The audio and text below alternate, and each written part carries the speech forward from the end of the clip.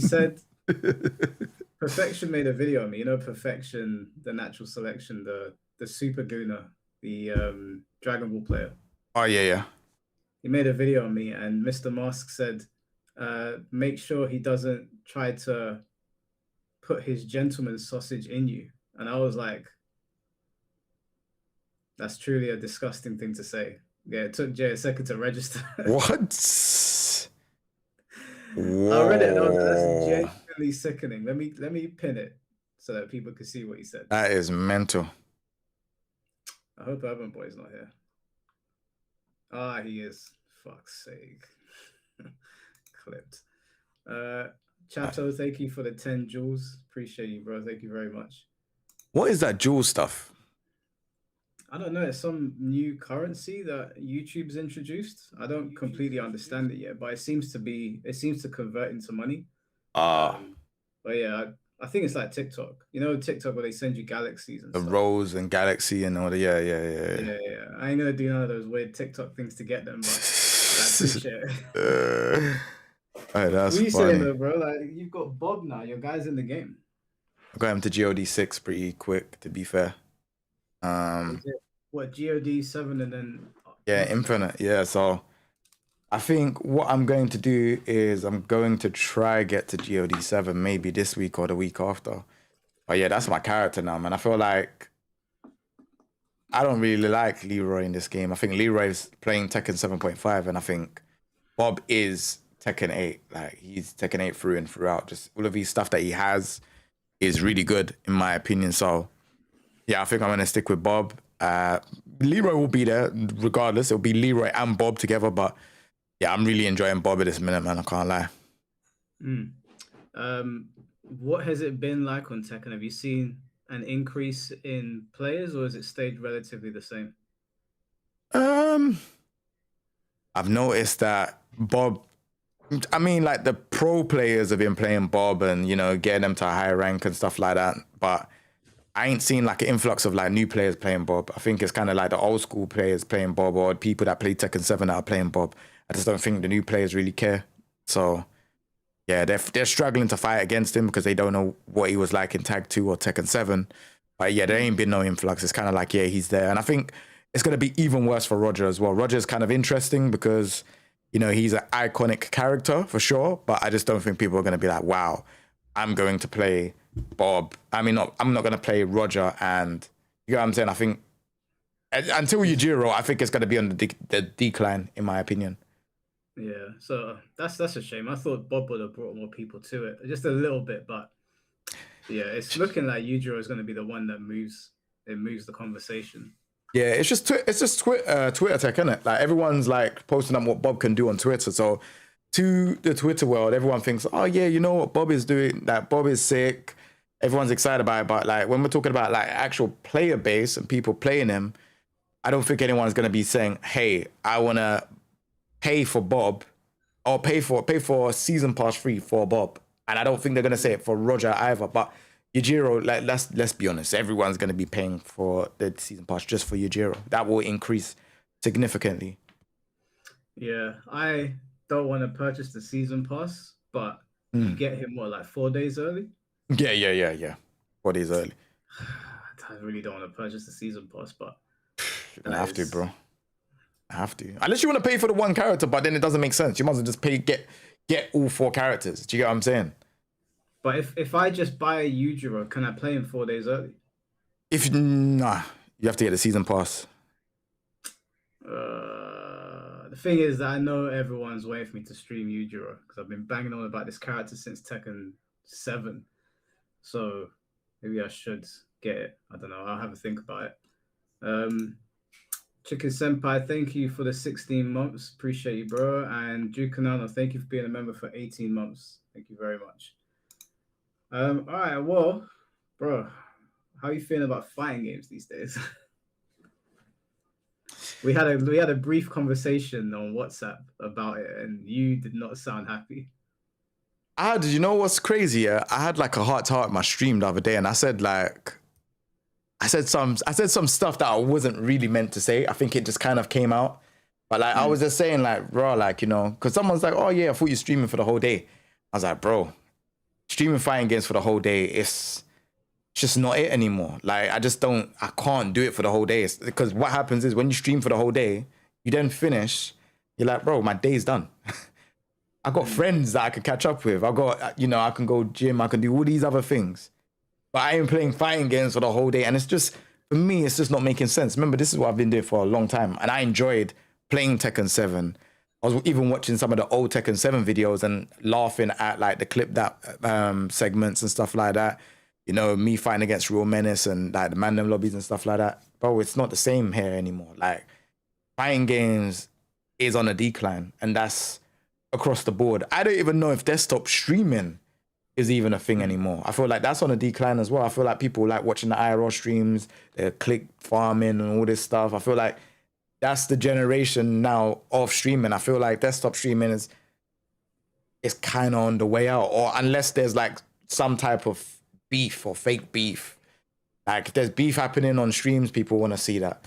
If there's some type of controversy, people want to see that. But actually just sitting down, playing games, showcasing skill, I think that's on the way out, in my opinion. I just don't think fighting games is it anymore.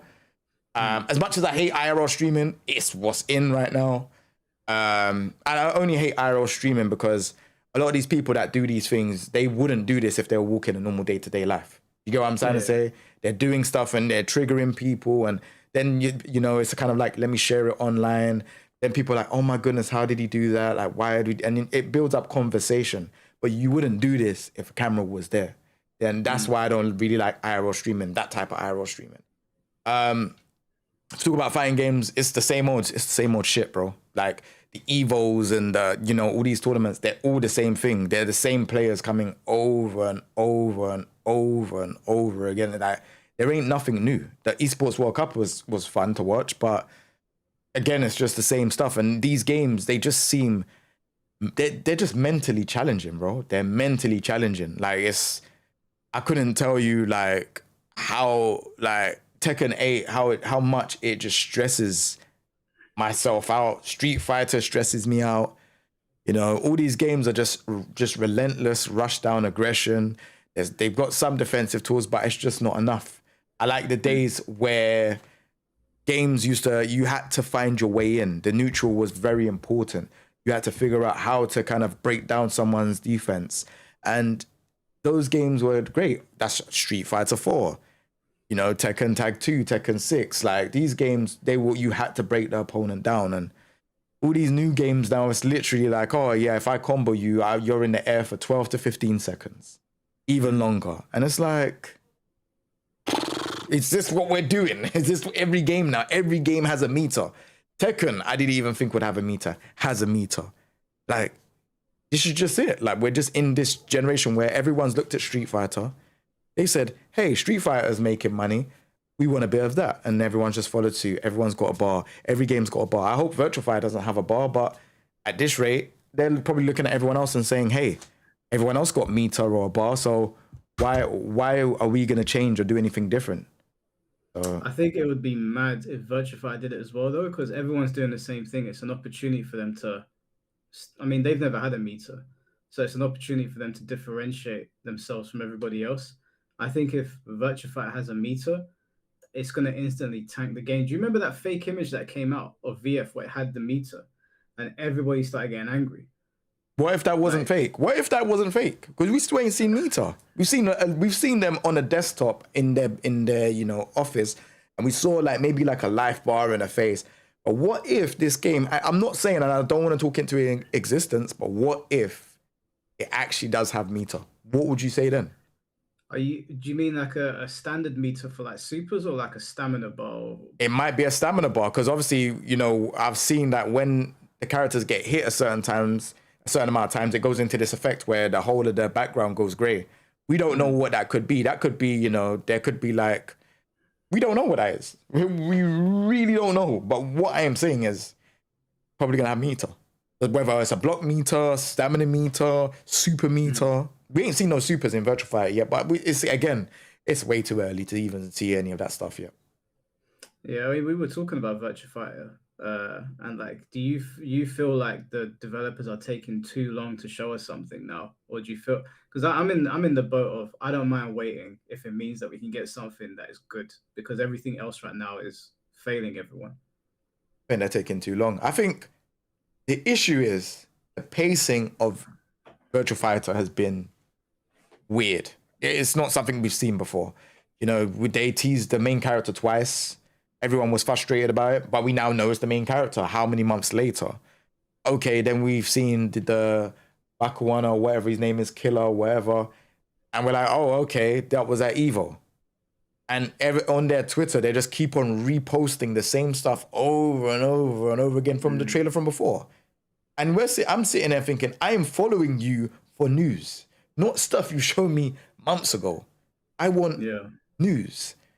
I sit here and I'm saying, all right, cool, let them do what they're doing. But then it's like, okay, did you lot prematurely release this then? Because it's kind of like, you lot are taking way too long. And I don't even know what's happening now. Like, is the game going to come out late 2027? Because there's not much they've shown in terms of game. But we haven't seen life bars and any of that stuff. Do you know what I'm saying?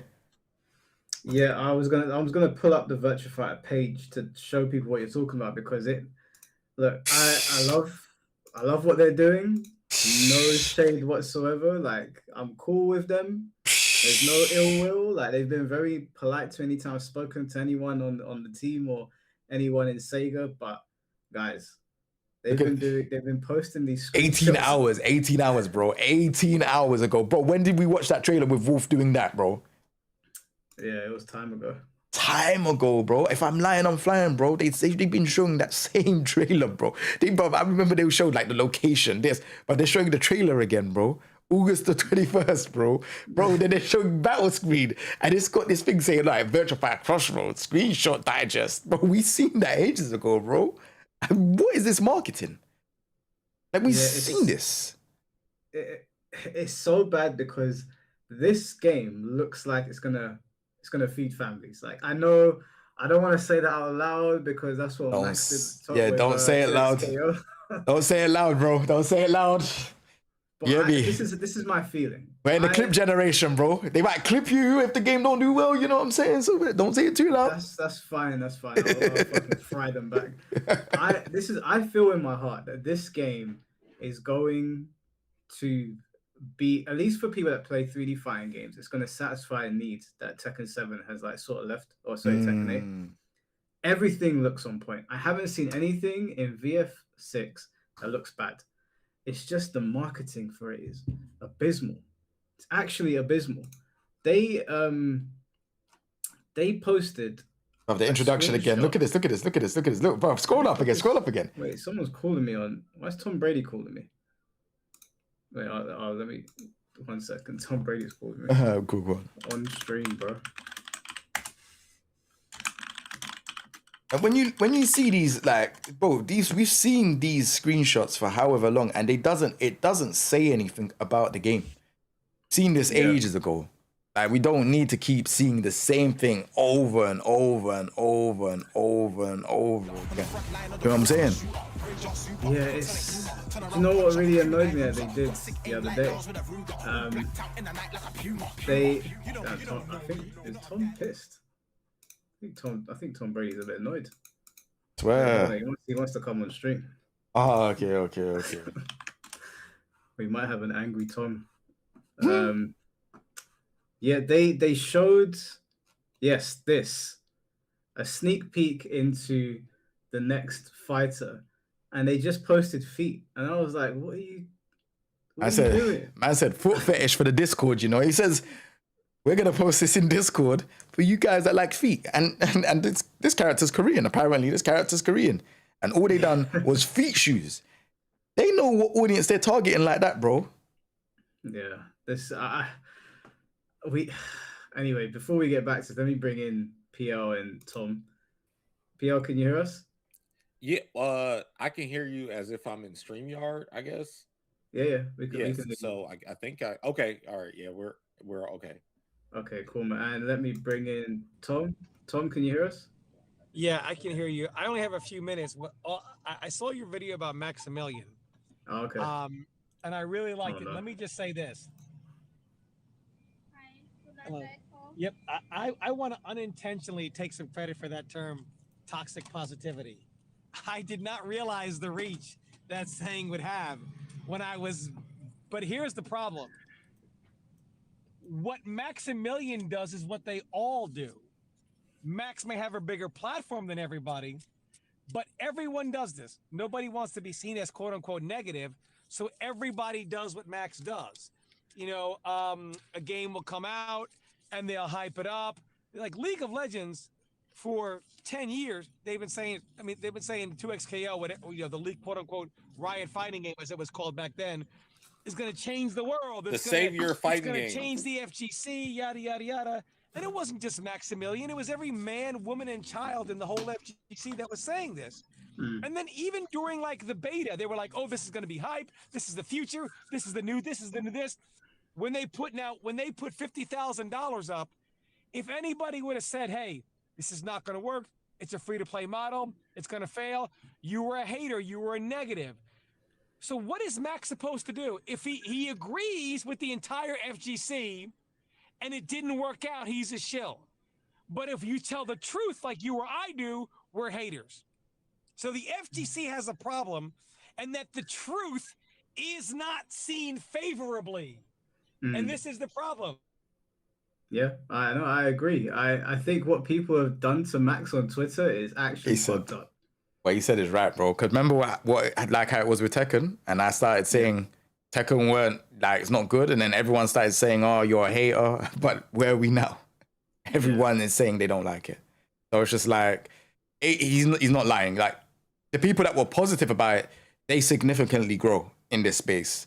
And that's just how it goes. It's just like, if you're being toxic, I don't even think it's being toxic. It's just honest. Like, if you feel like a free-to-play model like 2XKO wasn't going to work, and you said that, you are a hater. You know what I'm saying? That's how everyone will look at you, even though it doesn't really work, does it? Like, let's be honest. Free-to-play is not going to work. Yeah, I think... Can you guys hear me now? Yeah, we can hear you. Can you hear us? I can hear everybody fine. Oh, I guess he got kicked out. PL, how you been, bro? It's been a long time. I'm doing great, man. It's it has kind of. I mean, I get since we've been on a podcast. Well, yeah, dude, I've been doing pretty good. Got a lot of stuff going on, so that I'm just excited about. What's going on with your Tekken series now? Has anybody been able to beat you? No, it hasn't started yet. It's still just the registration. Okay. So, and we haven't began it yet because we're waiting for crossplay to get basically more stabilized. Because as I don't know if anyone noticed, but like for a lot of the online tournaments, they wouldn't let PC enter because the crossplay was so bad. So I think with the most recent update, we're ready to go with it soon. So like I'll be announcing a date when we're going to start it very soon. But people were kind of like confused about the format. So I just want to clear that up real quick. So the first, pretty much the week, it's a weekly tournament, but monthly. But the first week, Monday through Friday, actually all of them are set up like this, where you get on and play whenever you want. Just like if you were to go online at home and playing ranked. And you just play who is available in the queue, and you guys all the points and stuff get distributed, but it's like that. There's no set time where you have to be on or anything like that. So it's very relaxed in that regard. So people don't have to be like, oh, dang, you know what? I can't play because I'm at work or I got to work or whatever. It's whenever you can play in your leisure time. So then at the end of that, pretty much the top 8 is then refined, and then they have to play in a single elimination bracket to then become that weekly champion, and then they'll play against a boss, and that will happen for 3 weeks until the final week. But yeah, it's I really like the format. It's really fun.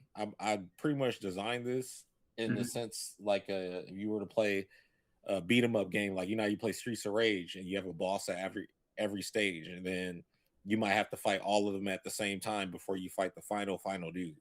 And in Teenage Mutant Ninja Turtles, they did that as well. So Yeah, that's how it's set up. But it's also just like an alternative for people to play in. It's not meant to replace anything or say, oh, this is the format. Like it's just another way to play. Like people can. I'm still like I'm not saying do this instead of that. It's more so like, hey, you can do this too. Yeah. Okay. No, it sounds really cool. I wanted to Thank ask you. you a question, and I think Jay's on the same wavelength as me. This is not related to the topic. I'm just super curious because I haven't had a chance to ask you. Yeah. I can't stand it when someone one and dones me. What is this whole one and done and you don't get a run back thing? Do you remember playing in the arcade? Right? You played in the arcade. Yeah. Okay. In the arcade, you lose. If there's a line, you gotta go back to in the line. You don't get to play a set, and you got to pay money just to play again. That's Mm. like that's the original money match or the original competitive format. Because before that, all the games were point games where you just have to do a high score or whatever. But then when it became versus, it's like, well, you can't sit there and play a set, and then that person can get on just to beat you and then leave, and then well, the rest of the people are still sitting there. Plus, also, it's just fun do or die stakes I like, and that's how all the original fighting games were. I mean, not original fight, but all the original games that became online before we got to like Street Fighter 5 time, everything was first to one. Mm. And I rather play first to one and ranked because then I can get to fight more of the cast of the game, especially a populated game. And if someone wants to like, they know, oh shit, this dude's going to first to one or beat me and then just leave. They're going to play even harder. So you bring out more of that player's like inner killer instinct. That's how I feel because there's no way they look and be like, yeah, we're about to run a first to 10 and a first to 2. No, that's not what's about to happen. That's not how rank is even set up.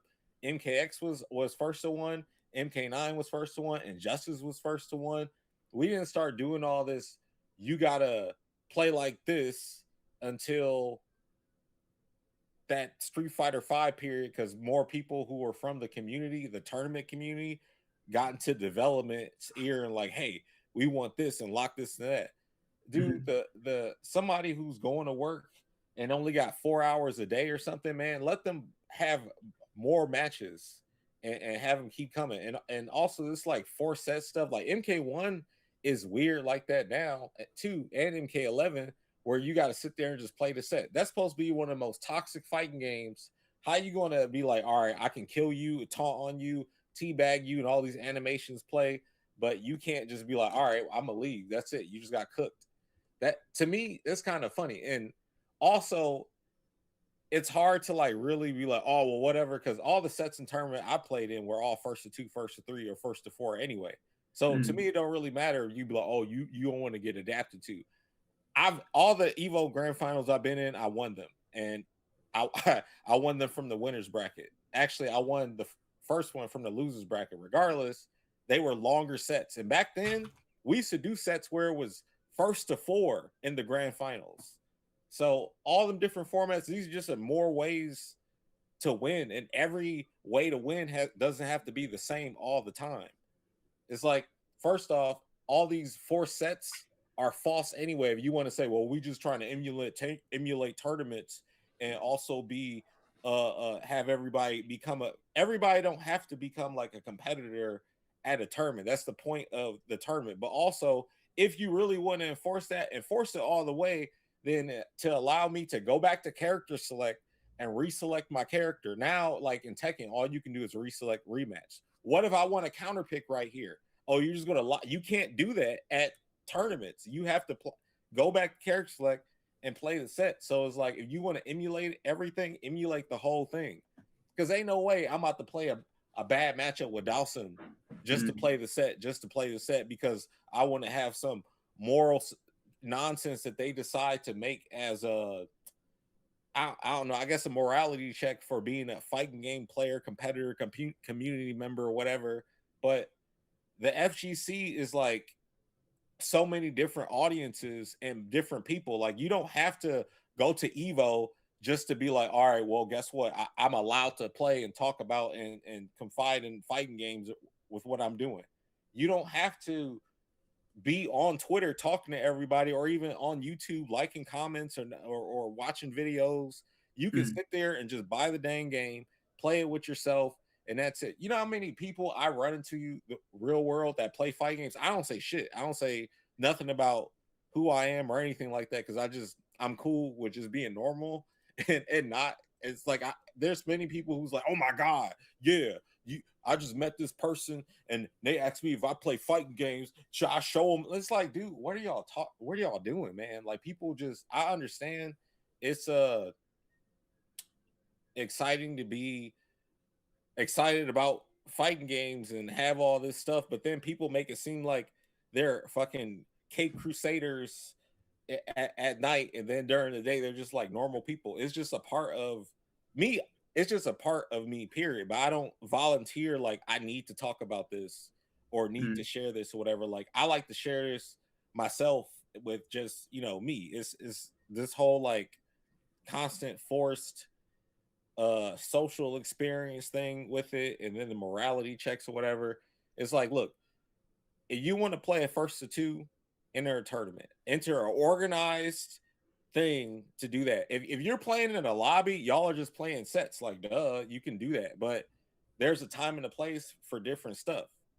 So wait, if there's a new Mortal Kombat game that comes out and it enforces first to two, will you play ranked? Probably. I'll probably play it just because, like, here's the thing. I can do first to one and I don't feel any kind of way whether I lose or whether I win, right? But I know other people, they're like, oh my, so invested. And when I play, I'm like, well, I'm going to, like, even if I lose, it's just going to be even much more satisfying to win the first two. Like, oh, look, it's the first two. I just won that. Now what? So then people start to be like, well, I need first to three. And that's where I'm like, it doesn't make sense, because it just sounds like somebody who just can't be satisfied with the meal that they just had. They're like, no, I need a second, and now I need a third. Like, damn, man, how much do you need until you're satisfied? It's like, oh, well, my mindset is, in the first to one, you better be as prepared as possible, and that will show in the match, right? But yeah, you can do first to two because you're like, no, forget that. I want to run back. And that's fine too. But I understand for tournaments, for everything competitive, chess, all that stuff, they have sets and all that. So I don't mind that. That's what I'm saying. Like, all these formats can matter. You can just have different avenues for people to enjoy the games. All right, that's fair enough. That's fair enough. I was just interested on your take. But just before we get back to that, I was interested because Jay had some comments about this character's feet. How do you feel about Sega RTG? We don't know. It's a character that Virtua Fighter has shown off, but all we know about her is that she's Korean and she wears these things on her feet, and we're just a bit confused. Yeah, we're very excited for Virtua Fighter. I don't know about you, PL, but I'm very excited for this game. But I'm just a bit confused at how they're doing the marketing. They dropped this, and they said that this is the next fighter, and that's it. That's all we got. And it's been, what, a month now? And this was dropped in a Discord. See, Jay. I didn't even know anything about this. This is my first time seeing these feet boxing glove pics or whatever this is. Yeah, I don't know, dude. But I don't know both. I just don't know. I am excited for Virtua Fighter, but this catches me off guard. I don't even know, like. Jay, I need your. I need your input here. They got a pant leg up, look like she in a gang, banging on a set in Virtua Fighter. Wait, don't they have something like that? Because the Bakunawa killer him, and then like there's gangs and stuff. So maybe she gonna be like real hip and stuff. I don't know. Well, people like feet. That's why it is. They just put a feet thing. They got shoes like that in real life. I think they're called like Vibrams or something. They do. They look like footies. Yeah, they got them, but at the end of the day, who's posting just feet and just saying, yeah, this is our new character? I've never heard that marketing a day in my life, but I guess it works. Got people talking. I didn't make a video on it. I was just like, this doesn't even make sense. So you're not a foot guy. I appreciate nice feet. I can't lie, but you know what I'm saying? I don't know. Video game characters' feet? I don't know, bro, but yeah. They posted this as well, where we get sort of like a close up on the game, but that was it. Yeah, This from is their all we laptop. got. They're showcasing the game on the laptop, yeah. And like, brother, what is that? What is that? What is this video? Like, I saw it and I got annoyed, bro, because the game looks amazing, right? The game looks incredible, but we're not that far away from 2027. Assuming that this game is not going to come out in like December 2027, I'm assuming it's going to be like mid, maybe. nah, no way. Late 2027. What? Mid? I think Bro, it's going to be late. how many characters got announced? Akira, Akira, Wolf, and Wolf. and Celio, or whatever his name is. Cielo. Yellow, yeah, that's it. That's it. Stella's not been Stella. announced. Stella's not been announced. She ain't got a drone trailer. She's not been announced, but they've shown off quite a lot of characters. She's not been announced. She's not been announced. Yeah, I'm gonna just play a Bacchanal. I just look for characters that fit the type of character I want to play. I'm playing a Bacchanal killer because I like a boss character. I see people saying Pi didn't get announced. Bakuwana, Bakunawa. wherever his Is name Baku- is. what is it? Because I keep forgetting, man. I don't look at it enough. Yeah, Bakunawa. I think it's Bakunawa. Yeah, Bacchanal. Yeah, okay. Bakunawa, Okay. yeah. Oh, What do you call him? probably listen. I thought I was saying Bacchanal. You sound like a Crash Bandicoot character. Oh But man. do you remember when they showed this off? Yeah. Remember when they showed us Wolf initially, and we were all super excited because like, okay, cool, they're kicking off the character announcements, Right. and then they said that they've got an announcement to make, and they were gonna hold an event. And me and Jay sat here until 4 a.m. waiting for this shit. And it was just the Wolf trailer again. I went, and then it was done. It was done. It was 30 minutes. We got a sketch of Wolf, and then it ended, and we were all sitting here like, what? What just? Game, bro. I It's, can't it's even. spinning me because this game looks like it's going to be like AAA, like top notch, but they're just withholding everything. I don't really understand why. Bro, I feel like it's old school marketing. I think they're stuck in Virtua Fighter 2 era, Virtua Fighter 3. They don't know how to. I don't feel like they know how to market the game, bro. All right, this is how I feel. So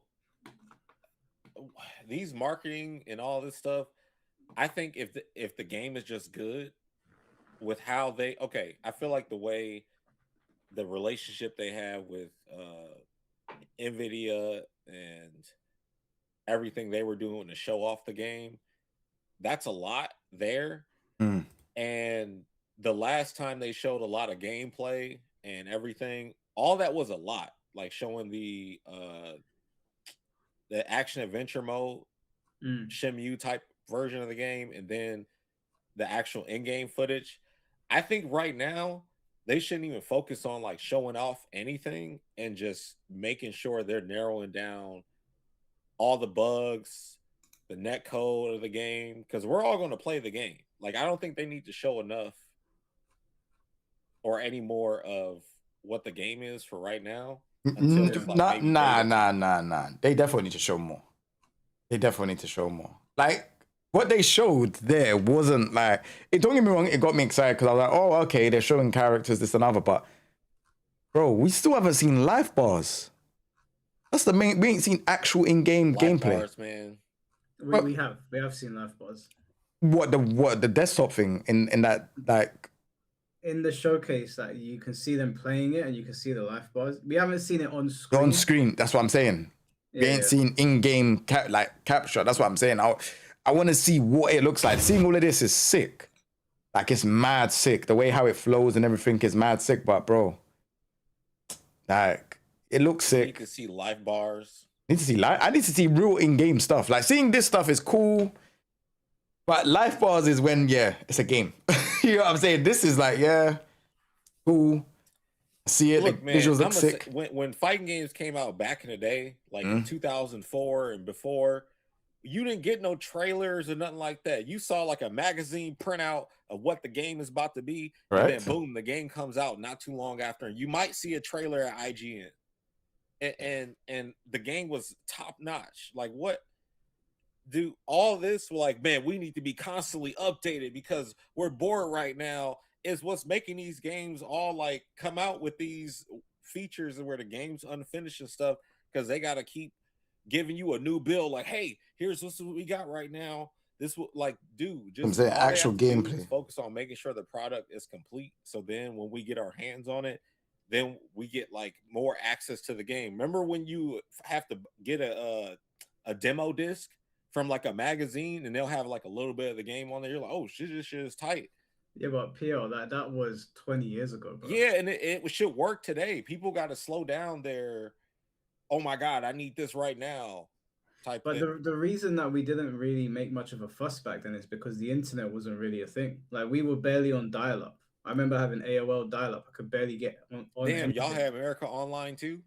Yeah, I had AOL. I was not American. Even then, like, you could barely do anything. Like, I'm sure Jay remembers, well, dial-up was a struggle. If you were on the internet, someone couldn't use the phone. Yep. Dude, my friends will call me just to mess up the internet. Like, they'll know I'm online and they'll call me and they'll be like, ha, we just kicked you off. Like, that shit was whack.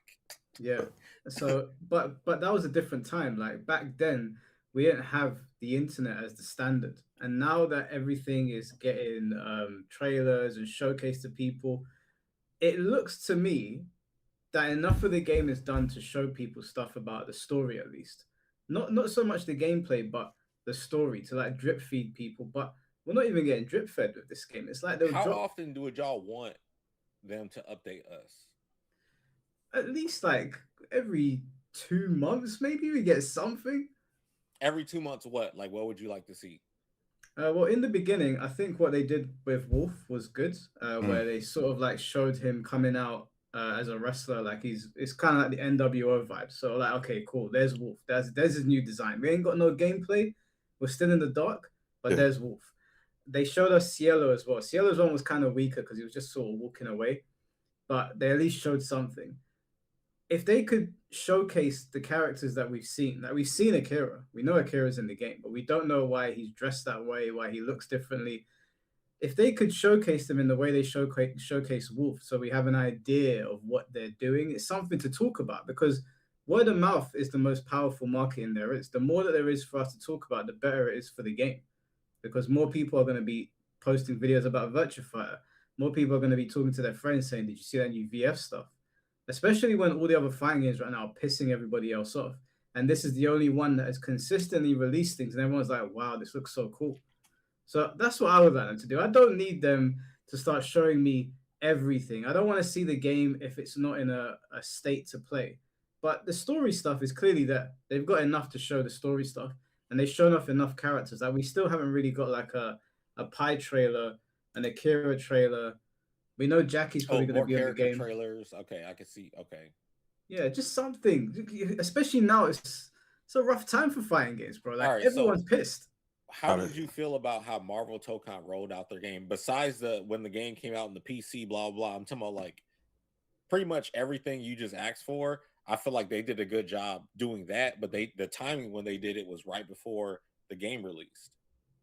Well, I was not like super like into getting that game. Like, I like it. I think everything about it was really cool, and I was very excited to see other people playing it, and I've got it. But it feels like Tokon was definitely providing a lot more content in the lead up. Like even like way before than Virtua Fighter has. Were they not? Yeah, well, I'll say this. This is from my perspective. I'm in the scene. I've been around obviously 20 years or whatever, and I did not pay attention to this game at all. I was, of course, I'm tired of tag games, blah blah. But then I'm like, I'm still a fighting game player. I'm going to get the game and play it and give it every game like a fair shot. So, but Marvel Tokon, I absolutely did not care about because they didn't have any characters I wanted to play with. And then once they announced Magneto, I was all the way in. So once Magneto showed up in the game, then I started studying the game, looking at everything, and I was so into the game. I'm like, yes, I'm playing this. So then I was anticipating all the character guys they kept releasing and all that. So I did not pay attention to the game at all. I didn't play any of the betas beforehand until the one that had Magneto in it. So Yeah. I was late to the party before I played the game. So I wasn't hype at all or nothing. And I came in like super late while there was plenty of people following the game, playing all different betas and stuff. But I also saw they didn't have any of those character guides or nothing up until like literally leading up to that first beta, because the beta happened 2 weeks before the game came out. So it was like they just didn't have everything prepared. They let people get a taste of the game with the first like 2 betas, and then they got a lot of feedback, and I heard changed a lot and made it so much better. So if anything, I guess like maybe Virtua Fighter will do that, but they haven't given us anything that we can like play other than Virtua Fighter 5. Because when I look at the game, it still looks like VF5, but it's probably just going to have some extra bells and whistles on it, which I wouldn't mind. I don't want them to like totally overhaul how Virtua Fighter plays or nothing like that, but I'm interested to see how they're going to differentiate 6 from all the other ones. So do you feel like Tokon's marketing them was not the best? I don't know if well, I know they didn't market the game apparently, I heard, for Japan, but I think like Marvel IP just sells itself. Like you're either into it or you're not. So yeah, I don't know what more you could do other than just show the game off of like, hey, here's this trailer. It's on TV, or got ad space on different internet points where people access. Like you get an ad on TikTok or Instagram. Everybody's checking every social media these days. I'm not sure how much people are actually watching TV other than streaming stuff like Netflix and all that. But the old school ads usually work in terms of marketing a game from what I remember, but you just have to target where the audiences are now at this point. I don't think it's so much you got to be like, hey, fighting game community, you guys want to know about this fighting game? We're already tapped in. Like that, it's the people who might buy a game for their kid or whoever or something as an entry point, you know, if you're like super casual or whatever. But yeah, I don't remember there being like a super big marketing campaign for the game other than like posts I will see online and people sharing stuff, because obviously the algorithm is going to show me all fighting game stuff because that's pretty much how it's been set up for so many years. But for the average person that doesn't engage with this stuff, yeah, I don't know. I have talked to somebody and you know, in real life that just plays Tekken, and they might play other stuff. And he was like, "Yeah, how's Marvel Tokon? I see some stuff." So like people know and they see stuff. Like it's kind of hard to not be in Marvel. Most people are into that. So if you see it at all, I think it eventually will come across your timeline. Yeah. Well, what about you, Jay? What was your experience with Tokon? I saw that they had the beta and stuff like that, but I don't know, man. Like they had the team trailers. I thought they were cool. They were nice to react to and stuff like that. But kind of come out. There ain't really much talk about it in terms of a tour.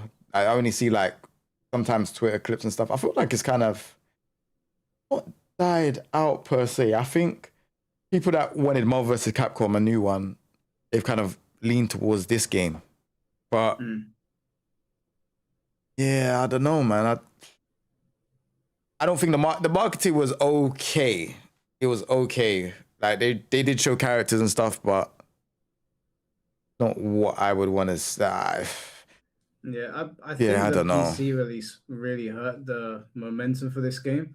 Yeah. I think the PC release really hurt it. I was a bit surprised to see. Actually, no, I'm not surprised now, given what's happened. But I was expecting like more people to be playing the game. But I don't know what the PlayStation numbers look like because of what Sony did to this game.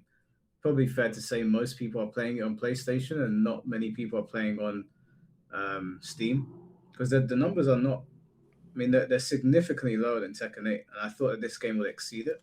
Is it? Well, wait. How many people playing the game? Like a Right now, in the last 24 hours has been like on Steam, because you got to keep in mind, obviously, crossplay, but it's 2,872 right now on Steam, and then the 24-hour peak is 4,284. That's what it says. Oh, I think with the DLC coming out, it's going to bring more players back. Because by that time, I think the game will be fine. And Cyclops is hella popular. Like all the characters that have been like leaked or whatever are all super popular characters. So I think they can lean on that to bring people back, and the game should be like a lot more stable for everybody. Yeah. I've definitely been playing on PS5. I'm going to get it on PC once it stabilizes even more. But I was like, I don't feel like dealing with the nonsense, so I'm just going to get on that and then just play it until everything corrects itself. Do you guys think that, this might sound stupid to say, but just hear me out. Do you guys think that GTA 6 might cannibalize a lot of our games as well? Like, do you think it might get a lot of the player bases fixated on it and the numbers will drop off even more? Or do you think it's not going to really affect fighting games? I don't think it'll affect. I think it'll be the same because people will just have time to play that plus whatever games, but everybody is going, like, you eat the same food, eventually you still want to taste of something else too. So the only reason I'm asking is because every game dev that I've spoken to is worried about GTA 6 like ruining stuff for their games, and every game dev that I've spoken to is from they're producing a game in a different genre, and they've all had the same reaction every time I ask them. They're like, yeah, like everybody's paying attention to GTA 6 because they're worried about what's going to happen. I heard that a lot of games moved their releases because of GTA. So if that was the case, then it makes me wonder how badly is it going to affect fighting games? I don't know. They need to just focus on making a really good product and creating true desire to want to play their games. Like, that's all they need to worry about, instead of just trying to go around and be like, oh, what do we do? Like, if you love Dragon Ball, you love Marvel and stuff, you're going to play those games no matter what. Even if the game is whack, is because the desire to want to use Vegeta or Wolverine or something, people are going to play those games. Like the new Wolverine, the game that comes out, I don't know if it's going to be whack. I don't know if it's going to be good. I just know the graphics look good and you can move around and do stuff as Wolverine. If they can pretty much nail the experience of wanting to be Wolverine and using Wolverine, doing Wolverine things, then the game will be a good game and people are going to play it. Like GTA is for people that like to steal cars and beat up pedestrians, and pretty much you can commit crimes and not actually go to jail. And then there's a whole online MMO, role-playing experience that people do. So as long as they can feed that audience, that there's still, stuff for the other types of games. It's just that you got to give people the experience they want. And what is known for, like Street Fighter, for example, doesn't try to be anything else but Street Fighter. As volatile it is, Street Fighter's always been volatile. You actually look through the games that they've come out with, and same thing with like Dragon Ball Sparking Zero. It tries to be Dragon Ball Sparking Zero, and then you got Tekken is still like, no matter how the offense is and aggressive it is, it's still trying to be Tekken and being Tekken. It's just that now, like, there's a lot of high offense where you could do like a plus on block launcher into another plus on, another launcher to check them or something like that. And the sidestep is just being more and more tuned to where it's working and stuff. I actually like the updates they've been doing to the game, and I don't like frown at the concept of what they were trying to accomplish, but it's just that, hey, you got to still be able to do Tekken, which is, use movement to get around stuff and all that. Because when I played Dead or Alive, it was the same thing going from 2 to 3. 2 was like, all right, you have the situation where I do a plus frame move, but I can use defensive hold to discourage you from wanting to take your turn. But in Tekken, you just had like side steps and realignment and movement in general to discourage that. And then they took it to the next step with DOA 3, where they added moves that have high reward to also be plus. So it's like I can do equivalent of a death fist and be plus on block, but then I can still challenge that if you decide to be plus on block with the defensive hold. But then now they also have the sidestep attack, and not like, you notice I didn't say sidestep, just a sidestep attack, because in that game you had to do the actual attack to get the evasion out of the move. Because in Tekken, you could just do it, just like same thing in Soul Calibur. You could just move and not have to be committing to an attack to get that evasion to create that the third dimension of the combat system. So with Tekken, that's the biggest issue, because a lot of Tekken players like that you can just decide, hey, I'm going to chill out and let you exhaust your turn, so then I can get my turn. But then it's like, all right, you can still maintain your turns, because like in other Tekken games, you would maintain your turn with the threat of, hey, I can use this to discourage you from trying to take your turn. And then like that's how you get both players will sidestep to realign at the same time and all those different moments. But now it's just like, all right, well, I can threaten you with this plus on block launcher basically. But yeah. I know you mentioned the Wolverine game earlier. Yeah. Jay, have you seen that game? Yeah, no, I see it still. It looks really good. It looks really good. Really? Yeah, look, no, that game looks like cheeks, bro. That game looks horrible. No, I'm joking. It doesn't look good. PO, do you think that game looks good? I haven't looked at enough of it, but I mean, you could tell it's Wolverine. But I used to play. It looks fucking awful. I'm sorry, man. Like I've seen some people saying it looks. I saw that. I saw that video where it's a side by side of Ben 10 and Wolverine, and it's the same boss fight. Yeah, bro. I watched a boss fight today where it was a Sentinel, and the Sentinel was just going like this, like bringing his arm down and then slamming it into the ground, and Wolverine's like cutting him up, and then he moves his arm and he brings the other one down. I'm like, didn't we do this boss fight 20 years ago? Like everything in the game, I'm looking at it and like, I feel like I've seen this 100 times in other games, and it looks better in those games. This don't look like the Wolverine game that I had imagined when they were talking about a Wolverine game. And it looks like it reminds me of the new God of War game where I was watching it and they were just pressing R2 over and over again. And I was like, this ain't a fucking game. Yeah, a lot this of is just a glorified movie. Designed the same with just different palette swap. It just, maybe it will surprise me. Maybe it will surprise me. But everything that I've seen of this game, I'm like, do you guys ever play the X-Men Legends game, the Age of Apocalypse, I think, on PS2? Yeah, that was PS2. That's one.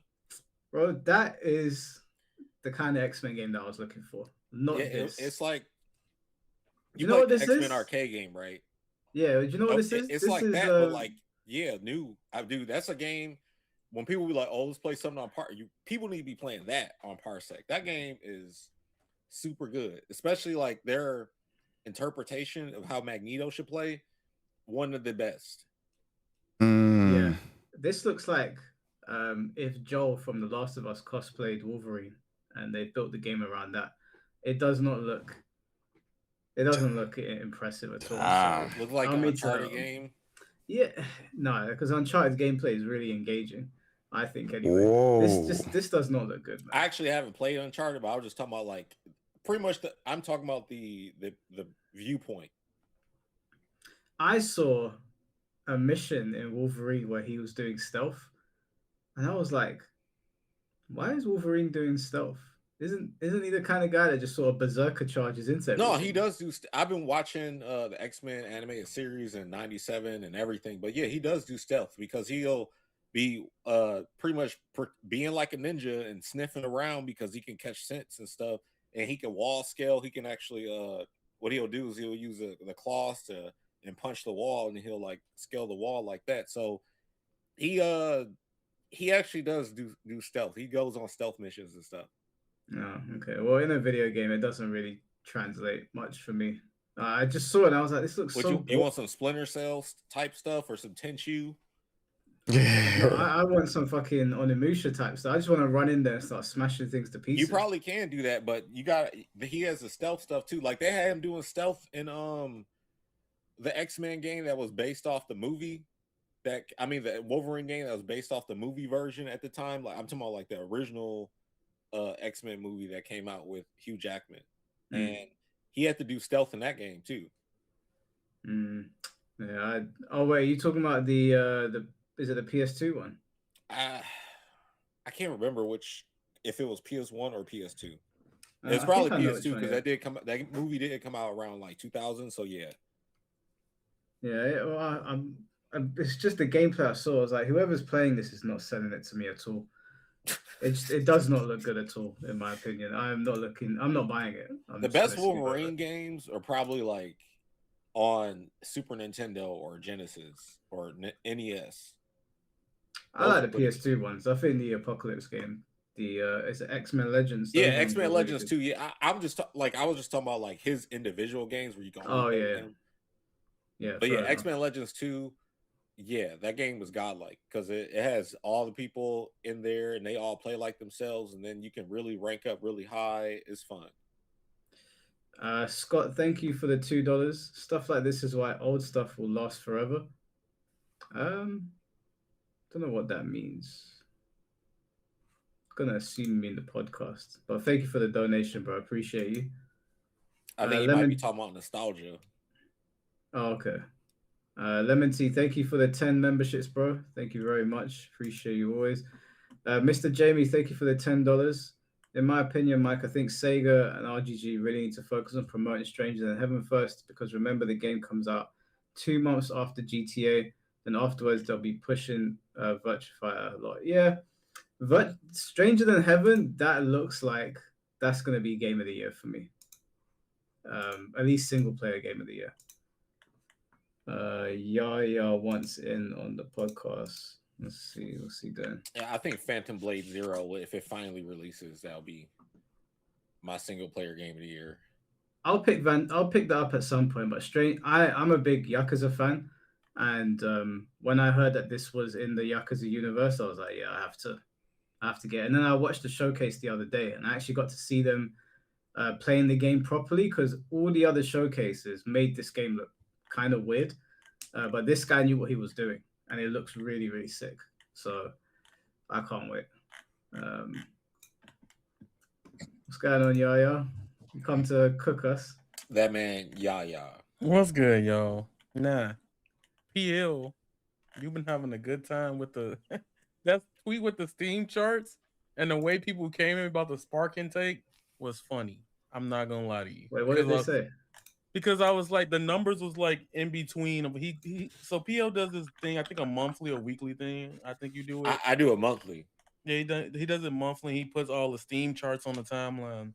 And I was like, regardless if you agree with it or not, Sparking Zero is top 10.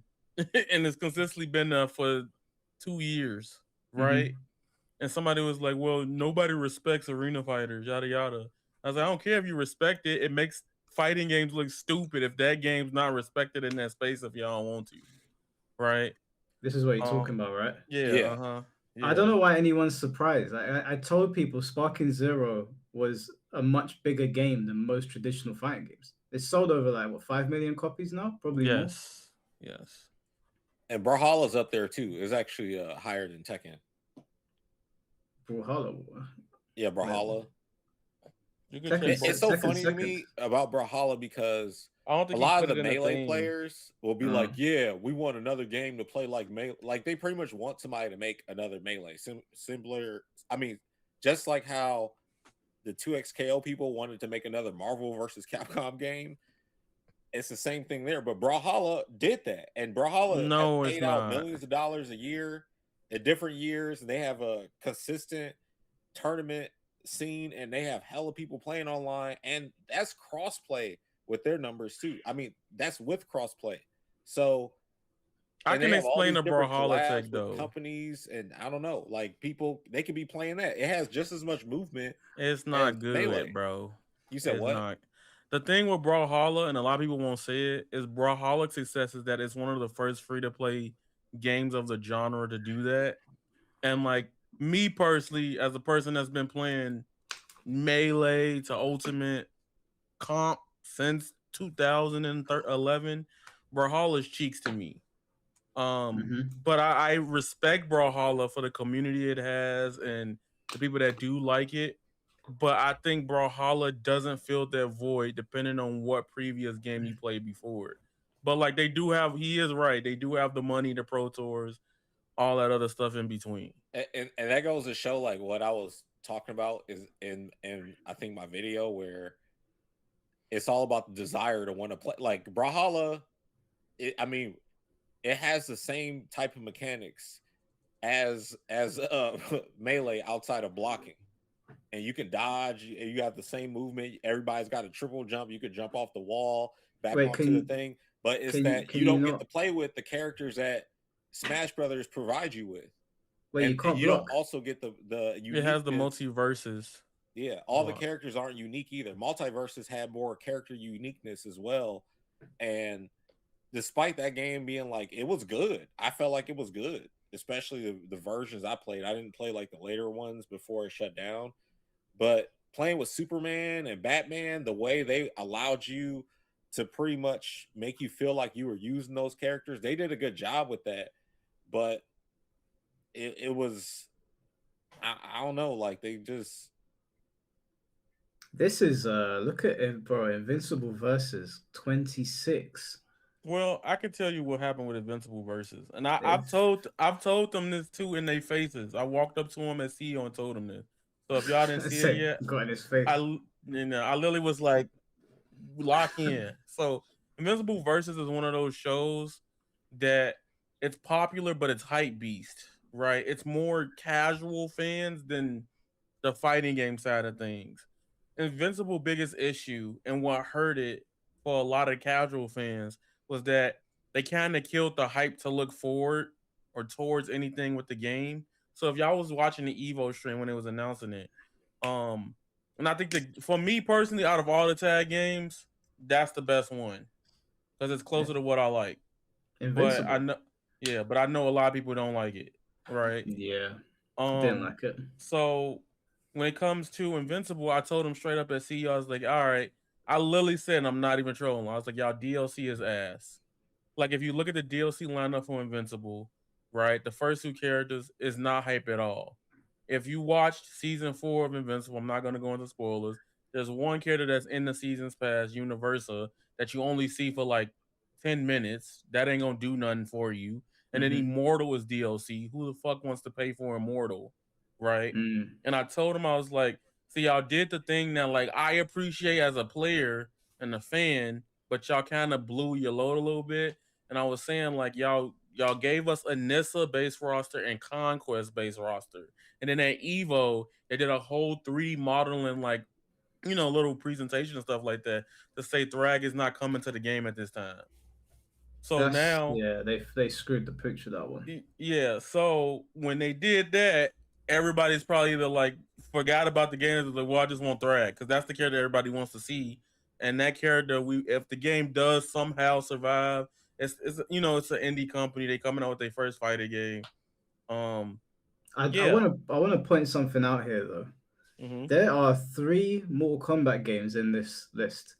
If they can somehow manage to unite the MK community, there can be some real staying power there because this is only the Steam numbers. I imagine that these games all have bigger followings on PlayStation each. Yes. So if NRS can somehow unite the Mortal Kombat players, because the player base is split up in 3 places right now. It would be 4 places if they could access MK9. They need to make an MK game that everyone can get behind because those are some real numbers. If you put them all together, then MK would be 3rd on this list. Probably higher if you can unite the community because then more people are going to want to play together. I was looking at this and I was like, damn, there is something there of MK. They just keep on splitting everybody up. I think 3 of them on the top 10 and you got fucking these guys down here on life support. Like there's something there. Yeah, and here's the difference of some MK1 games. has crossplay too. Yeah, it has crossplay. So MK1 is a game that like I ain't gonna lie, I like the gameplay of that game because of the type of games I like. but I understand why everybody else hates it because it's bad in other areas. Like to me, from my taste to MK, and I've been playing MK since 3, right? 2 and 3. So my honest opinion on it is MK11's the better package. I'm just not the fan of the gameplay personally, and I think that was a phase in my life where I was shifting from other games, and I was like, well, this is just not my taste anymore. I feel like I've outgrown that. I like MK1's gameplay, but I found the rest of the product ass. Like, like that's how I feel about MK1. You know, and then a lot of people are like, I'm gonna get it out the way. A lot of people are talking about with Avatar, and y'all be like, you be shilling it. No, I told y'all they messed up when they did the thing at the beginning, and it's not initially the devs' fault. It's another party fault. Avatar is a game that's new versus Escape of a whole different. You gotta realize dropping a fighting game nowadays, right? You got so many people already interested in different games already. You feel me? Like you still got the Tekken people that only gonna want to play Tekken. You still got Street Fighter at the top. Tokon, the only thing that's hurting Tokon is the PC port. I think the PC port's good now. Like I could turn it on and play the whole day. Like now it's good. And then you got like other games in between to catch people interest. Then you have those respective communities. But like some games on this list don't even have crossplay. Like for example, a game that I'm actually surprised is not at the bottom is DOA 6. Because the way the internet ripped that shit alive the first 3 days it came out, it got 121 players. And the fact that people are still on it currently, it's like middle of the road out of the list of these games, is interesting to me. You know. Well, let's see what the Steam. Those were numbers posted then. There's 125 people playing. No, 55 people playing right now. Damn. Okay, then it went down. Damn. Yeah. So you gotta keep in mind, like, who is that playing? Like, where are they at, etc. So yeah. Damn. Like Soul Calibur still being there is insane to me because I'm like, damn, for real? It's been a minute. I know people want Soul Calibur, but yeah.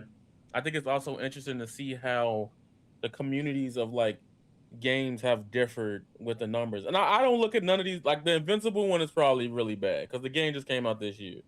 Everything else on this list, I'm not really too like upset about. Like obviously, some are older, some have like more niche communities. I know with Under Night, like even with Under Night with the 72, the PC port isn't the greatest. Most of them all play on console. So it's like, yeah, you could take these. At first, I used to hate the Steam charts posting. I still kind of do when people make narratives around it. But people also don't take into the fact that like things have different values to them, and you got different consoles that can have higher numbers and stuff like that. You know, I don't know. Yeah. Tom, you all right there? Yeah, I'm all right, man. So listen, this is all I got to say. The FGC, they say one thing and they act like, what is people like Tom talking about? What is Mike talking about? For years, I hear there's no money in the FGC. And yet, even though people claim everyone knows there's no money in the FGC, Riot says, I think there's money in the FGC. Why would they think that? Because publicly, people will say there's no money in the FGC. But how many times do players come out and say, man, that's not the lie they tell you behind the scenes? And they come out and say, who? Give me names. We all know who I'm talking about here. Yeah, I'm talking about you too, Ernesto. Don't think I won't come for you too. You don't have the balls to put me on your show, Ernesto. And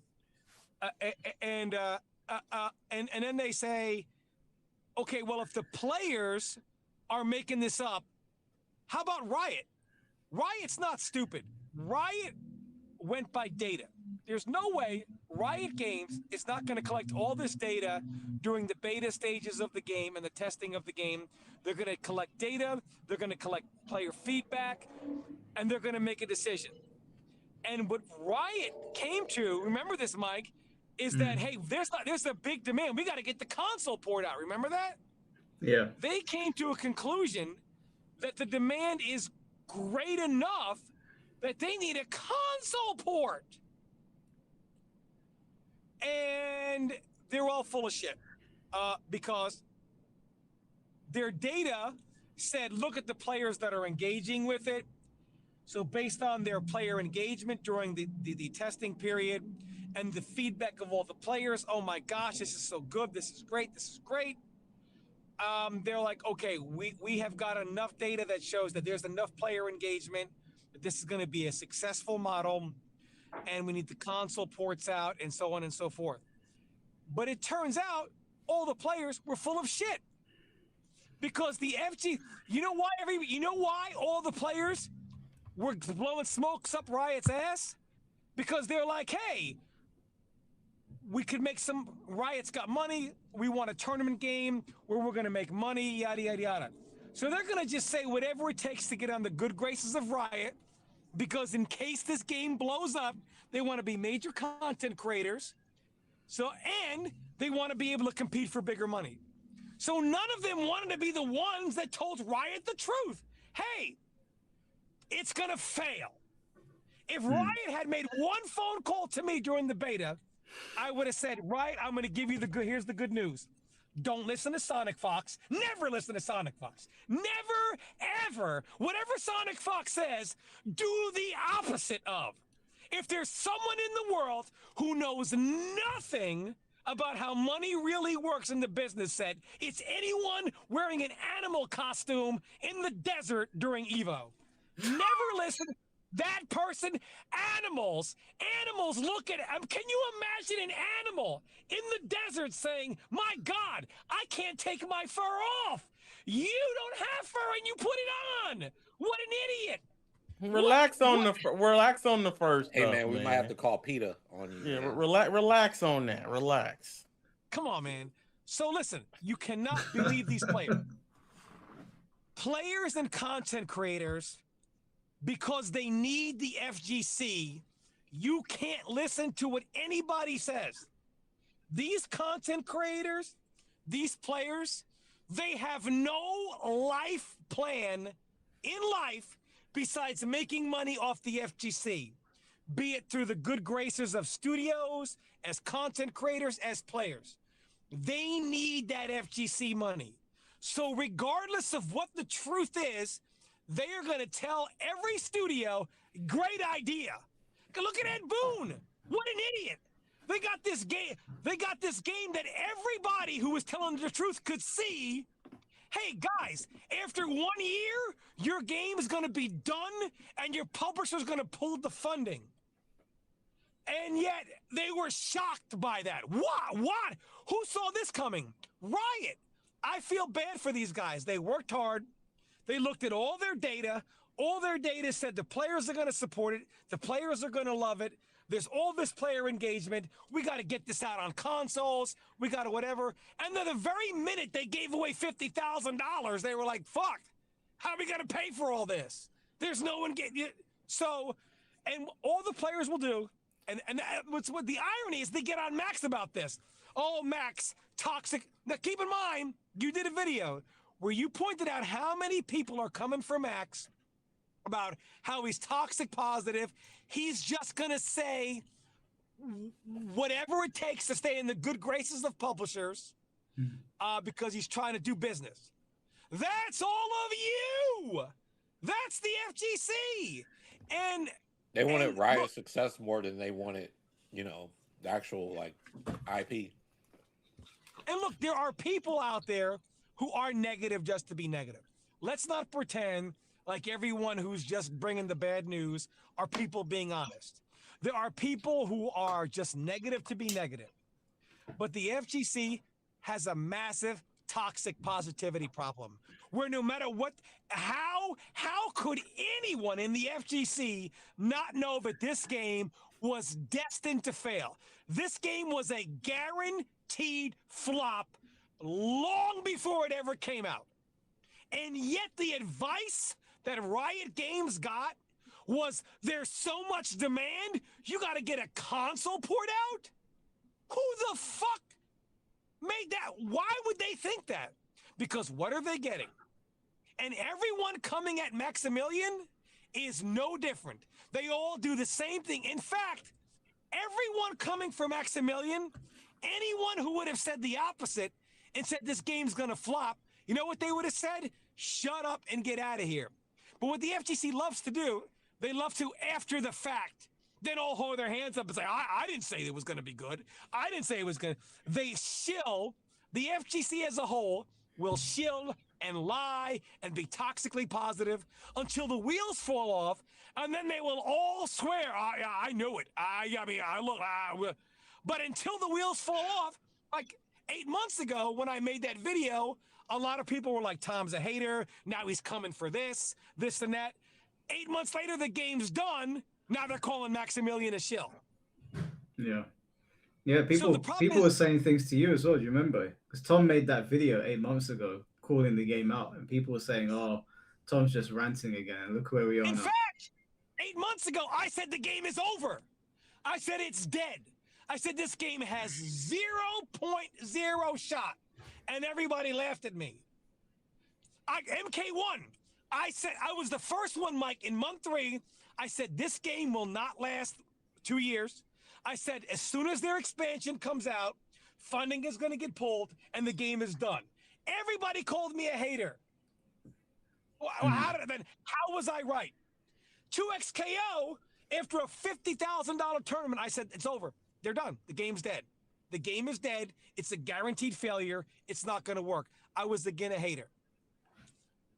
I'm just telling the truth. The FGC has a serious problem when it comes to truth. And I feel bad for developers because they're going to try to collect data like a smart developer would. Oh, we have this data out. How many people are downloading it?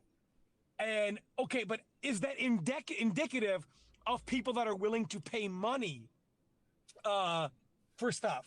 Let's poll the audience. Hey, what do you think? Yada, yada, yada. And their information in like player feedback is how great the game is, how awesome the game is, how big it's going to be. So they take the player engagement during the beta, as well as a lot of the feedback they're getting from players, and they're like, this is going to... And then they're lost. Their reasonings are, it was just too hard. The tag system. No! Your audience is broke. And they will lie to you and say whatever they have to say because they want to be in your good graces in case it succeeds. That's the only reason why. You cannot believe a single person that makes $1 off fighting games. You cannot believe them. You cannot believe it. And I was the same way until I no longer needed the FGC. Now I can say what I can just tell you the truth. How does it feel to be proven right?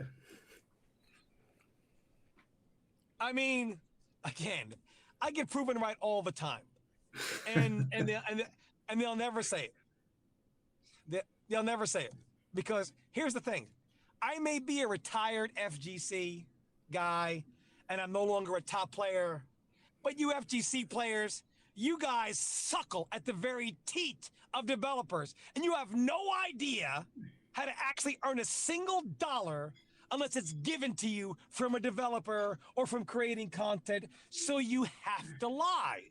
You have to lie and shill. And what's the worst part is the FGC encourages this. If Ketchup and Mustard or Maximilian or anybody were to come out and say, you know what? This is a bad call by Riot Games. League of Legends fighting game is done before it ever comes out. It would hurt their brand, right? They would lose commentary gigs. They would lose being able to invite it out to events. Developers would look at them sideways like, wow, these guys are turning on a developer. They might lose access to whatever. I understand why everybody in the FGC does this. The problem is you can't fucking believe it.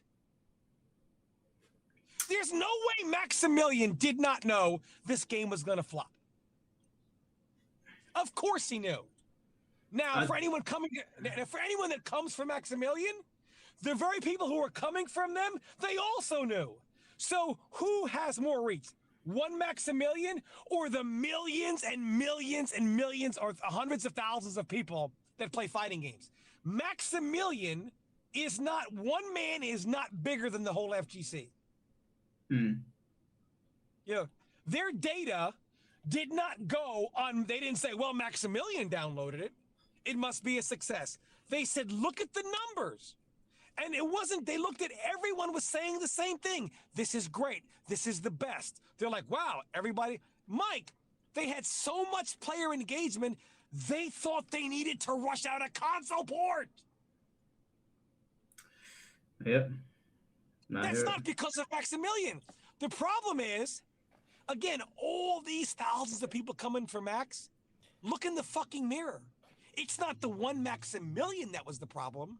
It's all of you. It's easy to point. It's easy to be someone who does the toxic positivity, but now you want to point at Max.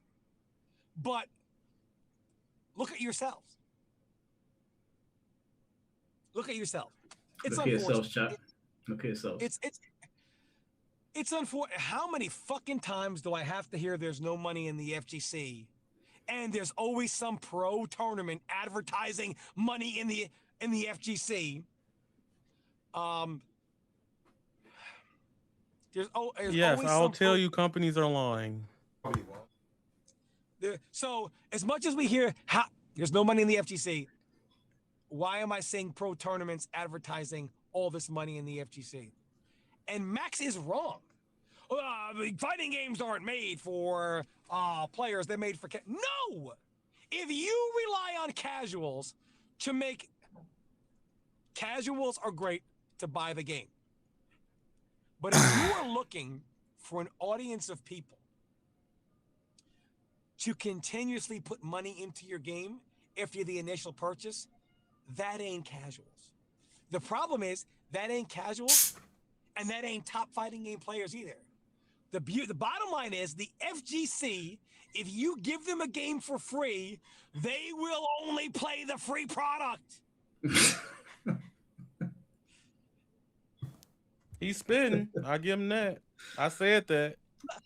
Did we forget Street Fighter 4? Oh, these characters are already on the disc. Why am I having to pay for DLC? The FGC does not want to pay for anything. And developers are trying to break into this live service model or a subscription model, but they're in the FGC. You know, when I went to Microsoft, when I was there with Rip, myself and the great Rip, I was there and we were doing the KI guide. And the tournament Microsoft held, and I want to give Rip credit for this, both Rip and myself were like, it's not going to work. You got to do something to bring fighting game players in because your launch game, your big reason at launch is a fighting game. And we said, let me tell you the truth about FGC. Your competitor comes out sooner than you at $100 cheaper.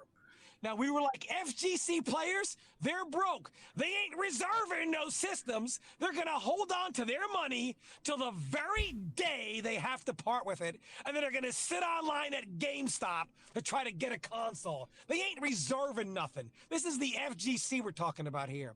We're like, and your competitor, Sony, is already known as a more FGC system. So all the FGC players are all going to buy systems, and then when your system comes out next month or whatever, they ain't going to have no money for it. So we told them, you got that's how we got them to hold the tournament. That's how we got them to hold the tournament. Our advice was, hey, our advice was, it's true. Ask Rip about this. Our advice to them at Microsoft was, you've got to hold the tournament because who's going to win a tournament where no one knows how to play? Top fighting game players are going to beat these novices, right? And and here's what you're going to give away. You're not going to give it away money. You're going to give away your system and your games. So we already know who's going to win. Justin Wong, L.I. Joe, right? You know, CD Jr., people like this are going to win, and they're going to stream. But Justin Wong needs someone to play. Who's going to play? Hey, PR Rock, why don't you get into this, man? Get that system, right? And then their supporters are going to want to play with them. So this is what they did. This was an idea from myself and Rip, and it worked. They held a tournament. And they were talking about how are we going to run it? Who's going to staff it? We were like, we told them, we were like, cuz, we know established fighting game tournament runners who can't run a tournament after 20 years. You're going to have some Microsoft store guy run a tournament? We were like, no, you make it the American dream. One game, one match, single elimination. Talk to And him. it was and it was successful. And who won? Top fighting game players. What did they win? A console in all the games. What did they stream? What did they stream? Killer Instinct. Because we knew. Oh, the difference is Microsoft didn't say, you haters. They said, okay, we'll do it. And it worked. Riot Games. I'll do it for free because I feel bad for you. Just bring me in. Ed Boon, I don't even want any salary. Just give the money to PL's boss battle. I don't even need it. I don't want any money. I don't want any money. Just bring me in and just let me tell you the truth. I mean, what? And even in Mike's video, we did. Oh, Tom hating on all these fatalities. These people don't even do the fatalities. They don't even like them. The very people telling me I should be scoring these fatalities 6, 7s, and 8s. Well, why don't you do them? The comments, Mike, true or false, were like, Tom, if he had it his way, he would just be doing those classic quick fatalities. Yes or no? Yeah, I saw them. See, he's spitting. They be asking for shit. They don't even be playing. Guess what? Every single person in those comments saying if Tom did this, we'd have these quick fatalities. Those very people, they don't even do the fatalities. Do you know what they do, Mike? Brutalities. Do you know why? Because they're quick and reminiscent of the old fatalities. That's why the very people complaining that I should be glorifying these fatalities and crapping on me for what I'm saying, they don't even want to do the fatalities. They do the brutality. Guess what? In the classic arcades, nobody said, you did a fatality on me? Now we're going to fight. But in the modern Mortal Kombat, they do fatalities as an insult. Do you know why? Because it's like you're going to sit here and watch this 1 minute shit fatality. So the other player takes offense. Nobody online today gets a fatality done on them in combat leagues and says, yes, woo, that was so hype. They get mad. Why? If you love them so much. Now, when someone beats them with a brutality, they don't say, oh, fuck you. They're okay with it. So the very people in Mike's comments you got to earn brutality through like gameplay stuff. The very people hating on me, even on my last stream with Mike, even there, don't even want to live in reality. Oh, Tom's just hating. Really, do you do fatalities? No. What happens if somebody does a fatality on you? Fuck that, dude. Wait a minute, I thought you loved them so much, and these are 6, 7s, and 8s. Do you like brutalities? Yeah, I like them. Do you do brutalities? Yes. Do you get mad when someone does a brutal on you? No. Do you know why? Because they're quick, to the point, reminiscent of the old iconic Mortal Kombat fatalities. The FGC doesn't know what they want. They can't tell the truth. And they act as if they're too stupid to discern. Well, how are we supposed to know who's negative and who's not? Well, Tom, we just know you're negative. Why? Because we don't like what you have to say. Oh, good reason. The problem is the FGC. And you can tell who's being negative. Someone who says something sucks or is garbage, that's someone being negative. Someone that has proven data and says, here's the problem, here's why it's going to happen. I didn't just give my opinion on 2XKO. I was like, here's why it's not going to work. It's a live service model, and it's going to the FGC. They're relying on you guys to spend money. What do you think is going to happen?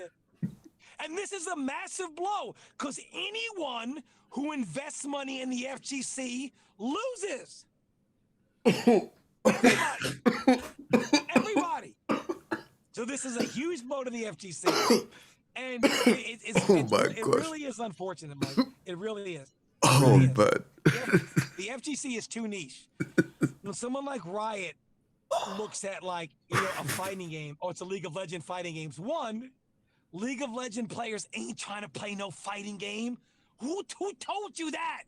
Who told you that was going to happen? The fighting game in the building that is the competitive esports, the FGC doesn't exist. Now, in the sewer, under the building, that is where the FGC exists. They don't actually even live in the building. Think about it. The FGC was really the first competitive, like, quote-unquote, esport. You could do it in the 90s in the arcades. Since then, PC games have gotten better. Literally, a game could come out tomorrow, not be a fighting game, and in 2 years have a scene 10 times bigger than the FGC. The FGC has been trying to become whatever for 30 years, and they still haven't done it. It's not going to happen. It's not. It's they just thought not the popularity of League of Legends would boost the scene instead of it just being about, hey, we're excited to play a League of Legends fighting game. They were just like, well, hopefully we can get this, and this will happen. Like, their expectations were in the wrong place. And this shouldn't be a spoiler. The FGC makes game for casuals, but casuals don't like fighting games. Casuals don't like fighting games. They like. I mean, my God. They like some MK and Smash Bros. Right? But they don't stay with it long, and they're not going to spend money on it. When Chaos Reigns came out, where were all the casuals spending money? Where were they? Gone. You know who was there? The pro players. And you know what they said? NRS don't give a fuck about us. Think about it.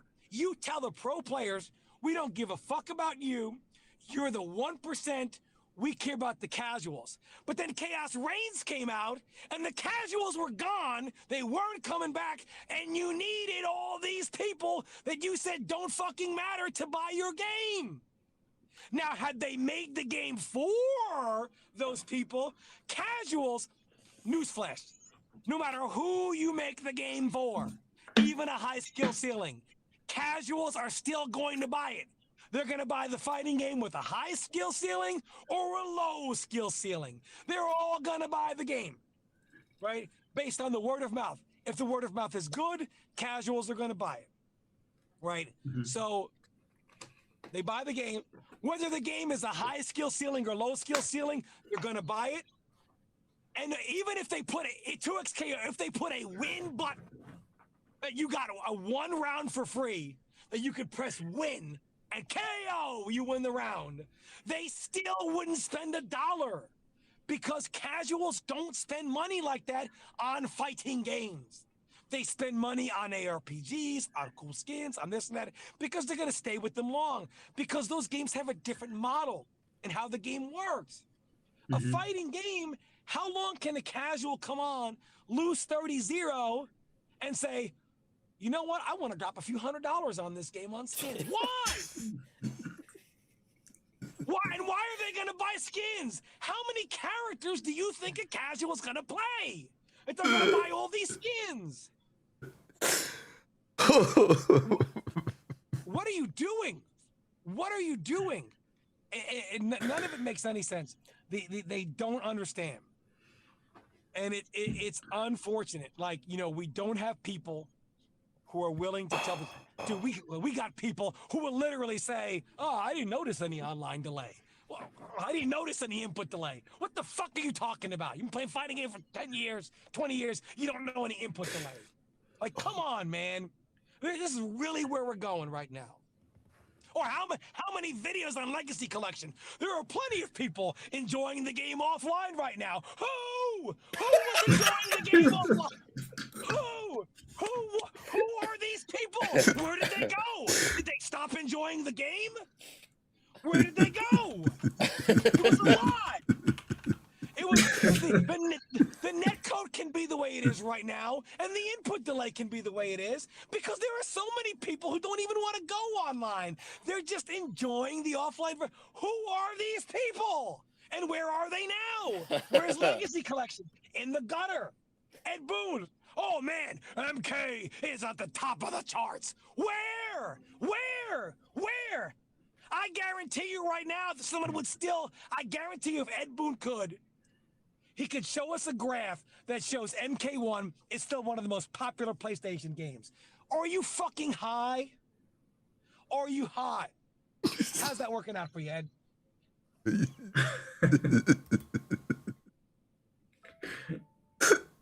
Like, and the problem is the FGC gets punished.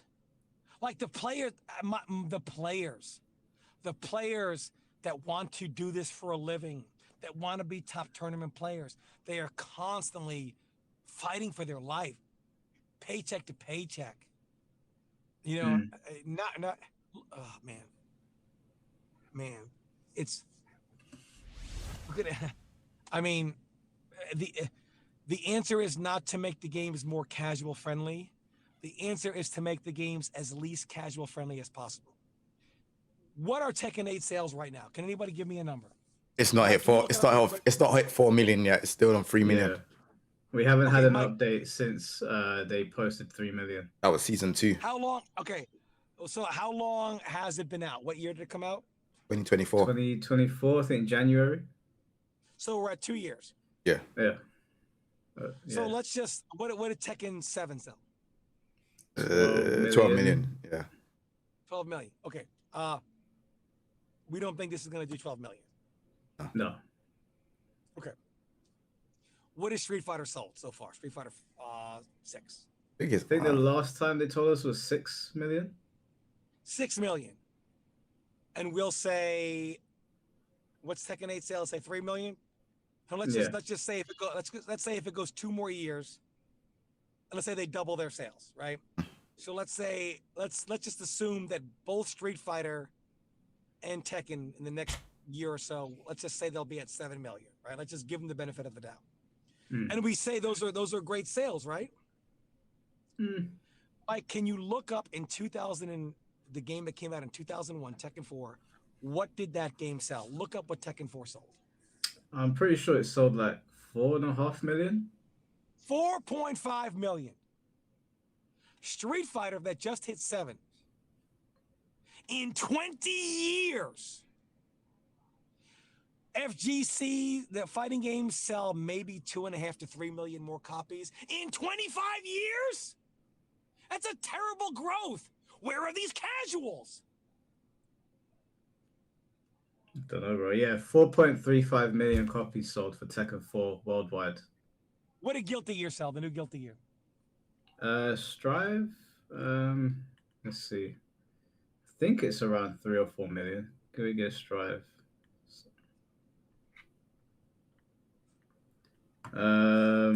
It says over 4 million copies worldwide as of June 2026. Okay, and when did Strive come out? Strive's been out for a while. Tekken 4 sold more copies in less time than Strive without internet being what it was. YouTube wasn't even out then. Strive came out June 11th, 2021. And Tekken 4 came out in 2001. There's no YouTube. There's no social media. How the fuck did that game sell more copies? The hype of Tekken 3 and Tekken Tag. But also the game was unique. My point is, we have not gained this massive casuals that people act like. We have lost more hardcore fighting game players than casuals that we've gained. We've lost more than we've gained in the FGC. Because developers, what do we say? I watched Asmongold, I watched Maximilian, I watched all of them. They all agree the FGC is niche, yes or no? Yeah. Then why the fuck are you catering for the general audience? If the FGC is niche. I think that you can satisfy both. Like, you can make a rich fighting game with rich mechanics and also focus on the single player stuff so casuals stick around for that. I think that's a good balance. These games need to double down on doing what they're supposed to do instead of all like homogenizing themselves. Because you got to think about the person that's going to work and whatever. They have limited time in the day. You can't get them to like buy all these fighting games and play all of them. they're only going to have time for a select few on top of whatever else they got going on. So you want more players, but really our demographic is between like 20 and 50, 60-year olds, or if we really want to get hard on it, 30 to 60-year olds, right? So a lot of us have limited time in that age demographic, but also like a lot of these games that have built up for over these years and decades, we grew up with those games, so we are the target audience for that. But they're like, oh, we're going to try to get more of the general audience. Like they don't change all these other sports or anything. I'm not whatever whether you call it a sport or not. I'm just saying I look at every game as a game. So whether it's basketball or hopscotch or whatever, they are all games. So I don't. That's fine, but still, they are all games. Like no one says, They are. "Hey, we got to change up basketball to get more players." You just double down on it being what it is, and it's like onboard the people tennis a lot argument, easier by just having more opportunities for them to deal with whatever the game is. But let's use the tennis argument. I've always used this argument. You would technically get more tennis players if you made the home run legal in tennis. Hit the ball over the fence is actually a point. You'd have a lot of people playing tennis, but what would happen to the sport? Who would watch it? Fighting games are entertainment, okay? And what always seems to happen in fighting games is you put out these flashy things, you make them easier to do, you lower the skill ceiling, but what happens is that gets boring. And then by the time the game's life is over, people are like, oh my gosh, he fucking came back 100% because he mixed them 10 times. Nobody wants to watch that shit. It's here's the thing though. The people closest to our developers now are feeding to them that's what they want. That's why every game has pretty much played like a different rendition of what Marvel vs. Capcom brings. Sonic Box. I can say whatever the fuck I want. You know what? Because I think it's more than just him. There's plenty of people like who are old school Marvel players who are in development. I mean, there are plenty. There's a lot of people who think like that and like that stuff. In no active players should be listening to. The sandwiching, the overhead lows, the set play, all that stuff. Yeah. But that's a big thing that's in all these tag games that they try to also spread into even the 1v1 games of today. Like, okay, look at Mortal Kombat 1, right? Who in the Mortal Kombat fan base ever said, you know what? I wish I could use assists and tag. It's never the actual, like, I hate to say actual, but the general Mortal Kombat audience just I'm sure I know one Mortal person Kombat that might have said that. I can think of at least one. Wait, go ahead. I can think of at least one person that might have thought that or said that. Yeah, there's a lot of people within like the FG, and the thing is with the FGC, it's not just one core group. There's the people who are, you could call the professional base of the FGC now, which is in control of like the tournament organization. They're there at events for photographers, people who manage teams, whatever, all that stuff. They are closest to the publishers and talking to them to be able to influence all these designs to basically play the same. Like you got people who don't like resourceless reversals. People complain all day about throw loops in Street Fighter. Well, who was the one who was champion reversals required resource before? In Street Fighter 4, you had meterless reversals, meterless invulnerable reversals. I mean, and then like DOA, Tekken, Virtua Fighter, all have wake up and kicks that have invulnerability that don't require resource. Then from MK9 and Injustice, which had, meterless resource, what I mean, invulnerable reversal moves that don't require meter. And then MKX is like, all right, now you need a bar just to be able to get up. MK11, now you need a bar just to be able to do X, Y, and Z. Instead of like there always being an option that's like, hey, you got to think about this. Like, I don't want, if you have a strong offense, also have strong defense. I shouldn't have to like spend a cost just to play defense while you are not spending anything to play offense. Like games that allow both to exist, you are able to continue to build on the interaction of player versus player instead of being like, oh, look, I see you don't have any meter, so I can just autopilot my offense now and not have to worry about nothing. To me, that design makes things boring. Even when T8 came out though, and people were pushing back on the offense is too high, how many people were like, I don't know what you're talking about, man. I don't. So you want to backdash all day? I mean, like, Yeah, people it's hate that. obvious. It's okay, but that's the problem. People, and I've said it, Mike. How many times have I said, developers have been trying to patch certain skill sets out of fighting games? How many times? Yeah, getting rid of archetypes. And the FGC is still so stupid that they're like, what do you mean skill sets? There's no such thing as a guy that has an offensive skill set as a player and a deep. Are you fucking stupid? Of course there are. What? Yes. Why would somebody play a grappler over a 50-50 character? You don't think the grappler fits their skill set better than the 50-50 set play character? No, everyone's the same. We're all Blake Slates. Yeah, Blake Slate theory, and guys should enter the WNBA because they're all. Shut the fuck up. The FGC is so bad. The FGC is so stupid. Like, it's so hard. You cannot have an intelligence thing with someone in the FGC because they will. I don't believe skill sets matter. I don't believe this. If so-and-so can do it, why can't you? Well, because I don't think that way. I don't have that skill set. Oh, that's a you problem. Like, this is how the FGC thinks. They that is a problem. You know, so the FGC is. And no player. First of all, why would they come for Maximilian? How many players said exactly what Maximilian did? How come nobody's coming for them? Because he's not as big. They're not as big as Maximilian. Sonic is as big as Maximilian, bigger. No, Max is much. Max is bigger. Max is much bigger than Sonic. Yeah, pause. Papa, how many top players who were talking about trying to get this money and how big the game is going to be? How many top players said the exact same thing Maximilian did as far as praising the game? But why are they not on the same hook? I think it's because Max is an easy target for people because of the size of his channel and because he has kind of transcended the FGC. They kind of just dogpile him. But I spent a lot of time yesterday watching Max's videos and listening to what he was saying, and I was like, this is just a dude doing the same thing everybody else does. Everybody else is doing, yes. Yeah, he's got a big audience.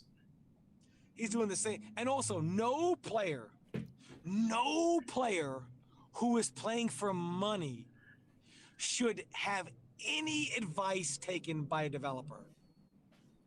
What do you think they're going to say? Yeah, they're going to try to get the game design around what's comfortable for them. It's developers are also in the Stone Age. Things change when a player says, you know, there's 50 G's on the line here, man. Hey, what do you think we should do? Should we put things that give you a hard time in the game or remove them? Duh! Remove it! Of course. Yeah, every uncomfortable interaction is not a design problem, but they'll make it seem like that. Like right now, let me tell you, you don't play Marvel Tokon, but let me tell you a little bit. So in Marvel Tokon, everyone's complaining about the assembler counter, right? And it's basically just an invincible backdash that if it catches anything you do, you can potentially die off this interaction, but it requires a lot of resource and stuff. But you can also bait this. So pretty much say someone goes for your pressure and then you input this invincible backdash, you can just wait for it to not be in its active frames and catch it in its recovery frames and then cook somebody. But it allows you to still be able to be in the fight and be like, look, if you are too autopilot on your offense, then I can cook you for this. But then if I'm too, panicking on doing this, I can get cooked. And it's a really good way to pretty much just play that tug of war game. And you can do it.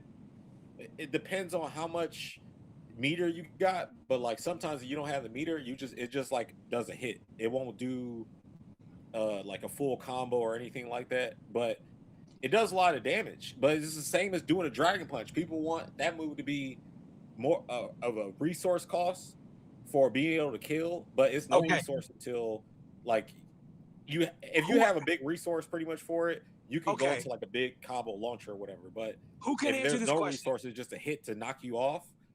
But people want that to require resources for it to not kill, but that's like asking for a DP to not kill. Okay. But who can answer this question? Who are fighting games made for?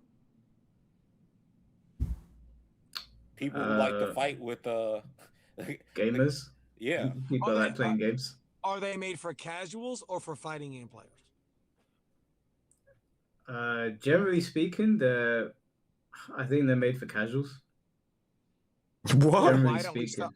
Okay, so why Yeah, don't we generally start making speaking, I think look at Street Okay. Fighter 6 and Tekken 8 and Stripe. They all designed it with the idea to get away like from the the things that FGC didn't exist until a certain point, so like they were just designing games like Hey, Mortal guess Kombat, what? Street Fighter, and then I think it's still the same core audience of people that they're designing for. Just that now we have a competitive.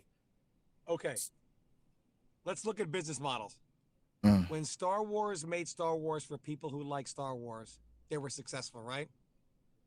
Mhm. When they said, let's make it for the general audience, the Force is female, blah, blah, blah, Kathleen Kennedy, it was a disaster.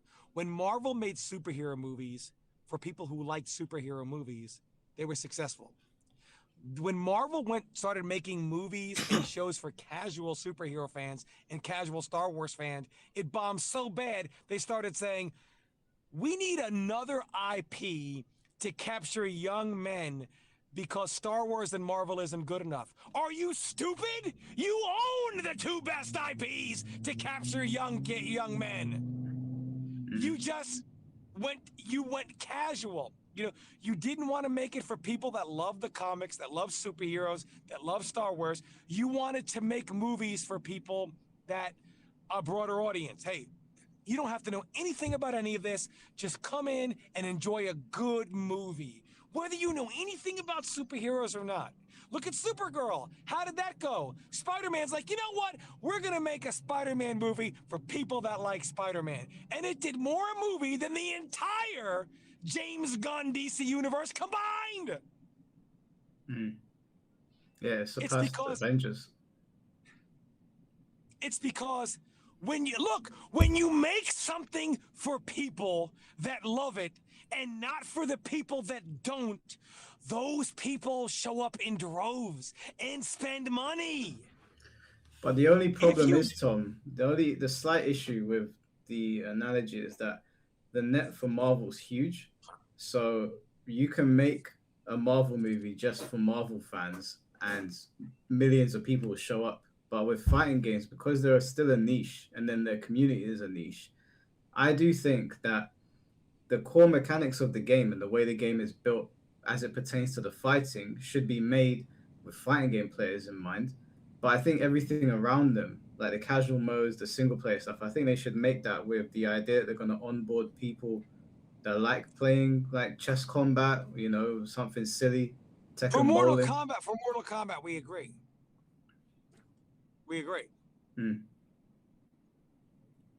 Yeah. If you're But you don't think that can happen for Tekken or Street Fighter? I mean, they did it for Street Fighter, right? They made the world tour mode. Casuals love that mode. I don't like it myself, but look how popular it is. If you're gonna bring people, casuals, into your game, the answer is not dumbing down the fighting game for the casual. That is not the answer. There are other, but that is what the developer is doing. Yeah, the developers are there's stupid. People it's in their ear telling them what they think will make things better, and that's how you gotta really assess who is the FGC that's talked, because there's too many different subgroups that people are casual, people who just buy whatever new game comes out. Some people who just play online, that's it. They don't even engage with Twitter or the Why don't developers bring in people who are established who know fighting games, who are not active competitors, but who understand?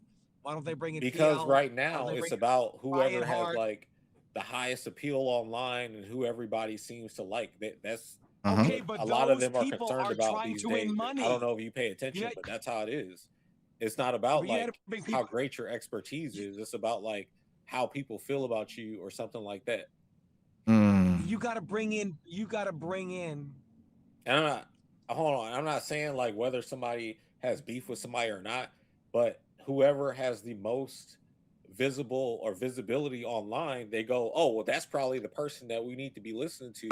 and whatever. So and they impose their opinions and preferences into whatever they do, and they say, well, I like it like this, I like it like that, and then they think that that represents everybody else, and it does not. They First have of a all, mixed representation of where they think they should be listening to, and a lot of that is also who everybody likes to gravitate to and be like, oh yeah, you know what, I lean with that. Because there's a lot of people who don't even like play or nothing like that, who I think still matter for when it comes to game design, because you want them to be able to fill up the online. Like a lot of people who are playing Street Fighter 6 online, they're not in the lobbies. Just like you said, in the World Tour, they're probably like chilling off, doing something in World Tour mode. Yeah. They might be in I don't mean like the private lobbies. I'm talking about like the gameplay lobby where they're just chilling, playing the avatar versus modes and stuff like that. But there's different stuff in that game. Like I think once Marvel Tokon finally releases DLC and all that, and also bring people back with that Rumble verse like game that's inside the lobby system, that will populate the game too. Because you got to have something for people to feel good to idle on. Like it's fun when you get on like Tekken and you go to the lobby, you see hella people there playing, and the game feels alive. Today, that's what developers need to also focus on. Guilty Gear Strive did it. Dragon Ball Fighters did it. Yeah. Mortal Kombat 11, for no reason, doesn't have a lobby in their games, but I hope they bring one for their next game. But like all these games gotta have something to keep people wanting to be on outside of just. And I'm not saying to design something that's totally separate from the game and that's the focal point, but just like the lobby. All I'm saying is casuals start by developing a game for fight. The problem is developers are not patient. Neither is the fan bases they develop for. The problem is developers are not willing to cultivate a true following of FGC players. They are willing to sacrifice imagine this. With the developer is willing, they're saying that the hardcore fighting game players are not good enough. We would rather get rid of you and keep the casual players who don't like it as much. I think there's a lot of confusion right now, because I don't understand why the idea that you can't satisfy both is so controversial. Like, just make a you can, but not the way they're doing it. You can't satisfy both by dumbing down the fighting game system. Yeah, the fighting game system should not be dumbed down. The characters should be picked to please the people that have been playing the game for a long time.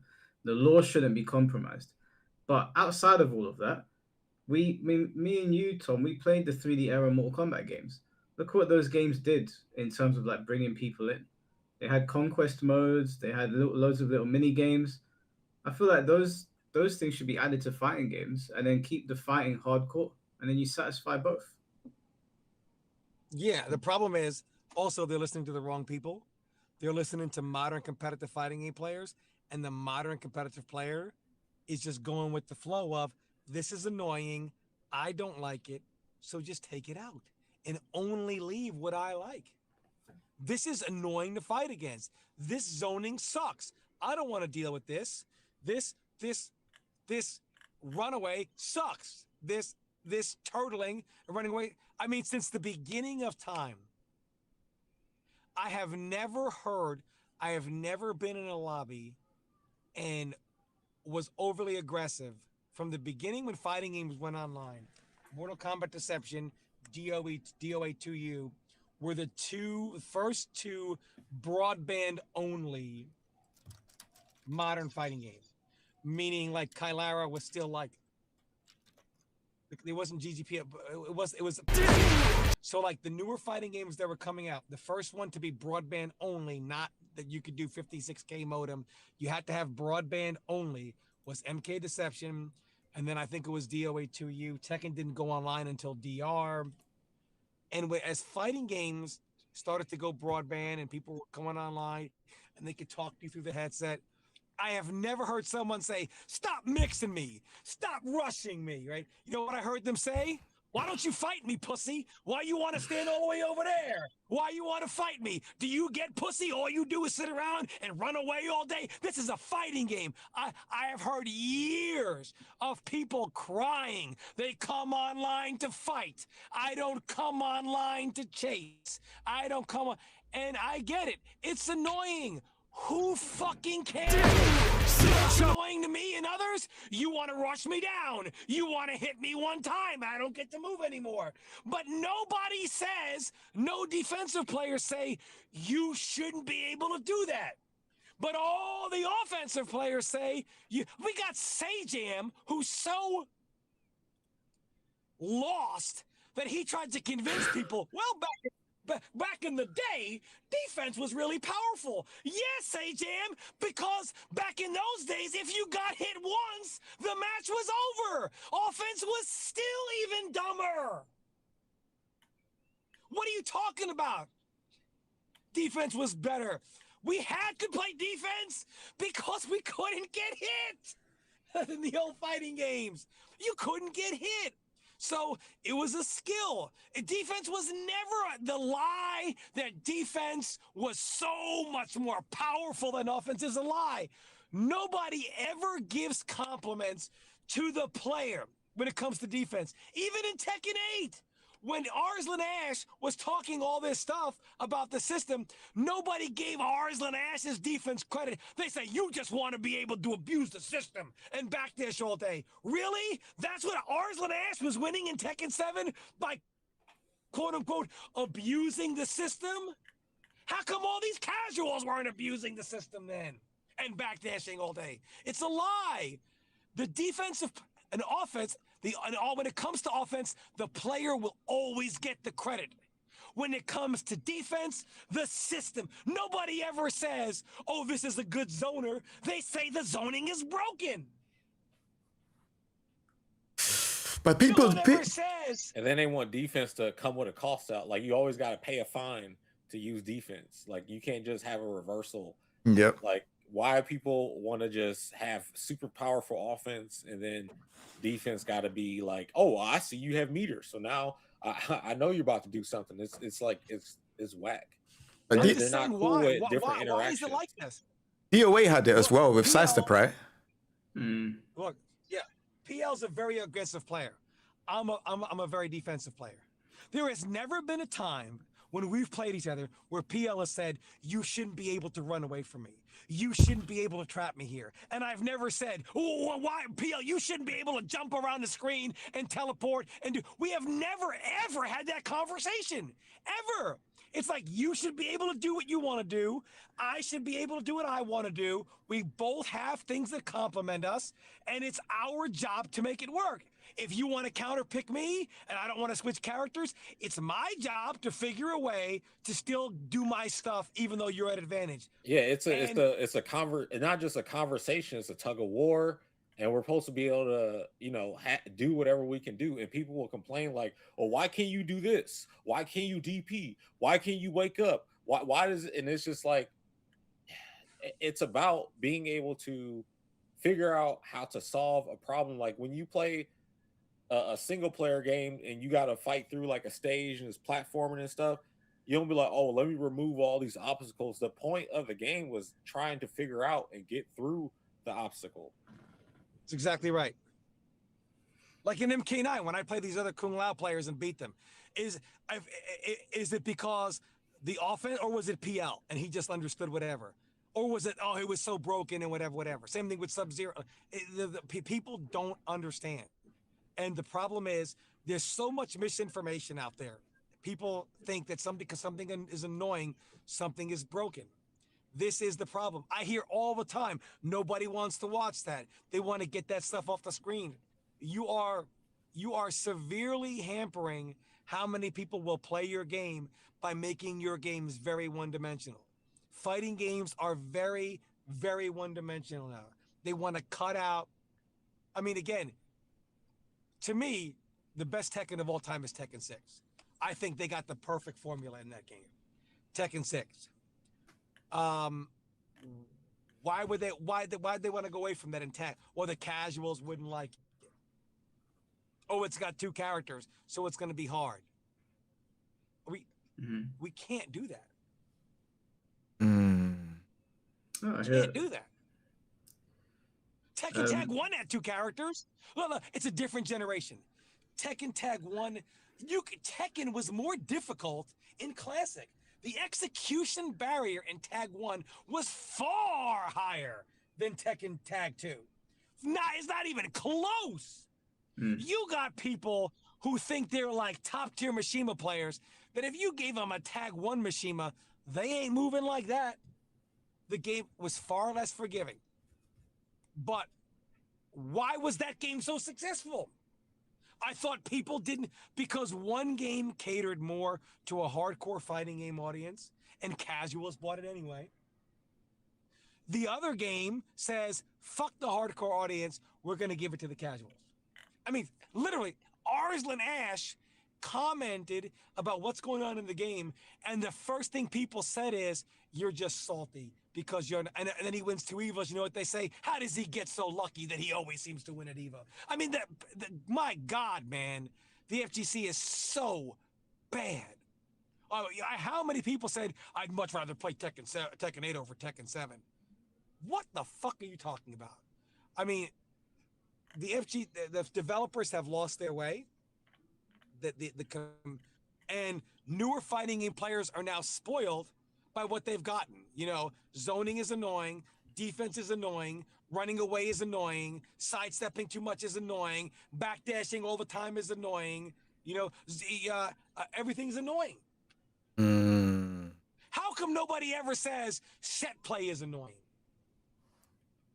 How come nobody ever says getting knocked down once and mixed for 10 years and when is it my turn? Why is no one say that's annoying? Because they want that interaction where they only need to win neutral one time, and then they don't want to have to think after that. It's very insecure, and just like being able to stand up and just fight. Like, think about boxing, you can't do that. Yeah, in UFC you definitely can get hit, knocked down, it's over with. But you know what I love Tekken 6? There's no power crushes. There's no heat. Let me tell you what. There's a high crush though. Not in Tekken 6. Not in Tekken 6. There's no high crush in Tekken 6. No, there is. Yeah, high crush. Yeah, no, there is. Bob's down for 2. But Bob's down for 2 is a high crush. Yeah. Come on, man. Who you telling, man? I'm just letting you know. Of course. If I could go back in time, I would have played that game very seriously. But I'm going to be honest with you.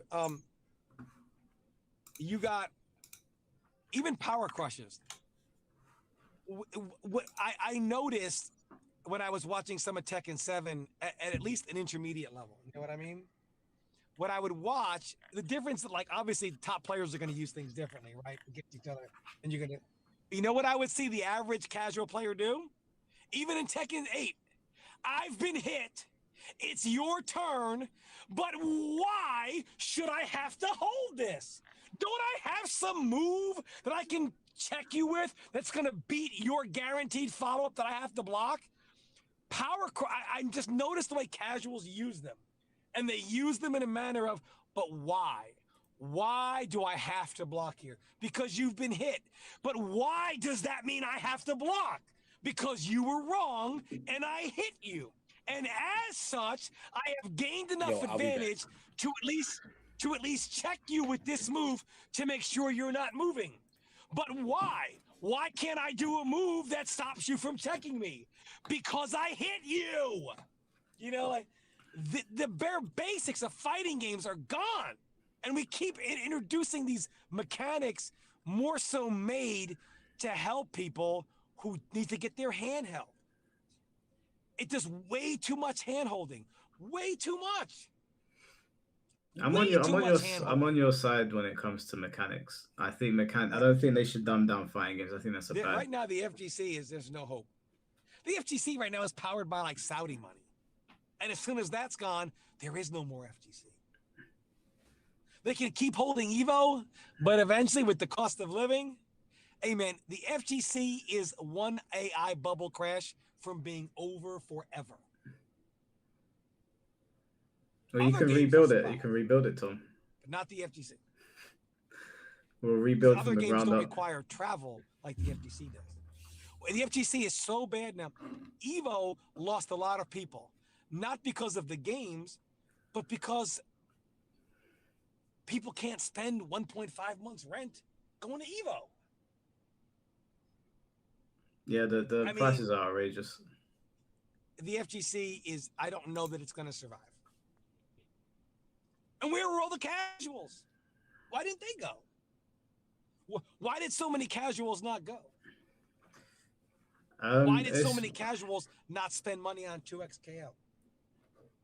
You don't think that 2XKO thought we need to make a game the casuals are going to like? Why didn't they play it? All the data for 2XKO says the casuals will love it. Again, Jay, dog, they thought the demand was so high that they needed to rush out a console port.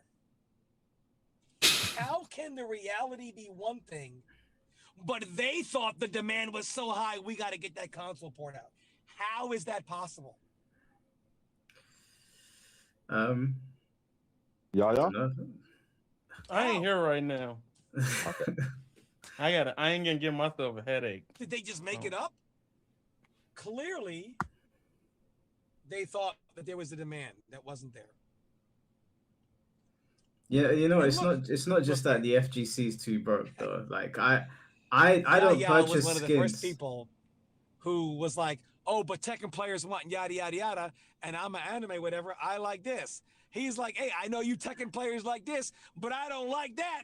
So make it for stuff I like." Wait. Talk. Hold on, wait. Yeah, and you know that. No. See, I was trying not to say nothing. I was letting you go off, King. I was letting you cook. All right. I like anime bullshit, but if it went back to Tekken 7 and they had the infrastructure of 8, I would be okay with playing Tekken 7. I hated the loads, waiting for load screens in Tekken 7. That shit was atrocious. The wait times, my attention span was too cooked to wait on that shit. There was other games I could just play. That is why I didn't get it in Tekken 7 the way I wanted to. So that's it. You didn't play Tekken 7 because of the load screens. Yes, the load screens was really bad in Tekken 7. Yeah, waiting for the matches to load. Like I could watch like at least a quarter of almost an anime episode before it load. It was very like I'd rather just play something else. And I went to go do that. I started playing CF, BB Tag. I went to Sam Show. I played everything else. I think Tom got disconnected, but you know, Yaya's not wrong, dude. And Jay remembers as well. The Tekken 7 load times was so frustrating that I actually didn't want to play the game after a while. But it loaded like it took 20 to 23 seconds every time you rematch online as well. So imagine like Tekken 8 now, where you go to rematch a player in ranked, it will just restart automatically. But what they've done is, while the intros are happening between each character, it's loading up the stages. So that's what they done. But in Tekken 7, what they got going on was mad. That was the first Tekken I bought with my own money too. I was like, ooh, Master Raven, here's 60. Of course. Sounds like TikTok brain to me, but relate. No, it's just too. I'm telling you, you'll be like, what the fuck? You would probably be like, what the fuck? Like every match, like I think I'll play a Discord fighter before I play that, because I can ping somebody and get an invite. Jay's being generous when he says 20 to 30 seconds. Sometimes it was sitting there for longer. Probably. You just hear those flames. And I remember I started a match, went to rematch, and I was sitting up, and I actually forgot that I was playing the game. I started watching a YouTube video, and then the match loaded in. It was diabolical sometimes, bro. It was actually terrible. Sounds like TikTok brain, but it's okay. No, it's not TikTok brain. If I come home from work to play a game, I don't want to be sitting there watching load screens for 3 minutes. Like, it's too much. There's like 10 other games out at that time that worked way better than that game. At least when Budokai would take long to load, you could like play the little mini game on the loading screen. And you're like, okay, cool, I got something to do. Tekken, you just sit there for a minute watching Negan and Kazuya's face with flames everywhere. I was like, ready for the next battle. You've literally described TikTok brain, bruv. You said, oh, if I had some keys like jingling in my face, I wouldn't pay attention to the load screen. Okay, you know what? I'll give you that. No, that's not TikTok. That's not TikTok brain. I'm playing a video game. Video Yeah. games are interactive mediums. I want to play the game, and you got me sitting there looking at a load screen. Nah, Hey, want that. but I don't. Okay, I don't want to fight on this. You got a TikTok brain. I don't know what to say. Bro, literally if described every it. Tokon match you queued up No. was 40 seconds or more, you gonna still play it? I So I'm did. not a LARPer. Listen, hold on. I've just seen some news about you know about like the Tekken players Q-Dons, Saint, and Breadman from Tekken. Yeah. They all got dropped from the team Z10. Swear. Bruv, the fighting game era it's on the decline, bro. Yeah, 'cause everybody like I was Ryan telling you, ain't bro. doing Bro, fuck I shit. told you. Nah, bruv, I'm being deadly serious, bro. When I had that heart to heart with my stream yesterday, and I was like, I don't know. If you just don't see me stream for the foreseeable future, thank you lot very much. I was being serious, bro, because this is looking dark, bro. Q-Dons, Breadman, Saint, all dropped. Wait. I need to address chat. Because they say, go on. "You play Go Tekken on, 7?" Sequel. I was like, Go on, motherfuckers, I played Strive. Go look at Strive boot up time. It took like 3 minutes to get Strive on. Yeah, but you had the Okay, I had to wait. But you know what? I like the game. So you know what I did for 3 minutes? Yeah, Something okay. productive. That's fine, but they fixed it. Like the Arco shit, they fixed it. Bro, you saw the bird flying as I'm well, just bro. talking about people saying they didn't play 7, so I don't know what it's like to wait a minute. Bro, I saw Go get some keys, bro. Go get a fidget spinner. Bro, Man, the game wasn't that good to be waiting at them 30 seconds, bro. Then say that then. Okay, wait, that's hold on. I don't know what Yaya's talking about. Tekken 5 better. Go next. We can do this right now. We don't know. We're not going next. When I'm playing a game, it means I've done all my. I like other shit Tekken in the 6 game. more too. What's next? You want to go? You want me to glaze tag too? I glaze tag too. You know what I like. It's fine. Tag too hard. I don't need laughers glazing my game. But listen, There you go, man. I'm sorry your 7 game had to wait longer than the fucking come out of Endgame and Infinity War. I'm okay. Look, you happy with that? When I'm playing a video game, I've already finished all my chores in the day. I've done my YouTube videos. I've finished work. I've put my feet up. I've got nothing left to do. So I don't want to sit there watching a load screen. If other people have other standards, that's fine. But my standard is you give me an interactive medium. I want to interact. I don't want to sit there looking at Negan's face for a minute. You sound like the guy that goes to the cinema and gets mad when they do the intro credits.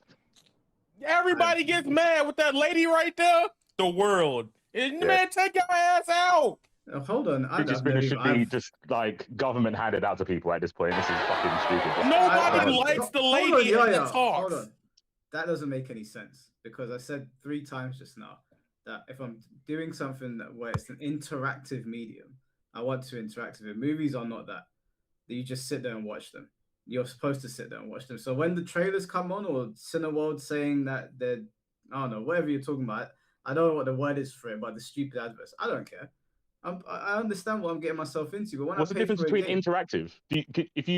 What's the difference between interactive media and watching media? Because I want to play the game. I don't want to watch the game. I want to play it. So if I wanted to watch a game, I play MGS4. I know that I'm going to sit there and watch 10-hour cutscenes. But if I'm playing Tekken 7, I want to play Tekken 7. I want to look at the load screen. If I turn on a fighting game, I want to fight. If I want to look at this doesn't mean anything. This is so trivial. If I want to watch a film, I want to watch a film. That's literally what you said. If I want to play a game, I want to play a game. Doesn't mean anything. Yeah, but you can't call people LARPers because they want to play a game and they're sitting there watching a loaded screen. They're like, fuck this, man. I'm going to play something else. I didn't say you're a LARPer. I said you need a fidget spinner. No, I don't need a fidget spinner. I'm trying to play a game. What are we talking about here? I just said you got TikTok brain. If you can't wait 40 seconds to a minute, that's all I said. That's not TikTok brain. That's not TikTok brain. Okay then. I'm not gonna Maybe they should make fighting games good products. But we all know what it means to have a TikTok brain. It's that you can't last a minute without interacting with something because your brain is just so like, I don't know, fizzed up on Red Bull or some shit. But it's okay. It's the new generation, I guess. There's certain things where it's unacceptable to sit there and wait. For example, you buy a brand new car, you turn it on. The expectation of a car is you put the key in the ignition, you twist it, it doesn't take a minute to turn on.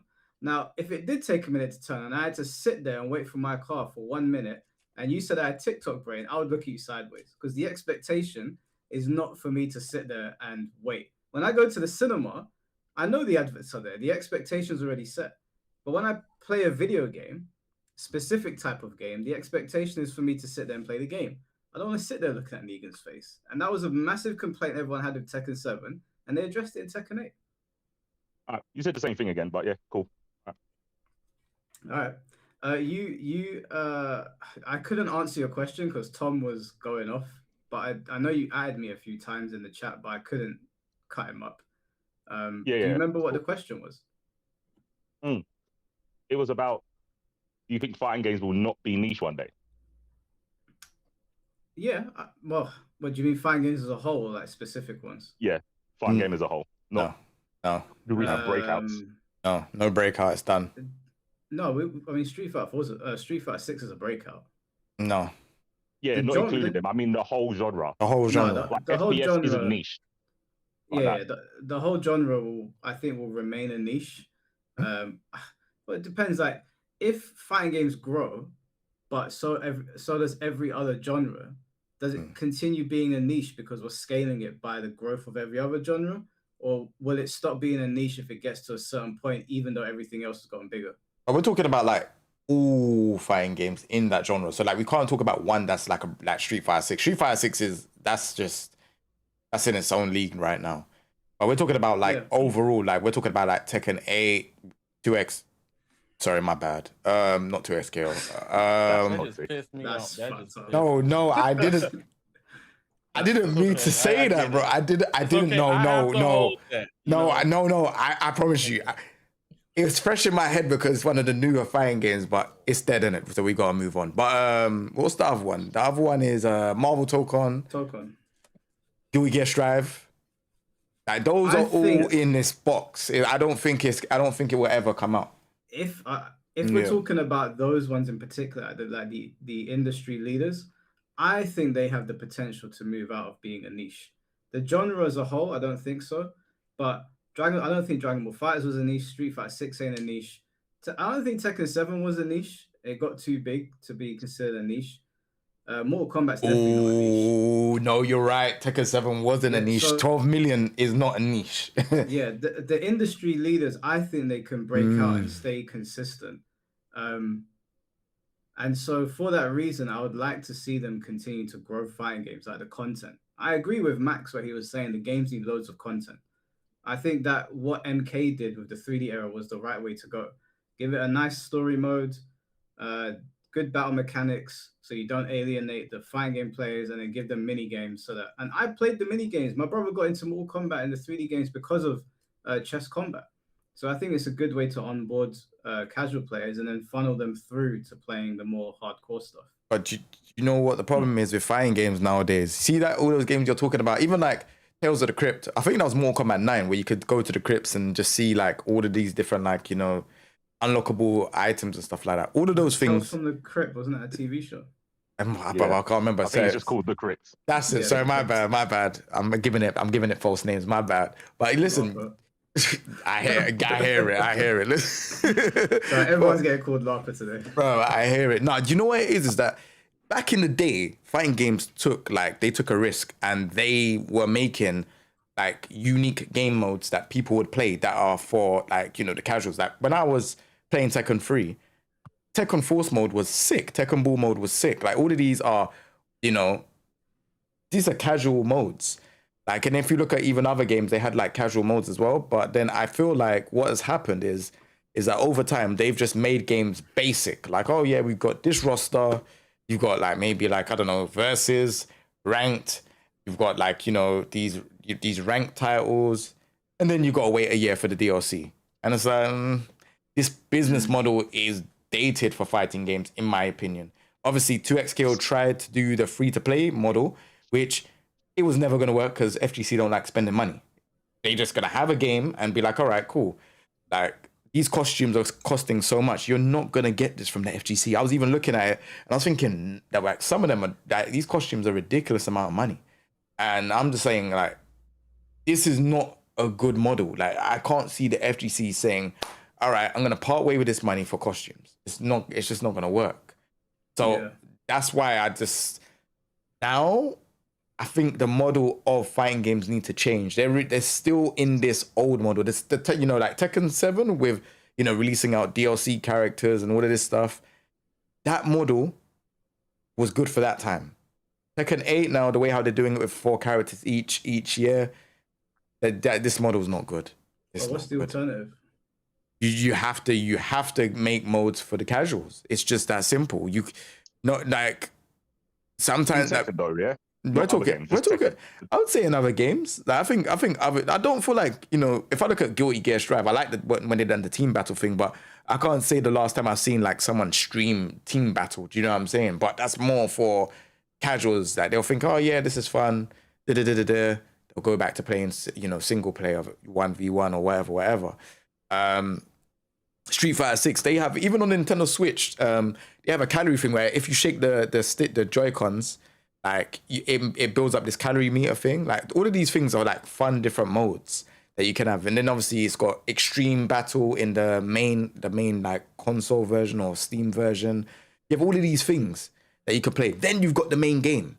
Do you get what I'm saying? Like I feel like fighting games need to have that, like the main game where, you know, people can like stop giving like all of these like, you know, mechanics, comeback mechanics. Like I know it's they might think it looks good for the spectators, but let's be honest, bro.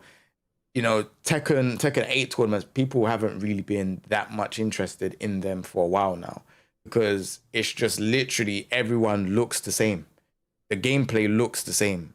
You know, everyone throwing out heat smashes, everything just looks the same. Whereas in Tekken 7, you know Kyudons from another Heihachi or a Mishima player because you just can tell his movement, his defense, and everything is completely different. And it was art. That was art to watch. I would love to see more of that in future fighting games, in my opinion. And I don't see it anymore, man. I'm just like, yeah, Rushdown. Oh, okay, yeah. Then you're seeing this, you know, 3D like rotating screens, cinematic like attack, and it's just like, oh, okay.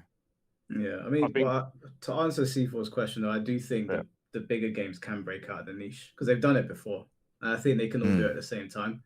It feels like, I feel like if Tekken 8 had built upon what we had going in Tekken 7, I feel like we could have carried the audience over. And they did, because when Tekken 8 came out, it dropped 2 million copies straight away.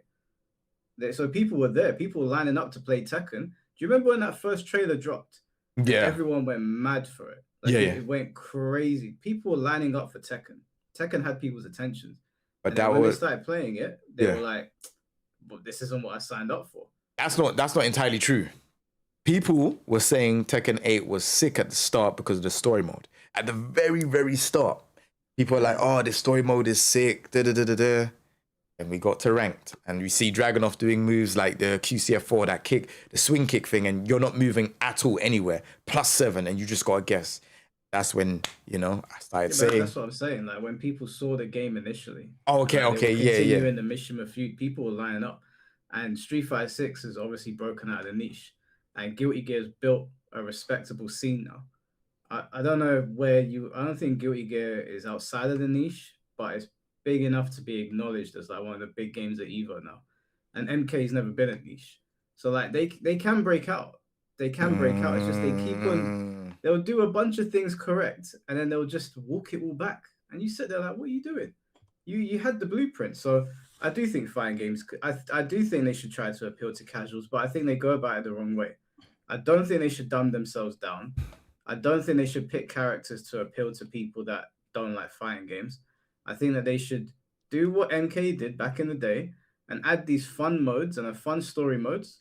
That'll keep people happy. Tokon's got 2-hour like episodic like battles, like Marvel battles and stuff. And I'm like, that's sick. You keep on adding to that. I'd pay a few pounds to get a new episode every now and then. So just to add to that, because I woke up and I didn't think the tweet was gonna do, because I forget people think one track minded a lot of times. But I was like, I literally tweeted it because I saw the Max video and I was like, he's right. Why y'all booing him? I'm like, make the games for just my whole thing is putting the labels on the casuals or just the pro players. Just make good video games. That has been my thing with fighting games. A lot of times the package of the video game is like so cheapened by like, yeah, I'm a player that's gonna like, I'm gonna entertain all of it. Like Street Fighter 6, I'm probably one of the few people that probably have 100 hours in World Tour. It was fun, right? and then that led me to playing Yakuza. That's how that started because I was like, this looks like that. Let me play this. That's better. But I did like what Street Fighter 6 did. Well, Todd put him into Yakuza. That's what you said. Compare World Tour to Yakuza because the way it looks. The way it looks and they run, you could go look at it. Go show gameplay. You could go look at it. I'm not saying you've never ever said something to trigger me before. Okay, I know you like Yakuza, like you glaze it, but I'm just saying Yakuza is good. It's better than World Tour. Personally, I wouldn't have that. Personally. so all right, you want me to? What I'm supposed to say? I'm supposed to lie to you? I wouldn't have it. I'll be honest. Yo, turn on VF right now, but I'm about to smoke you. He want violence, man.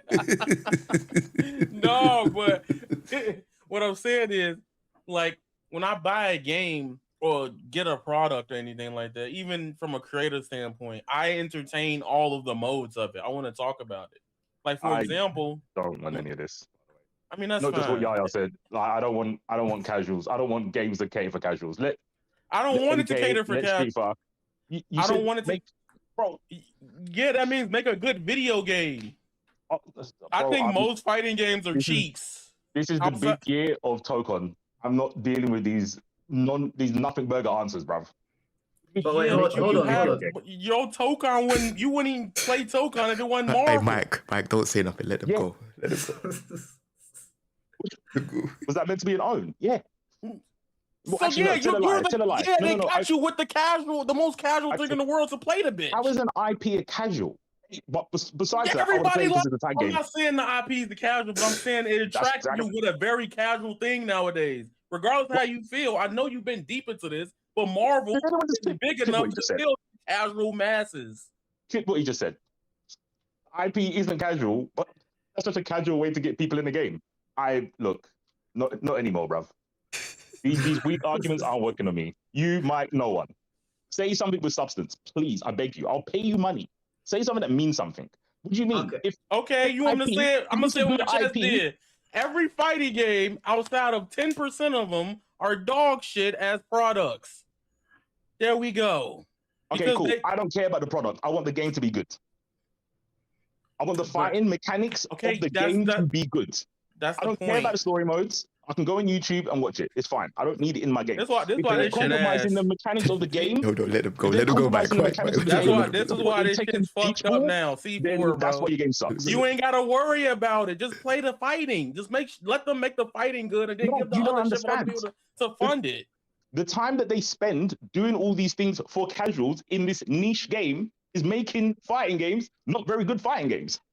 Because you want these games, like, obviously, again, not talking about MK, Street Fighter, the big ones. But if we're talking about other fighting games coming into the scene, let's take Guilty Gear, right? The IP is not very big. It's pretty niche. It's made from a guy that is from South Africa that lives in Japan. It's a madness. And he's talking about English rock, right? Very, very niche. I don't want my niche game to cater to casuals because it's a niche game. If it's going to be a niche game, why am I trying to get casuals in? You want you like Strive though, right? What's that? You like Strive though, right? I like Guilty Gear and I like Leo in Guilty Gear. I don't know why you're rolling your eyes like I've never given an answer before. No, bro. You know what that game is. It's an example of what I'm talking about. It did what it set out to do. The gameplay, regardless if you're an old head about Guilty Gear, people generally still sticking with Strive enough to play it, even if it doesn't reflect how you feel about it. It got the people to play the game, but the product itself is good in those areas. I'm not. Is Strive better than Exard? Is Strive better than Exard? In a lot of ways, yes. You're a LARPer. Okay, next. You can call me a LARPer, but that's not what the Steam chart said. We want to run numbers. Oh, wasn't it like 20 minutes ago you said, I don't like looking at Steam charts? No, we not. When it goes for your defense, you want to use Steam charts? No, I did say that, but now we running it. Fuck it. Go next. Now we running it. This is insanity, bro. Like I said with MK. Like Mike brought it up earlier. Can I offer some pushback to C4? I think it's perfectly fine for like C4, for example, or really hardcore fighting game players to just be like, I only care about this. But if I'm producing a product and I'm looking at how the industry is moving and I'm looking at what games have been really well received, I can't just do what 2XKO did basically and listen to the hardcore only. I'll listen to them when it comes to like this is how the game should play, but there's loads of things that go into a game that I think makes it successful. And although Marvel and Dragon Ball are like the hooks for these games, not every game has that benefit. So like with VF is historically it's well respected, but it's been pretty small. And Yeah. them being like, okay, cool, we're gonna take our expertise in Yakuza, and we've got the blessing from the guys that did Shenmue, and we're gonna take all that, and we're gonna expand this whole universe and create something bigger that hooks people in. I think that's a great idea because if they just did VF6 as VF5, no story mode, we don't know who these characters are, but sick mechanics, has rollback, has crossplay, VF's gonna be in the same spot. They need it to grow. And I want it to grow. I want more people to play. I want people to enjoy different areas of it. Why can't we have VF history behind the warrior doing a VF video about Akira? We don't know fuck all about Akira, most people. Like he'll do a video on Scorpion, and other people be like, oh, this character Scorpion, he's sick. And then they'll get into Mortal Kombat. So I think it's important to not just focus on hardcore players. Because if we do, we're just going to end up where 2XKO. Okay, so for the 2XKO thing, a big fit. The article basically says a lot of the people behind it kept swinging from casual to veterans, hardcore play to middle of the road kind of play. They didn't stick to a goal of who they were trying to please. Yeah. That's why a lot of the decisions didn't make sense because they went one way and then they went the other. So it wasn't a case of that they just focused on competitive play. Me personally, again, outside of the big 3, 4, whatever number it is now, I don't want. He was literally just pearl clutching about a minute wait time on Tekken. I don't want them to spend days, weeks, months developing a mode where they could be using that for balanced mechanics of the fighting game. I don't want that in my game. So if you want to do that in virtual, that's totally. I don't want that in my fighting game. Really? For it. I want people that are serious because when you get a bunch of casuals that pick up and play like once a week or whatever, and they've got a Twitter and they've got a voice, and Token's already shown that they listen to Twitter, I don't want them dictating how my game plays. When they're only going to play it once a week, when I'm playing it once every hour. I don't want that. But then don't you think it's more conversation about how these developers are directionless, and it's more of a problem that they will just listen to whoever's loudest rather than being like, no, this is our vision, and maybe we'll listen to you in terms of the infrastructure of the game. Maybe there's things broken in episode mode, or maybe you want new episodes or whatever.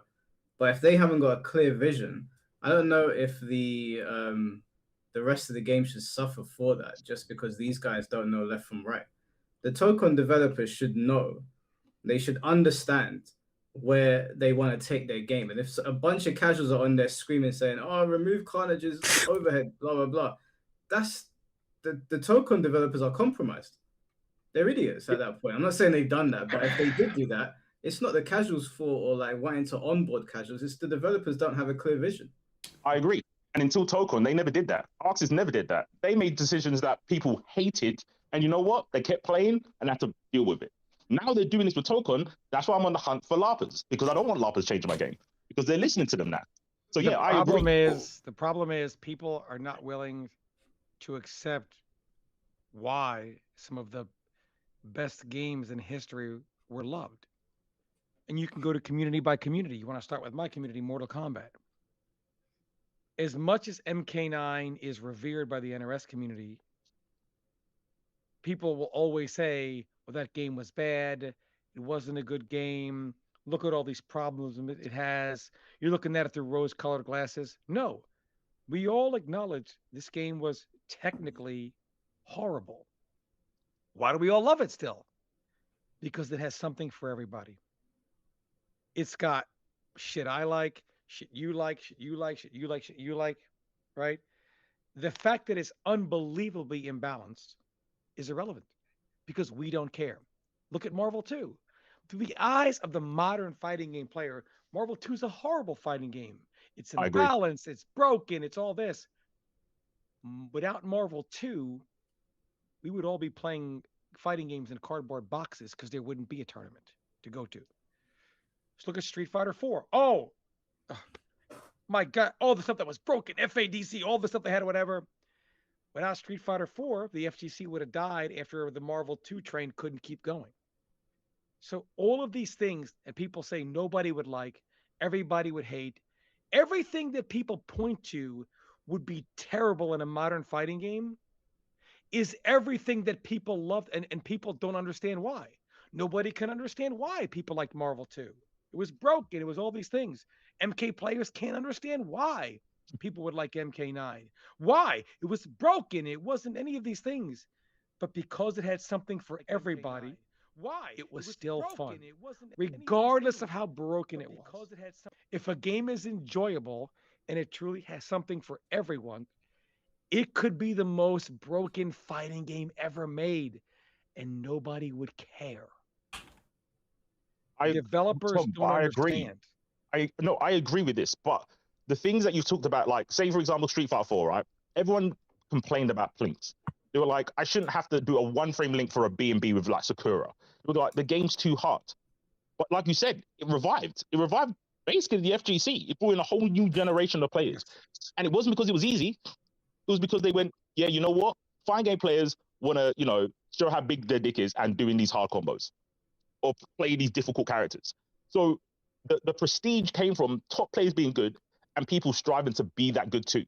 But if the bar's lower, everyone can just be good. I don't want that game. I don't know what it's going to do monetarily for the devs. I just don't want that game. Wait. I want the game to be proud that I'm good at. Wait, we agree on that though, but like I'm arguing that the game should have more than just like robust mechanics and big character rosters. I'm arguing that the game should have like story modes and they should have other modes for people to play. Because I mean, wouldn't you agree that the episodic things that Token's got are good? Yeah, that is good. But I can look at Token and go, they didn't shrimp on the mechanics of the game. There's other games that mechanically don't feel good because they focus on other things. Yeah, I agree. If they compromise the game for other things, then that's not the way to do it. I'm saying that if you get the battle mechanics right and you prioritize that, and obviously you have rollback and crossplay, I don't think there's anything wrong with putting resources into single player stuff or like fun casual stuff for people to do. I don't think it's needed. I hope Avatar proves me right, because that game is literally combat. That's it. And like Tom was saying, the old games, there's no story mode I disagree in as well. I disagree. The game is one of the best Avatar game ever made. The only story one. mode. There's 3 different ways to play the story mode and a Chronicles mode. They also have tutorials for people that have never played fighting games that say you've never touched this before. I don't count tutorial, but I hear what you're saying. Okay, I'm going to quickly say, you can finish. I'm going to say they should have finished off the character sprites and art before doing the story mode. They made the combat all clean and it looked good. Everyone playing the game, the word of mouth would have been stronger than the story mode in the game. That's fair. I do think that's fair. They should have finished those things. But most people is not buying a fighting game if there's no story mode. Who's buying Avatar saying, "Oh, I'm going to keep supporting Avatar because of the story mode"?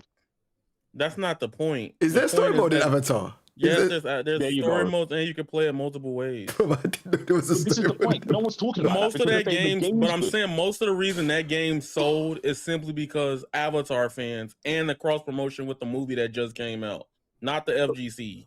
Yeah, but that's nothing to do with the story mode then. That's what I'm saying. They need to show the story mode though. Like I heard no one talk about the story mode. I didn't even know there was story mode. I just see people doing combos and they lost for ages. People say the game's good. Besides the story mode. This is my point. Why don't people say? You know what's so funny? No one says, "Man, you know what this nice action adventure game needs? A fighting game mode to attract the FGC players." No, I'm with you. No, I hear you, Tom. No. Yet here we are. I'm 100% with you. I'm past that point because, like, for example, there's fighting games, and for some reason, people want fighting games to be this monolith of everything. But then Deadlock comes out, if y'all know what Deadlock is. Deadlock came out in beta, and it was ass. Like, I'm telling you, like, it was worse than, like, Marvel Rivals. It didn't have the spectator, none of that. Like, all the stuff missing, but it's glazed, and it was one of the most played shooters released on Steam. Plus, it's Valve. So, it's like, obviously, it should be, right? But I hear that. But I'm saying when it comes to fighting games, it's because of the past of the product for most people that have that expectation of these things come with it. Do I think all of them need it? No. Like 2SKO made me realize, as bad as a model that could be for the comp thing, 2SKO made me realize that like it's okay if games come out like Valorant, where it doesn't have those single player modes, but it's multiple ways to indulge in the game. I think that's also important for people that just don't want to play the main thing, but also for retention's sake, right? So for me, it's like I just want my products to be better. Even if it's not the mode things, why the fuck don't shit work day one? Right? Like why the lobbies is ass? Why the spectate don't work? Like that's the shit I'm annoyed with fighting games. Okay, so the problem is the FGC as a genre, developers don't understand how the FGC works. Meaning any other game as a genre, let me give you an example. When you release an ARPG, you're going to get people who play WoW, who play Diablo, who play Path of Exile, who play Last Epoch. They're all going to watch it, check it out, etc. You're pooling from a massive player base, right? Even one of those games has a bigger player base than the entire FGC combined. Let me again remind people that most of these games sell more in one day than a top fighting game sells in 10 to 20 years. So just think about that. These games will sell 25 million in one day. You got to combine multiple fighting games and then add their profits up through multiple games over 20 years to equal what other games sell in a single day. So not only is one of those games have 100 million times the amount of bodies that the entire FGC has, you're combining all those genres. So now you've got a gazillion times more than the FGC. And they all they're different, but still somewhat similar, right? Shooters, people get into Valorant, they get into like COD, that get into like other games, right? They're different, but have some similarities. You know what I mean? The first person shooting community is huge. And they can generally go from one to the next because they share enough mechanics and they're similar enough, even though they all have their differences. And it's just a massive community. A lot of games are like this. Then there's the FGC. Not only is the FGC the smallest, most impoverished of all communities, they're also segregated, unlike any other community is. The FGC is misleading. The FGC is not the FGC. Any more than like planet Earth is planet Earth. Planet Earth isn't Earth. It's the United States. It's Canada. It's Mexico, Colombia. Think of all the countries that are on planet Earth, right? They're all different. That's how fighting games are. It's not the FGC. It's the Street Fighter community. It's the Mortal Kombat community, the Guilty Gear community. So when you release a new fighting game, you are not releasing a new fighting game to the FGC. You are releasing a new fighting game to whatever niche community is going to flock to it.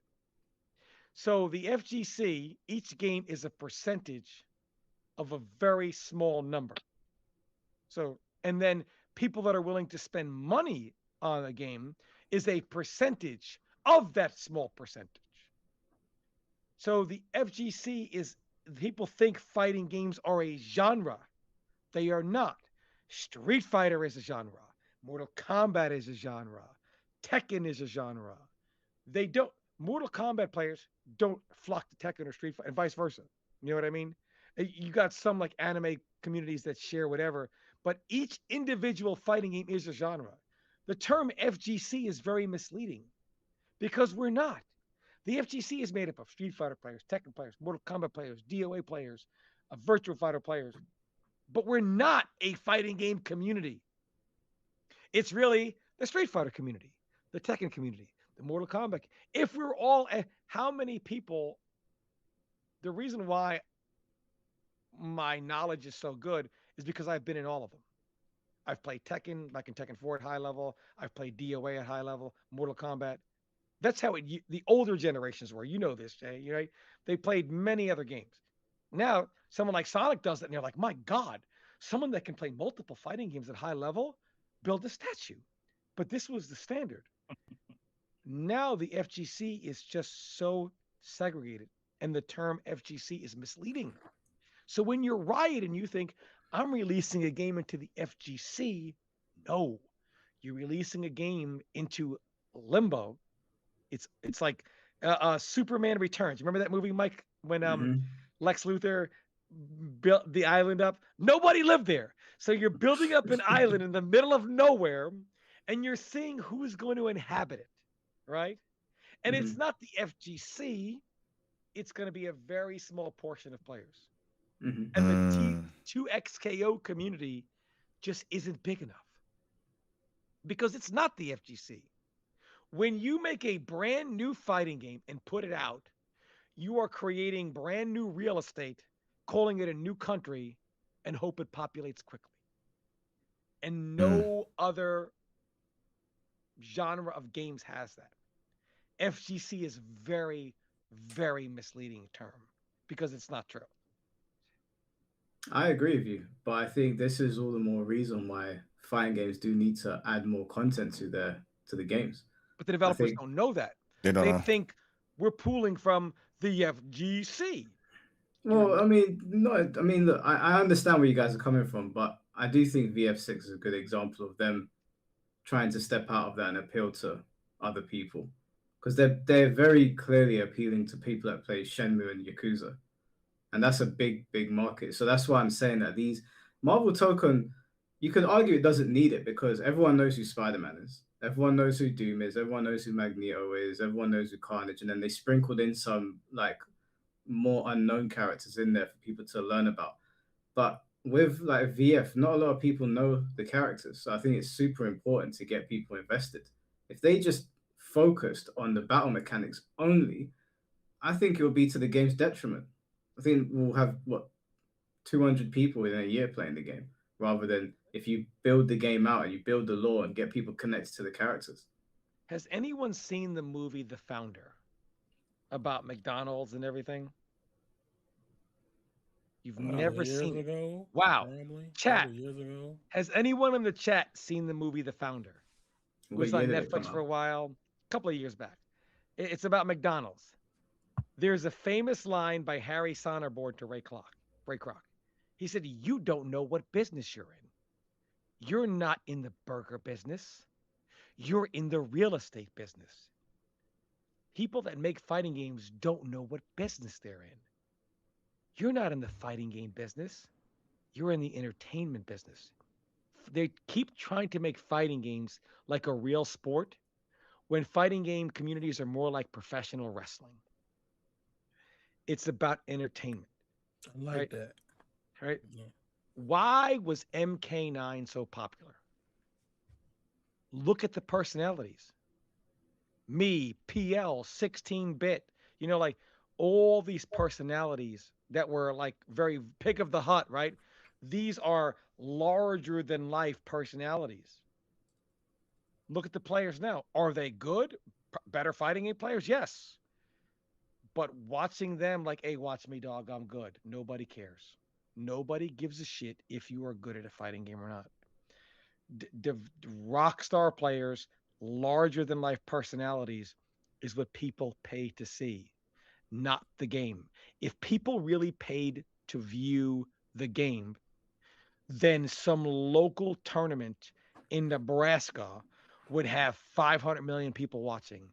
But do you know why? Because they don't really care about the fucking game. They care about the people playing it and the entertainment factor. So the people playing the games have got to be very entertaining. And modern players are socially awkward. They are people whose faces I would have flushed in the toilet when I was in high school. Like they, you know what I mean? They're just they're not very entertaining. They stream, they got their beats going, and it's not very entertaining. It's just not. Also, fighting games are not interactive, meaning I remember playing MKX when I was having 4,000 or 5,000 people watch me every day. And I'd have people come in and they'd be like, Tom, I'm a huge fan. Let's play some. After 50-0, they don't ever come back and say, they'll watch, let me play some. No, that's it. It's not fun for them, right? It's not fun. It's not fun for people watching to engage with the person they're watching in a fighting game. It's not enjoyable. The reason why so few people ever get to the 1% of the 1% is because it takes a sick human being to lose 50 or 100 games and say, I'm going to practice. I'm going to get this motherfucker tomorrow. It takes a sick human being to endure that punishment and have them say, this motivates me to come back harder. Most people don't like that. So fighting games have a lot going against them. So developers who are marketing games, they're marketing tournaments. Market the players. Market the players. Right? Because people don't pay to watch your game. They pay to watch certain people play your game. And if you are going to make a game that eliminates 3/4 of the skill sets, you are eliminating 3/4 of the entertaining players that people will pay to watch. I remember, I don't want to say his name because I don't want to put him on blast. Say it. But he's a very omega streamer for fighting games. Average player. And I remember during the MK1 beta, I matched up with him. And he's got like thousands of people watching. I maybe have like 1,000 tops, during the beta. And they loved it because I was like, I'm only going to do the ice clone and make every match be a timeout. And after like 4 games, he was like, I can't take it. I can't take it. And his chat was like, this is stupid. This is stupid, right? But it was entertaining for those 1,000 people, right? Because it was like, now fighting game developers say, get that shit out of the game. Nobody wants to watch it. But they do. People want to watch everything. They want to watch people get lamed out, get rushed down, get zoned out. Developers, PL would never complain about something like that. No, chat doesn't understand. Chat doesn't. I was like, why y'all think PL? Doug, you guys are talking about a 3-time Evo champion. I don't think you guys understand a 3-time Evo champion, what that means. Ninja Killer is a god, like he's like an elder god of fighting game players, right? Like above gods. He won 1 Evo. Did he win just one? I thought he won 2. 1, right? Someone fact check that. I thought it was 2. Maybe it was 1. 1 Evo, I think. I believe it was 1. Guys, how many Evos did Ninja Killer win? I think 1, right? MK11, he won Evo. Yeah, maybe it was just 1. My point is, do you know how few players have won multiple Evos? Very few. Do you know how many have won 3? Very few. Do you know how many have back-to-backed? Even fewer. Do you know how many have 1, 2 in the same game? So when you combine all those accolades, the list is a very, very, very small percentage. And yet PL is looked at like, yesterday's garbage, which is a travesty. No, the point is that the FGC, the developers don't realize they're in the entertainment business. Fighting games esports is trying to model professional sports instead of model professional wrestling. That's what the FGC is. Think about some of the most fondest memories, the money matches, the shit talk, the whatever. All that's gone now. Yeah, right? It's frowned upon now. Oh, yeah. Wait, not to cut you off. Tell Shinblade he can't play no more. All right. You have to pull up as CEO while I was just chilling and was like, run it right now. By the way, I got proof. I didn't know CEO was they changed CEO's date. The next CEO, Mike, keep me in postage because I'm gonna send C4 there. Oh yeah. I didn't know it was so soon. It's all So good, man. are you In conceding that bet then? Yeah. I was like, it's in August. What? Why? I was like, what CEOs in August? They're like, yeah, they changed it. So Mike, you got to keep me posted because I won't know. It's Labor Day weekend next year. They changed it again. So Okay. you're flying out C4 in 2027. Yes. Damn. C4, how does it feel to be a light skinned baddie? It feels great. I can't wait. I'm gonna make sure I get a bra. One side saying T, the other side saying B. You know what time it is. You know what? Sick. I might actually go for that one. When's the last time you actually went to a big tournament, Tom?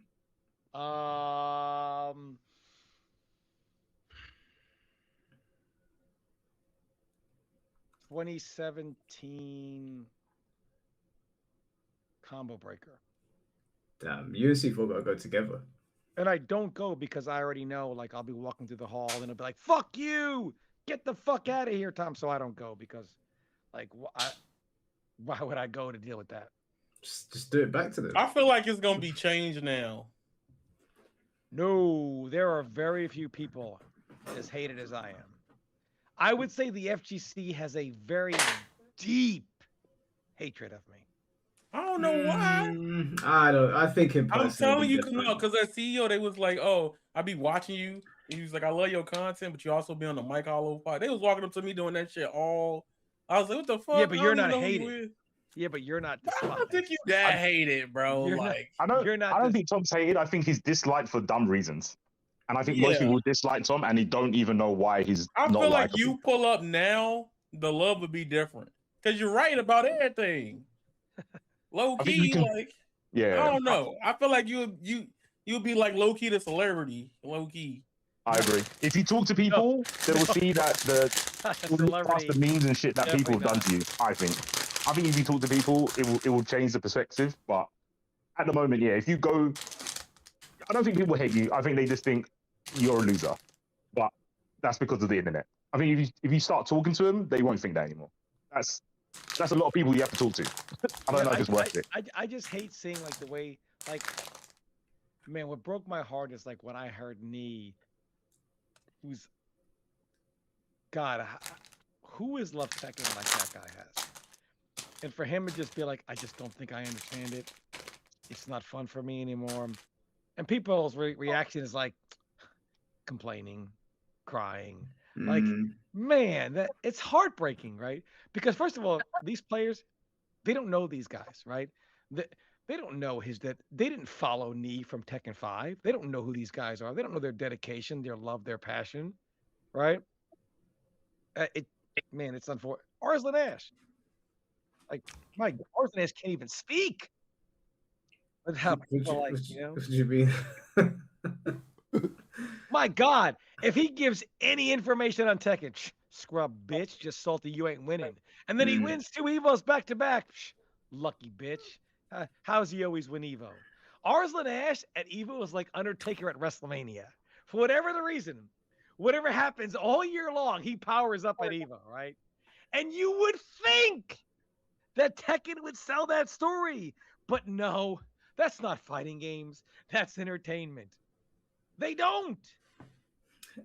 Yeah, I hear what you're saying. There's definitely like an ill mindset in the FGC, but I think you should go with C4 to CEO. I think that gonna go.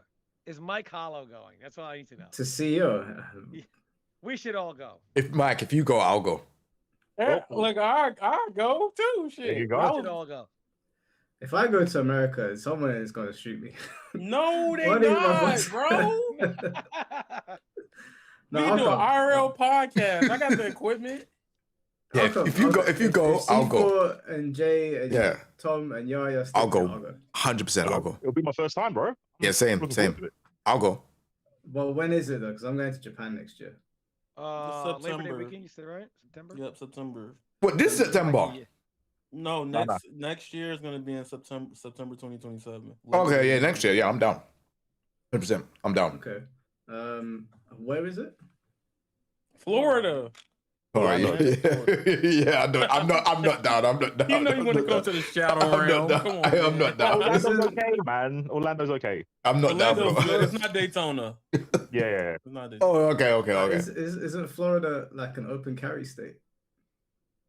It's got theme parks, bro. Relax, chill. It's friendly. What does that mean? It's family friendly.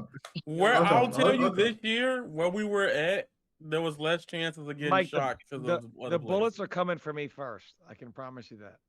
No, that's I'm not gonna lie, it's probably me, Jay, and C4. Yeah, bro. No, the bullets are coming for me. I truly know through my experience over the years that there is a deep hatred. I don't think there is. I don't think the Mortal Kombat. My own community hates me. The Mortal Kombat community absolutely hates me. No, Tom, honestly, every time I've gone to a tournament, like jokes aside, people are always so nice.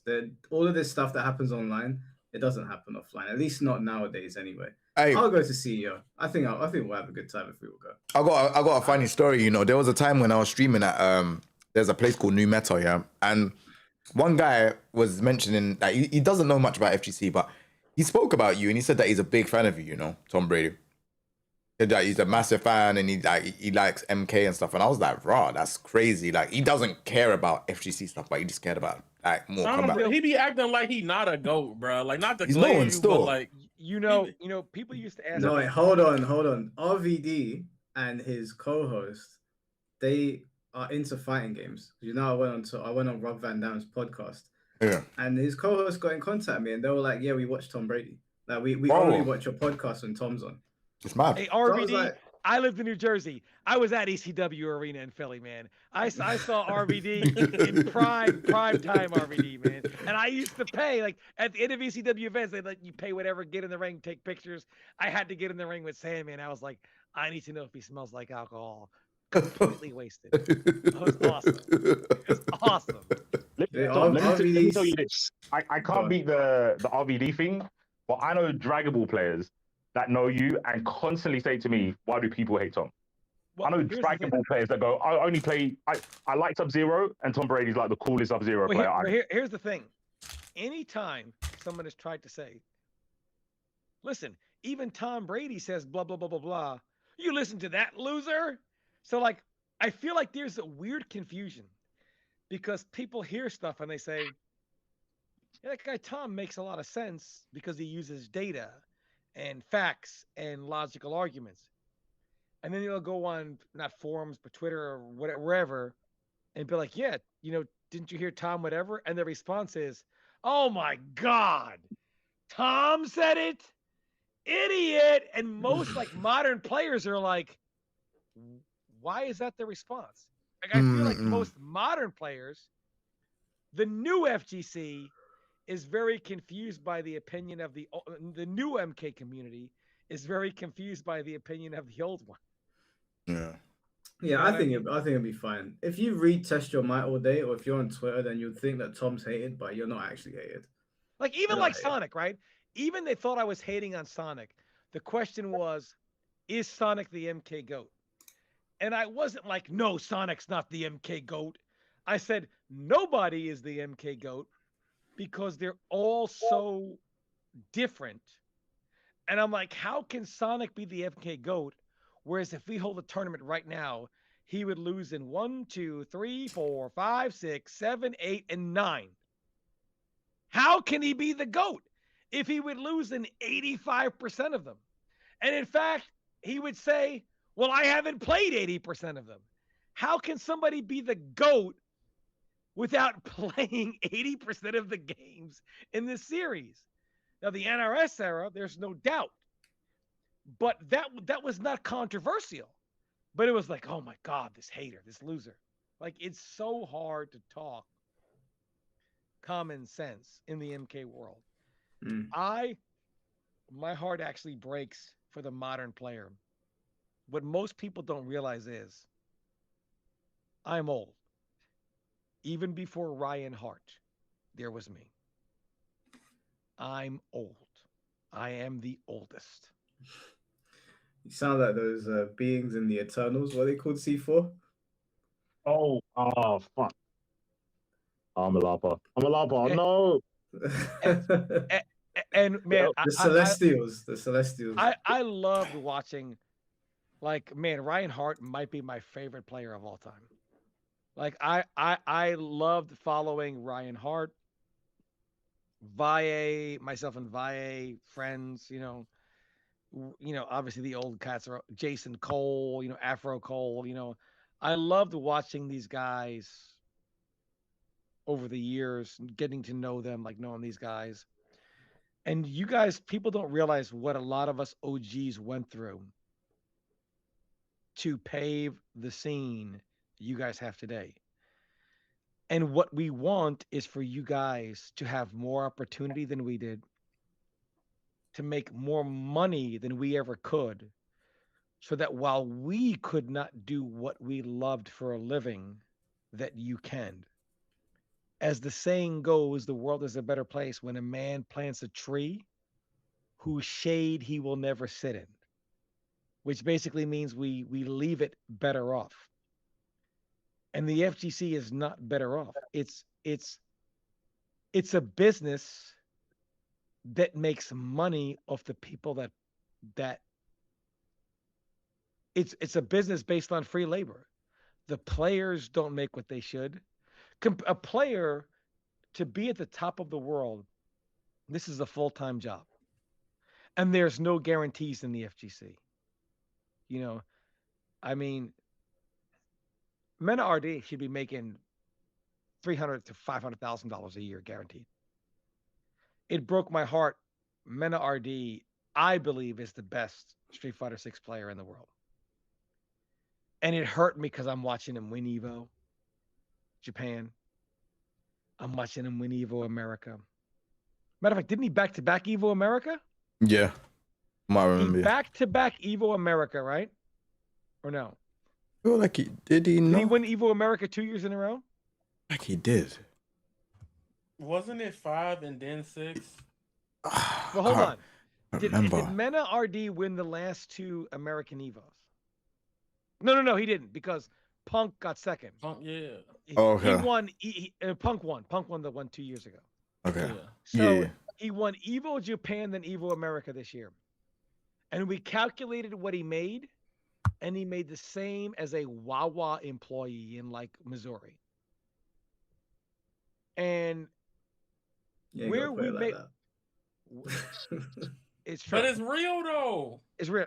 And the problem is, here comes the World Tour. Here comes the World Tour final. The finals of your respective World Tour is really when your year of hard work pays off. It's the only day where real money's on the line. And he didn't even get top 16. If not the best, one of the top players in the world won when they paid him nothing. And when there was real money, he made nothing. A guy who just won the 2 biggest tournaments in the world, then went to the world finals and left with no money. That's criminal. That's criminal. What we want is for players to get what they're worth. And they're not. They're not. They're not. Do you guys mind if I read out some super chats? Because I'm well behind. These guys got some questions for you. Well, they just got some things they want to say. Duke Nylon, thank you for the $5. Marvel Token sold an estimated 485,000 copies across PlayStation 5 and Steam during its first week on the market. Not bad. It's not bad. Stop. Let me stop you right there. What people like Mike are saying is it's not bad for a fighting game. That's correct. Which is like saying you're good for a girl. I guess, yeah. He's out of line, but he's right. He's right. Mortal Kombat for example, I went to see the MK2 movie in the movie theater. Theater was packed. It was a real surreal movement to watch it with my two boys. Like it's like, my God, I'm watching Mortal Kombat with my two sons. They let I them was in. playing this in '92. Yeah. Well, my oldest is about to be 14. Oh, wait. What's the age rating on Mortal Kombat 2? It's It not doesn't 12, matter right? as long as you have a parent PG-13? supervision. Yeah, you could bring. Oh, somebody. it's PG-13. Yeah, it's not. No, it's not. Is it R? Yeah, it's hard. Yeah, Man, that was a kids hard that are R. 14 years old are able to blow somebody's face off in 4K in Call of Duty. They can let them into a Mortal Kombat movie. That's And true. If you with a parent, you could I get was there with in. him. Yeah, I was there with him. And I'm in there and I'm like, my God, Mortal Kombat is such a global brand. And then I thought, if anything else was as globally popular as Mortal Kombat, and it only sold 7 million copies, it would be a failure. And everybody would get fired. Mm-hmm. But it's a success for a fighting game. And this is the problem with fighting games in the FGC. We lower the bar, it's a fighting game. Why aren't fighting games bigger? Why aren't they selling more? What's the problem? We're now appealing to the casuals to get us to the Holy Land, and we're still not there. They're just gonna buy it the wrong way. There's a right way to go about things in the wrong way, and they've chosen the wrong path. Fly Nation, thank you for the $20. Hey there, is it possible if I can join the panel? Oh, so Fly Nation is the person that started the shitstorm on Twitter with Max. Oh. He left I don't know if you're still in the chat, Fly Nation. Hold on. You can come on, but he left a comment saying that it wasn't intentional. But I looked at the comment sideways and I was like, come on, man. Like I gave him the benefit of the doubt. You can come on if you're still here. If you message me on Discord, and we can get you on for a bit. PL, how many times champion? You said you were 5, right? Because you had WCG, whatever, right? I don't know if he's there. He unmuted. I would pay. Can you imagine if PL is on stage as CEO in the ring and he wins the first game and he stops and he's like, and does the spin Rooney right there on the stage? People would go crazy. Right? But this is what people pay for. This is what people pay for. Right? That type of entertainment. I can't tell you the price I would pay to watch that. That is not true. The super chat. Blackmore, thank you for the $5. Pat the Flip article on 2XKO told you everything you need to know of how this mess was going on for 10 years. They needed someone to manage them. I have not seen this article, but I did hear about an article going around that was saying that developers were all over the place. But we kind of knew they were already. Like they didn't know what direction they wanted to take this game in. So I think, but it doesn't really give us the article doesn't give us what I'm waiting on is the detail of like what the fuck was actually going on in the 10 years. I have some information on it already, but I want to know if it's confirmed. It would be interesting to know. Do you know what gets me the most at 2XKO? I only know about League because of my girl, and she showed me the champions. And I was looking at the champions, and I was like, "There's some really cool looking, interesting characters. How the fuck did we end up with that roster? Why the hell is there a character on the roster called Timu when you've got these sick looking like necromancer characters and whatnot?" That's a character. Okay, so the roster sucked. I'll give it that. But from what I know from League of Legends, their strategy was going by the pick rate of League, right? Putting them in the game. Another fault, like the major fault of that game, is they didn't drop it.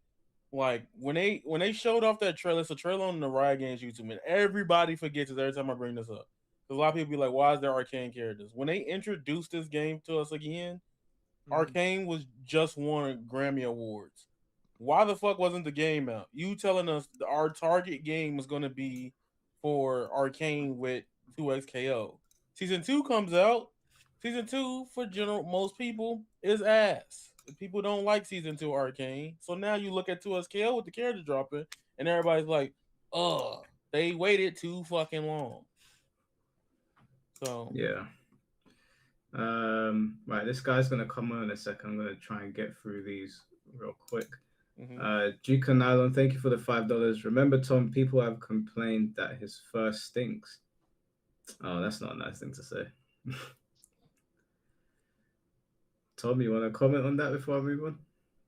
Whose first things? Well, you were talking about Sonic Fox earlier. I mean, next question. Don't even answer. Next question. Gosh. Isaiah, thank you for the $2. Tom speaking church. Appreciate you, bro. Samu, thank you for the 5 jewels. Joel, thank you for the $5. Tom is right. I love the broke mentality of the past. I miss having to unlock characters like in MVC2, then pay DLCs. I miss that. I do not miss unlocking characters. I hated that shit. I don't mind unlocking stages. I don't mind unlocking costumes. I don't mind unlocking modes. But I don't like MKX do you know had it right. Crip with a pay all option, with an unlock all option for $20. Genius. No, I don't even want to pay. Just give me all my. Do you know why I don't like unlocking characters? Man, the FGC, man. No, Tom, hear me out. Hear me out. Hear me out. His first. Hear me out. Hear me out. The reason I don't like paying is because I tend to play boss characters, and they're always right at the end. Oh, that was. I don't like unlocking characters. It's fucking annoying. Oh my gosh. I went to a Soul Calibur 5 tournament. He didn't have my character unlocked. Could have just given me. It's annoying. You would have paid that $5 then. Developers, and you wonder, you see this? His first words is, "No, I don't want to pay." No, you make cosmetics unlockable, make stages unlockable. Maybe some music as well. It made that unlockable, but not fucking characters. I don't want to sit there playing with Liu Kang for 20 hours to get to Noob Saibot. Then buy him. No, I don't want to buy him either. You want to have your cake and eat it too. You can't have that, man. Yes, I can, because fighting games have done it before. The saying is actually you want to have your cake and eat it. Okay, you get the point. I'm tired. I get it. I don't know how. I was trying to cook. I fucked it up. I just want to glide past it. No, everyone does. Everyone does that stuff. But listen, bro. Every developer out there, I'm a smash nigga. Okay, if they make a new one, all right, Switch 2. Let me pay. I'm not doing that shit again. I don't want to do it no more. Especially when I went to locals and I had to unlock all the damn characters 8 times for 4 hours. This Fuck is the that. other problem. This is the other problem. The FGC wants whatever the individual community of that fighting game, those high-level players want games created for them. Not created, but with them in mind. The problem is, to developers, they go, well, you don't want to spend any money. You want to have us pay you for winning tournaments, but you don't want to spend anything we do that requires you to pay. You're like, oh my God, we got to pay for it? So that's not true. I don't mind paying. I don't mind paying. I just don't want to pay to unlock a character. If the character's in the game, you don't have to pay to unlock them. You can unlock them through story mode that you love. Mike Hollow advocated for a deep and in-depth story mode. Yes. But a lot of times that comes as unlockables. But then Mike goes, but hold on. I like to play boss characters, and boss characters are near the end, so I don't want to unlock them. Well, Mike, you can pay to unlock them earlier. No. I don't want to do that either. So Mike doesn't. Wait, are you saying to me there's no alternatives? You either pay or there's no other things we can charge you for. Is that what you guys are saying? There's no alternatives. What about the people that like unlockables? Fuck those people. I'm concerned about me. Now you can know, yo, you sound like whatchamacallit. He ain't even here no more. You guys don't play boss characters. You don't understand how annoying it is. Okay. I'm sorry. Well, stop playing boss characters. That's not like your problem. Like no. If you want to charge me for cosmetics, I'll buy them. If you want to charge me for stages, I'll buy it. Well, then unlock the damn character before your set in the tournament. Go ahead, do that. Somebody put you didn't hear what I said. So Mike can play his character. I went to a tournament.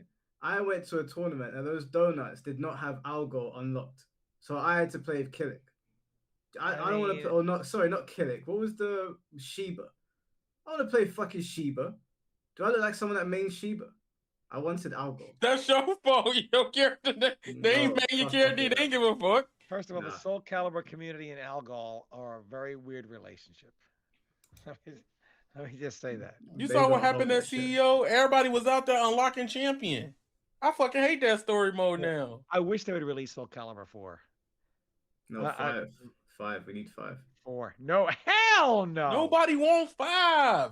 I want 5. No, release 4. I just want Ezio. Just put him in another game. Or 3. Give us take orders from your punk ass, Jay. When the OTC we got 2. They gave us 2. They gave us 2 on the Switch and 3 on the PlayStation. But is it playable online with GGPO? No. You know what this means, don't you?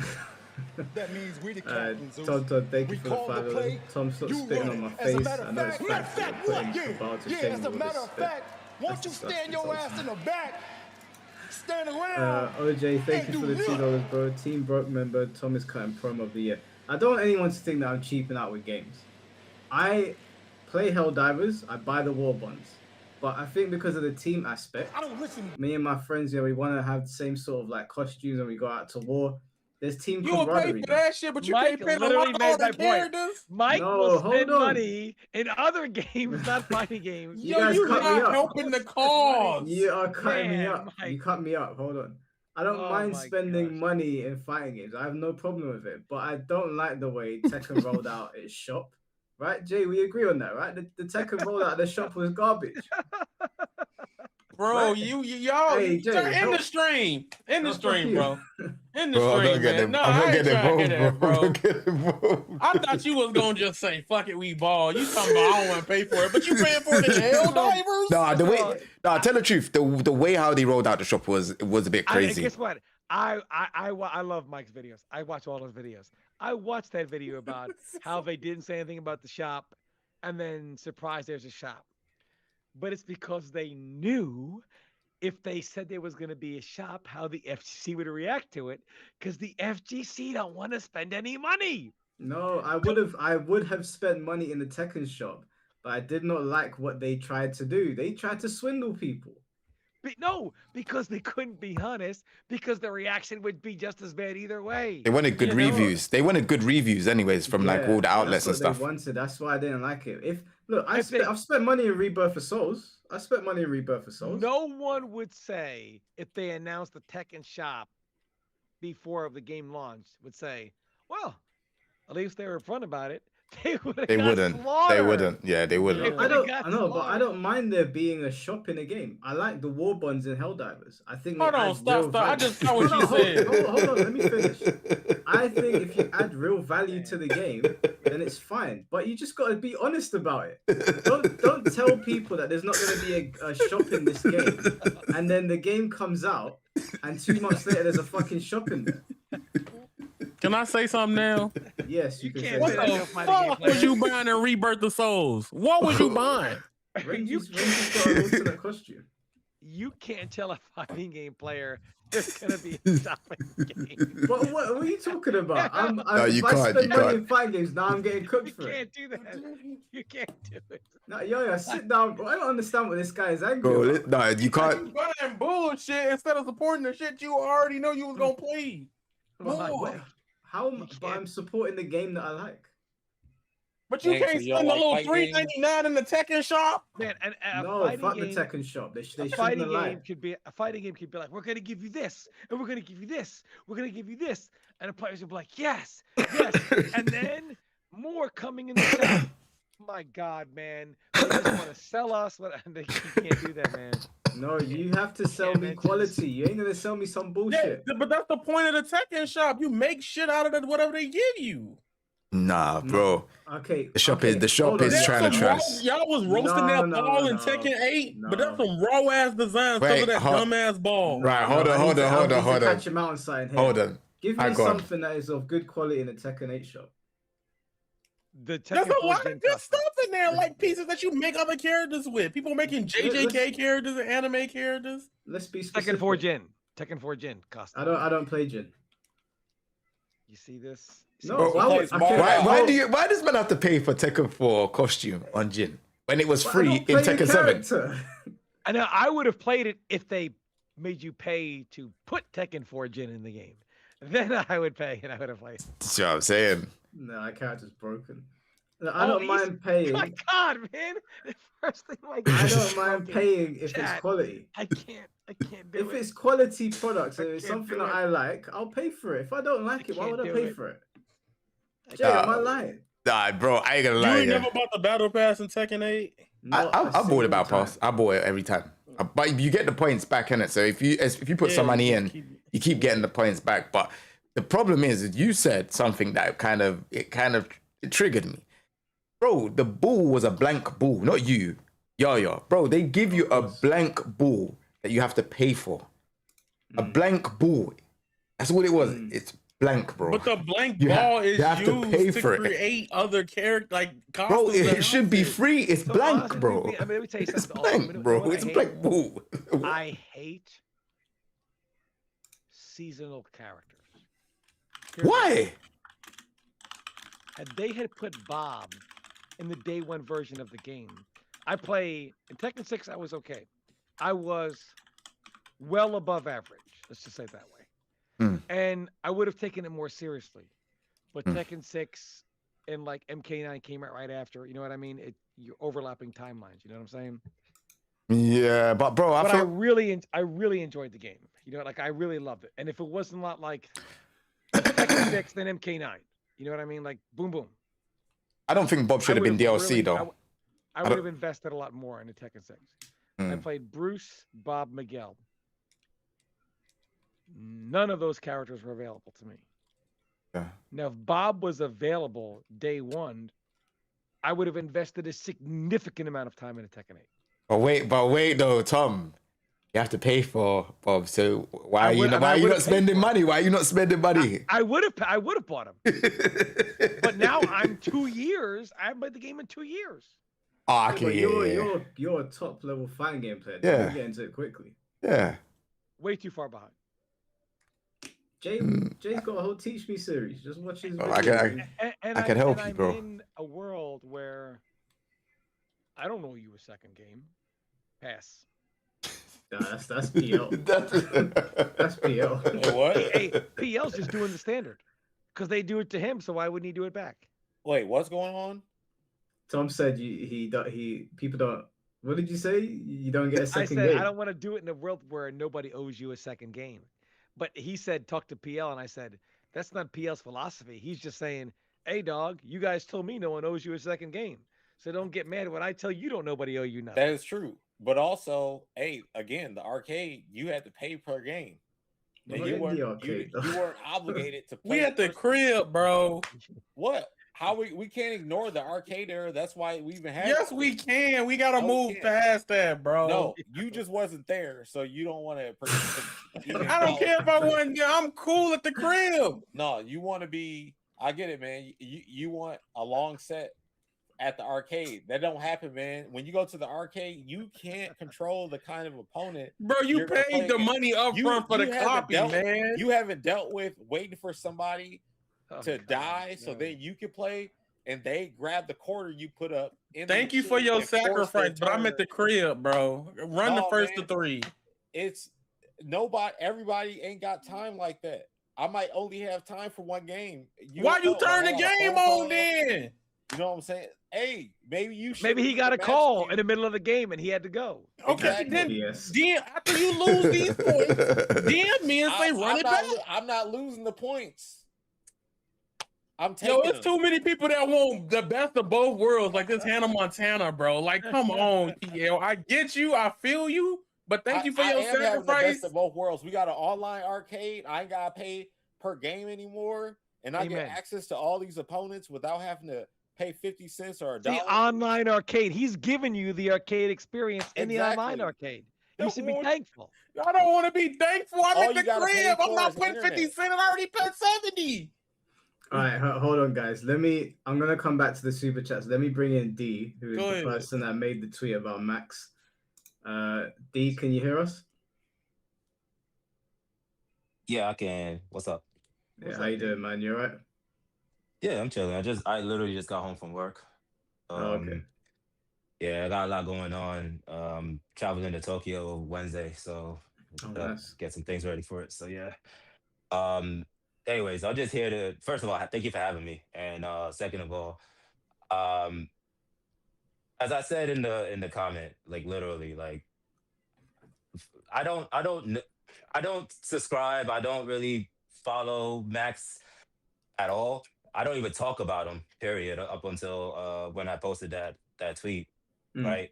The whole point of that tweet was just to show the timeline of 2SKO and how someone of his status was, I guess he had high expectations, if that's fair to say, right? I think based on your video, it seemed like he had very high expectations. He was very optimistic, so which is normal, right? And then 8 months later, the results pretty much after what everything happened after the announcement of Riot shutting down to SKO, and in terms of future content, it basically it ends up him being disappointed. Well, let me ask No you a more, no question. less. Let me ask Yeah, you a what's up? question. Would you have preferred if Max just told the truth instead of doing what everyone else did and just drink the hopium and the positive juice? I honestly don't care. Sorry, I mean if that sorry if that doesn't really that's not the answer you're looking But for, I but mean, like, it just seems like a lot of people are on Max for like not stating the obvious and then instead going with like this is going to be so hype, this is going to be whatever, and then all right, game I two. get what you're. Yeah, makes sense. Oh, Yeah, and you I the get what one you're that saying. made that? What a different 8 months can make. Yeah, that's me. Yeah. So yeah, so my question is, would you just much rather people that have the status and audience that Max has just keep 100, tell it the way it is, stop with the positivity for just being positive, and just like because it seems like Max is getting killed for you were oh this is gonna be so good, this is gonna whatever, and now all of a sudden you list all these reasons why it wasn't gonna work, but most people don't believe that he didn't realize this from the beginning, right? Yeah, I get it. I understand. Now that's it's hard, right? It's because I understand his position, right? He's a very known public figure. He has like over 1 million followers on all his platforms. Mm-hmm. I get it. I'm not gonna knock him for him, like I guess treading lightly, if that makes sense. Like he doesn't want to say the wrong things to piss off the devs. Because what if, you gotta understand that like what he's doing, that's his job now, right? So um if it was up to me, look, I think for myself at the end of the day. I don't let anyone But just is it make really decisions for me. is it really Max that should be kind of like called to the carpet, or the industry? No, I think it's the industry because at the end of the day, especially after that article, what's his name? Pat? Is that his name? Yeah. Mm-hmm. Yeah, especially after that article, yeah, that's 100% on them, right? Because people like If you want Max, my honest opinion about the situation, I the don't real blame factor is Max. people like Max or the big content creators, they can't tell the truth. I mean, look what happened to Rip. He told the truth about Tekken. They were like, you know what? Get this guy off. He'll never commentate again. Oh, we don't know that for sure. He may commentate in the future. No, you don't know how developers go. Nah, he's out. He's That out. man He's out. cooked. But Tom, Max made a video criticizing 2XKO. He made an 11-minute video criticizing When? things about the game. When? Before those videos came out, When? I think it was Oh. December 2025. Okay. he made those January videos before. January he made 8th, I said That's a the game positivity, right? That what you said? January 8th, I said the game is dead. It's over. You did a live service model and released it to the FGC. I hate y'all, man. You know what's so funny? I'm here. I have to take this because I'm in copium. I'm not gonna lie. You know what's so But- funny? You know what's so funny? I go out there and I see people all the time, asking for money or whatever. but I've never seen somebody ask for money outside an FGC event. Because even they know ain't no money they got to spare. They in the same situation as me. They might as well hold my cup. You know what I'm saying? Like they know. And yet Riot Games, for some reason, thought, I mean, again, we're going to release a live service model. And in fact, the demand is so high, we got to spend money to get that console version out, dog. Are you high? And To be fair, hold on, Tom. To be fair though, I mean, I haven't been tweeting much in the like for 2 years up until maybe like early this summer. Um, I did see a lot of feedback of people wanting a console version, primarily PS5. So you well, know, I guess they changed their mind when the game came out. I mean, this is what I mean.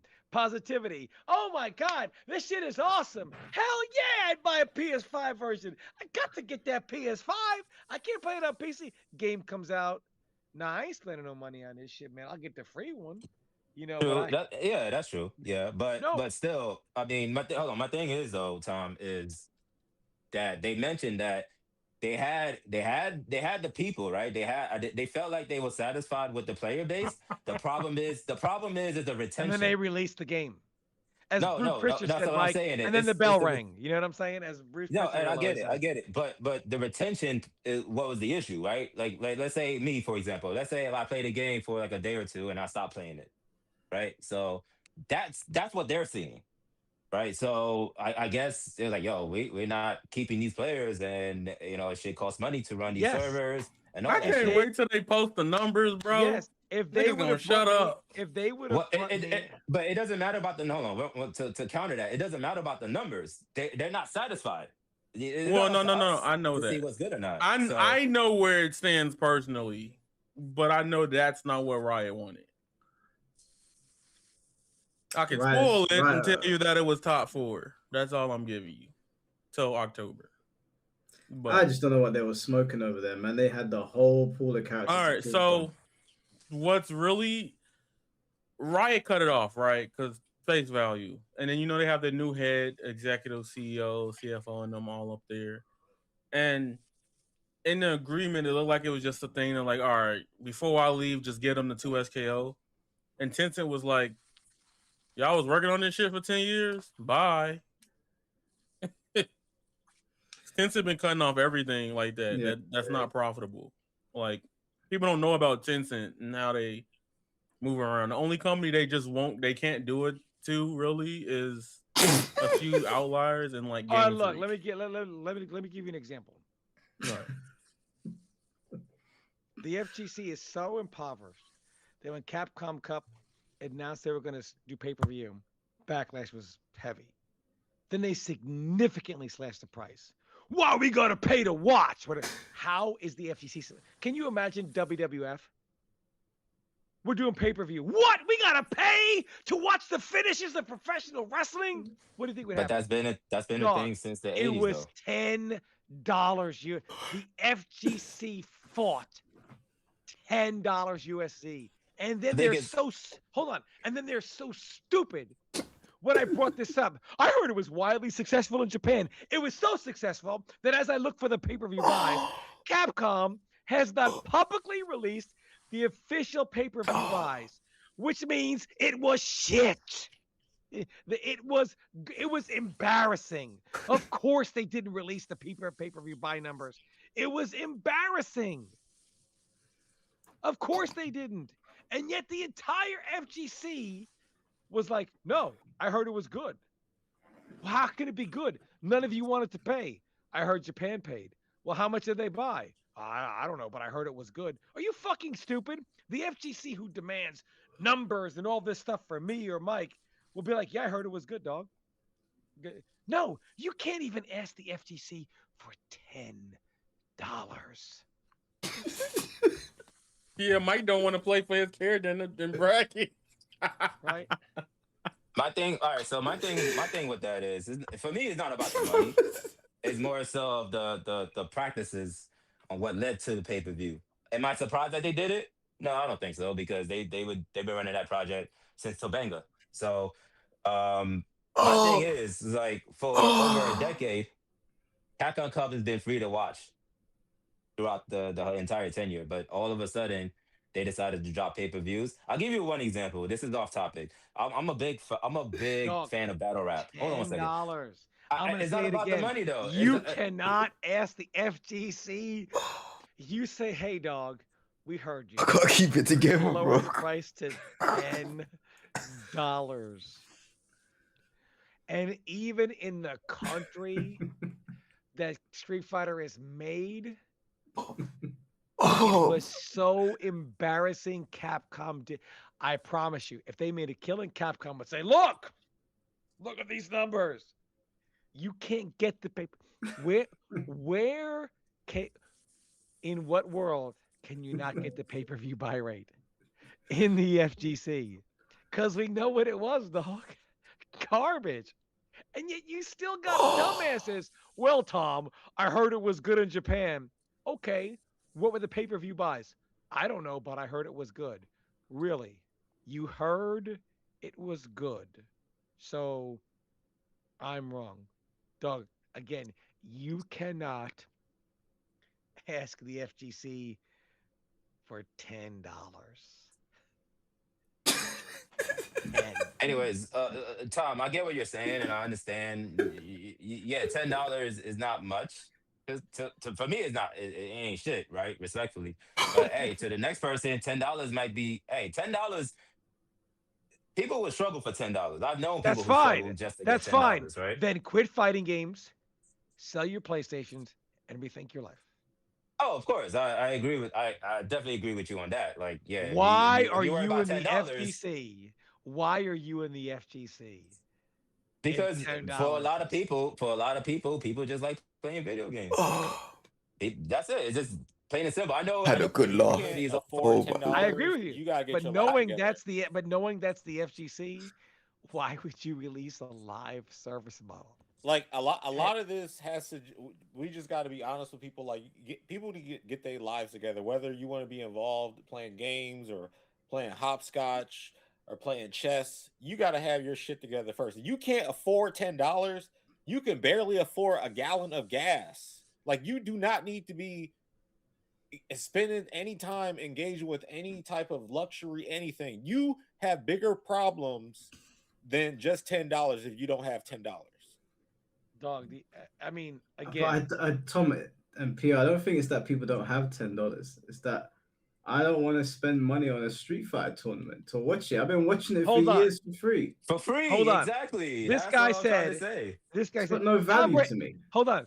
Read that out, Mike. Tom Brady is incorrect. Can you read that statement, please? Oh, this one here.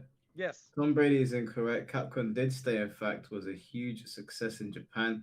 Plus, the live arena number was sold out. The Capcom COO even took a shot at the West by giving that Madison Square Garden. Okay, it was so much of a success that they didn't want to release the buy rate number. Look, all I'm saying is if they're gonna do pay-per-view buy again, which they are. But they said it, obviously something's Riot. working, Hold right? on a second, D. Riot could say it was a success, but we know that ain't the case. Anyone can say anything while refusing to release the numbers. I know, and I get what you're saying. I'm a numbers guy myself, but if Capcom is standing down on the pay-per-view business, then who are we to stop them? Is either you buy it or you don't. My point is, every time a developer tries to say, you know what, let's give our audience a chance to put, because here's the thing, as long as developers believe that the people that love fighting games, fighting game players itself, are not going to spend money, but the casuals are, they're always going to cater to the casuals. And every chance the FGC gives the hardcore fighting game players to spend any money, they're met with, dog, you want $10? Hell no. So they're like, okay, we can't rely on our primary audience. Dog, 10. Wait, who you think are the primary audience, son? Fighting game player. You tell FGC. All right, so I went to all right. So for the last 3 years, I've been flying to Tokyo and back, right? And I'll say this: the fan base over there in Tokyo compared to here. I live in New York, by the way. Compared to here, it's like night and day. It's like you go over to Tokyo. It's like a utopia for fighting games, especially for Street Fighter 6. And You even there's they, posters. There's posters of actual pro players. Fudo being one of them. There's like a Razor poster by Kimabara. I've seen it There's still. I've seen it. and you yet, seen that, right? Yeah, I've seen it. and yet the pay-per-view numbers were so bad. Capcom didn't even want to release them, but said, "Trust me, But bro." that doesn't they're necessarily good." mean that they're What? bad or good, though. You know, I mean, I can guarantee they're you, not. They're not an IPO. They're not an IPO. I believe, I right? would So bet my life that if they sold 1 million buys, they are announcing it. yeah, as a milestone. As a True. milestone, perhaps. No. What do they always say? Success has many fathers, but failure are orphans. Basically, it basically means like when there's success, everybody wants credit. So Capcom, especially the backlash they got, when if it was successful, everybody who was taking backlash or just their decision for taking backlash, right? They would announce it. If it was that successful, they would announce how successful it was, right? To combat the backlash. But because the numbers are truthfully so abysmal, like James Gunn couldn't even sell less tickets to a movie than Capcom's sold pay-per-view buys. Yet, they're going to say, trust us, bro. It was okay. I can promise you with all the backlash they got, they would want to show it's a profitable business model because then they could sell more ad time, more whatever. If they could really show, look how many people bought this time, they already showed ads anyway. People were complaining about that. That paid, so they were showing ads. But that ad time would be worth more money, would be a more lucrative business model. And they could market that. Hey, look, everybody said whatever. We sold it for $10 a clip. This is how many buys we had. It was a success. This is our profit margin. Because it probably was not very successful, they gave us a, trust me, bro, it was very successful in Japan. How do I know that? What are the numbers? Can't tell you. Oh, who on the street would say, hey, dog, this was a huge success? Oh, word? How much did you do? Can't tell you. I mean, look, I can't speak for Capcom, but all I know is if they're still standing on the pay-per-view business, right? Because they announced Street Fighter League top 8 or top 16 or whatever, basically the semifinals and the grand finals, they're gonna be pay-per-view. And then the group stages are free. Let me give you an example. Mortal Kombat, through its first year, couldn't wait. Look at the copies we sold. Chaos Reigns comes out a whole year. Hey, Doug, how many copies did you get? We haven't tallied it, you know. You know what I'm saying? We don't really know how many copies of Chaos Reigns we sold. You know what I'm saying? I mean, this is what studios do. When the news is good, they can't wait. Hey, Tekken, within the first 2 months, they were like, hey, dog, 2 million copies, 2 million. Now they're at 3. Well, you know, we haven't tallied the numbers in a while. You know what I'm saying? Tekken 8, we don't really know. Could be 4, could be 5, could be, you know what I'm saying? That's what they do. Mm-hmm. When they're successful, they will shout it from a mountain. They do this in the WWE all the time. When they don't sell out arenas, you don't hear anything. Exactly. It's common, yeah. But they always say it was a success. The difference is WWE can't hide the pay-per-view buys. Capcom can. Yeah. I Especially promise you can see the empty seats. I promise you.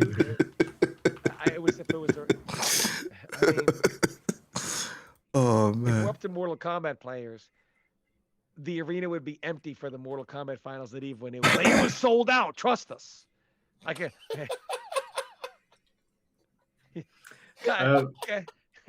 I just want to ask D real quick. Come on, dog. Following all this backlash that Oh my like God. Max got, have you tweeted out anything since, or have you just sort of left it? Sorry, I put it in my mouth. No, that's all good, man. I only made one reply, and that was because I saw a couple people were getting kind of out of pocket. One of them tried calling him the F word, and Wait, then which F word? The There's only yeah. the one that you can't say. insults the one that insults gay people. Oh, okay. All right. I was Yeah. like, did you say Look, fuck? Like, Developer, all you gotta do. Come on, no. I'll tell you the truth. Just Hold bring on, me in and say, let me. Tom, play this. I'll give it to you straight. I saw someone insulting his wife as well. I was like, this is mad. Yeah, somebody posted screenshots of his wife, like 3 separate screenshots in one tweet. Wait, whose wife? Oh wow, really? Wait, what are we Max, talking about? Max. Yeah, that's I'm talking mad. about Max. Oh. Yeah, that's mad. Yeah, so first thing I did was I hid those tweets, and then I blocked them, and then that's when I replied that, hey, look, I understand not logging in the guy, which, like I said, it was definitely overwhelming, like how many haters he has. I know he has haters, obviously. If you don't have haters, you're But not to bring popping, his you know, as they wife, say. man? No, man. Right. Yeah, that's what I'm man. saying. No, so that's what I'm saying. So that's when I interjected and No. replied, just to let everyone know, it's like, yo, chill.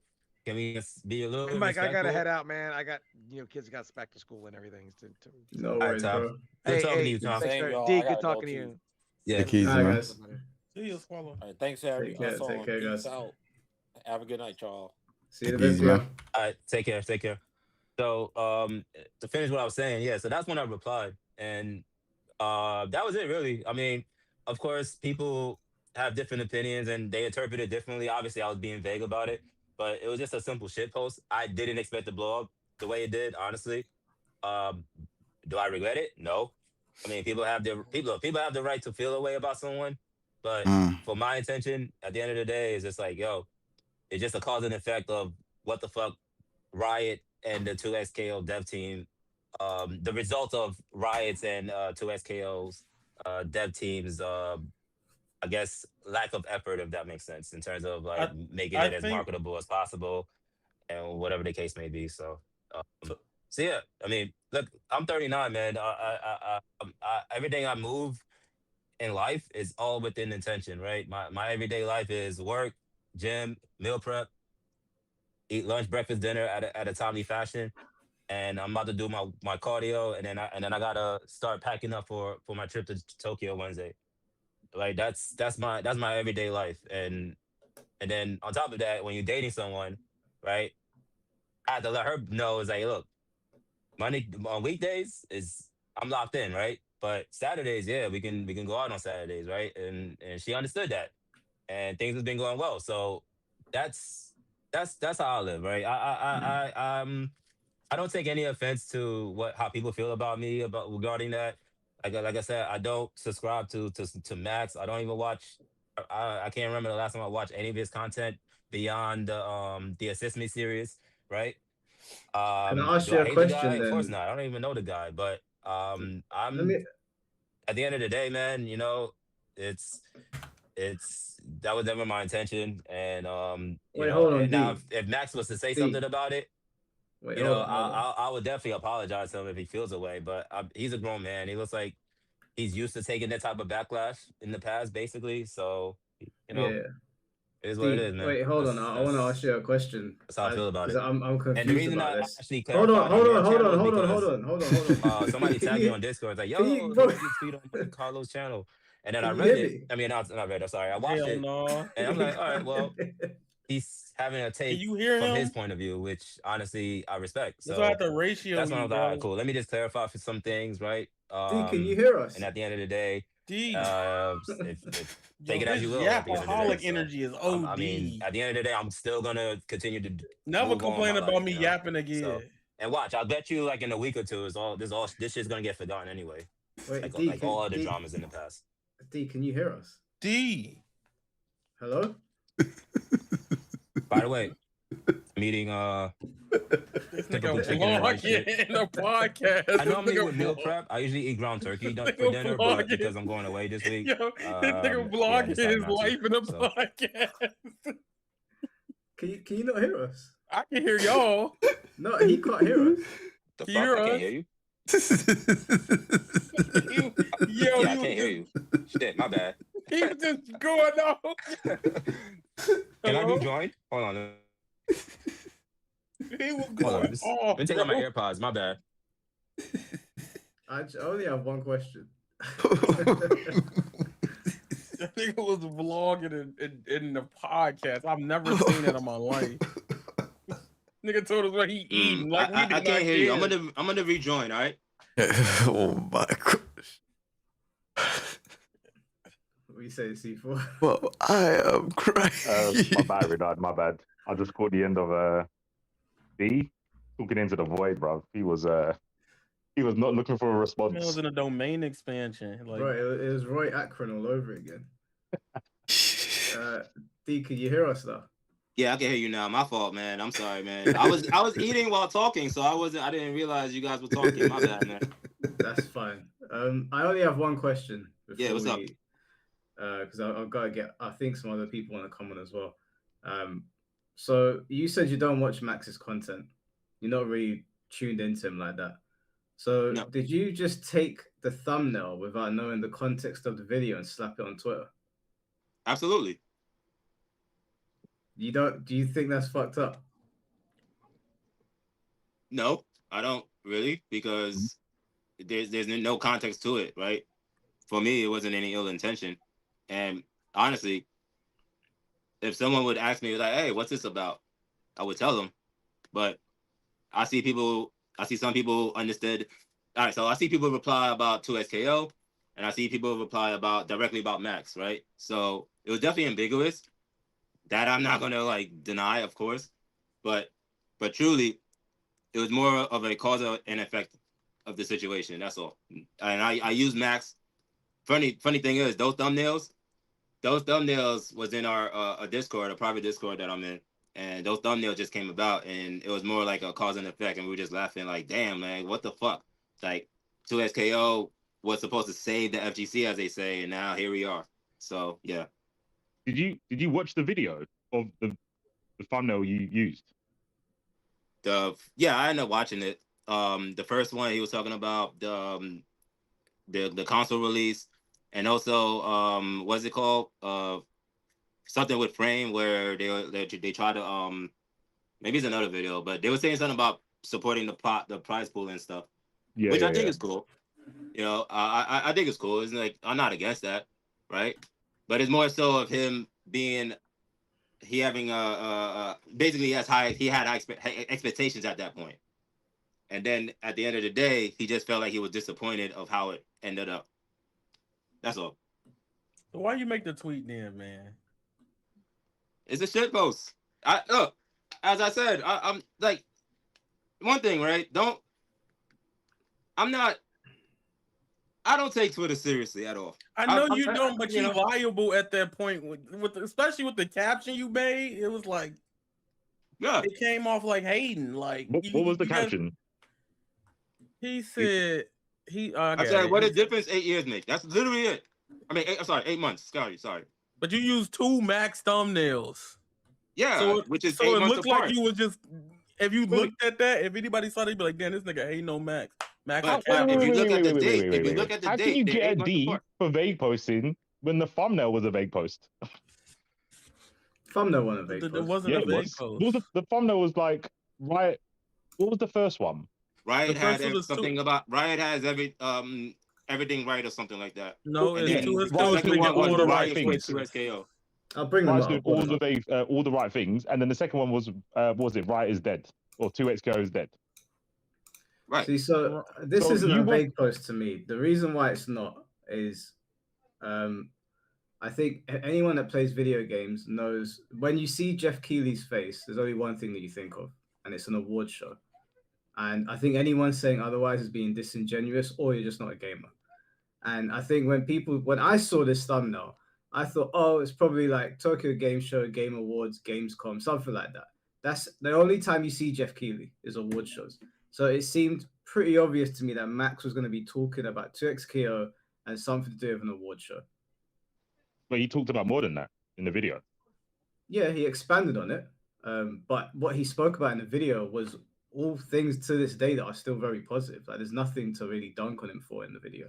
Let me explain. But the thumbnail and the title doesn't describe what's in the video, because he talks about the 2XKO. I don't know what you'd call it, like their dev talk or something, where they were talking about the money from the skins going into tournaments. Bring it back up right quick. I can explain it.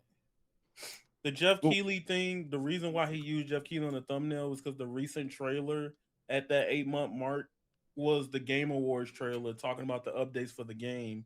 And in the video, at the beginning of the video, he talked about how they fucked up the launch, but they're making the right choices to fix it. That was the first 2 minutes of the video.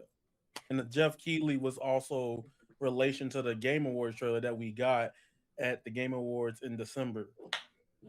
Yeah, okay, I understand that, but that was like 20% of the video. The rest of the video was the devs talking about the game going to console, the skins. So the video, the thumbnail and the title don't describe like 80% of the video about all the stuff that Max says 2XKO is doing right. It's not just the award thing. Even so, who's that? I'm sorry, what's your name, bro? C4. C4, nice to meet you, man. D. Even if that's the case, right? That's not my concern, right? My concern was, all right, cool. Is this a cause and effect of somebody of a high status such as Max, right? Was highly optimistic about the way how the game is going, right? And even then, I feel like, all right, cool. I feel like they adding the game on console. That's a good move, right? I agree with him. That is a good move, right? So he had high expectations of the future of the game, right? But now here we are, 8 months later, where basically Riot just gave up on it. I'm pretty sure in that video he talks about the free-to-play model, and it was like, it's free, you should play it. And then in the Riot Quits 2XKO, or the latest one, he says how it's a bad model. So it wasn't all good. So why is it in that video? Not to beat everyone else. No, he didn't say that. I get what you're saying, but my point is like, that's not my concern. I don't care. I don't care. Like, first, all right. So I'll give you a little bit of background, right? I've been in the community for well over 20 years. I've competed. I'm sorry. I played fighting games for well over 30 years. I started competing almost over 20 years ago. So I used to travel all the local tournaments possible, right? So when I joined the FGC, my mindset was like a competitive mindset. So all I was thinking about is trying to be the best as I can be, and try to beat as many people as possible. Max doesn't cater to me because I'm not really a casual, right? So I'm more so of like, all right, cool. I can decide for myself. I'll play the game that I like to play. I'm a tech monster, right? So if I feel like if a game has let's say if a game has I'm trying to find that word. Damn. My brain just froze. If the game has a lot of depth, right? I'm gonna play it. I'll give you an example. You know why I'm traveling to Tokyo in the first place? I'm traveling to enter a fighting ES player tournament. Yeah, when last time you heard that game? They're getting gas. I'm dead ass. No, I'm dead ass. Anime Tama Clash 2026, August 29th. I paid almost $2,200 to fly out there just to play fighting AS Slayer. So I play what I like at the end of the day. You know why I like the game? Because the game has a lot of depth. It's very, very high technical, right? So it has like all the old school type of movesets. Like they got cover cancels. You got like different spacings. There's like different the different ways to save jumps. It's very technical, right? And I like the game, right? But obviously people don't really play it here. People play it in Tokyo. So what I do? All right, cool. If I could just play a nice session with these guys at least once a year, I'm okay with that. And that's pretty much the case, right? So, you know, Max, right? Max caters to the casual audience. So we obviously the casual audience have a different viewpoint as a competitor, but at the end of the day, you know, it's just, hey man, you know, I just wanted to just use Max as an example. Ain't no ill will towards him. I don't have anything against him. I don't care if he's a shill or not. And to be fair, everyone's a shill in some case, right? So, you know, that was never the issue with me, right? I So know that. I'm just saying. I know you don't. My whole thing is, I get it, cause I had quote tweeted you, and I was like, bro, what you talking about, bro? Cause like at the two screenshots, if you knew the context of the videos, it was relative to the state of the game. The first one, I will say, with C4's point, it does make sense. Maximilian is one of those creators that don't have to really try that hard on the thumbnail. Like, look at the second one. Like, he literally just made a mad face and put Vi on it. That don't.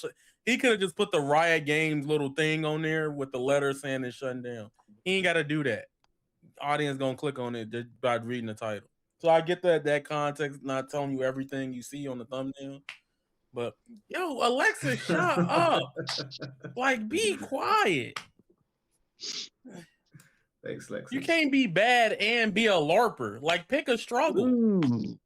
Like, god damn. And then she asked me to play Fortnite. Yeah, I'm exposing you now. Yeah. You guys not gone on your date yet? No, she hasn't. She was like, if I play Fortnite with you, I'm gonna crash the fuck out if you down the sprites. Damn. She said bad at what? See, I'm tired of her. I wasn't even talking about her being bad subliminally. I was whatever, bro. Point stands. Tired of her.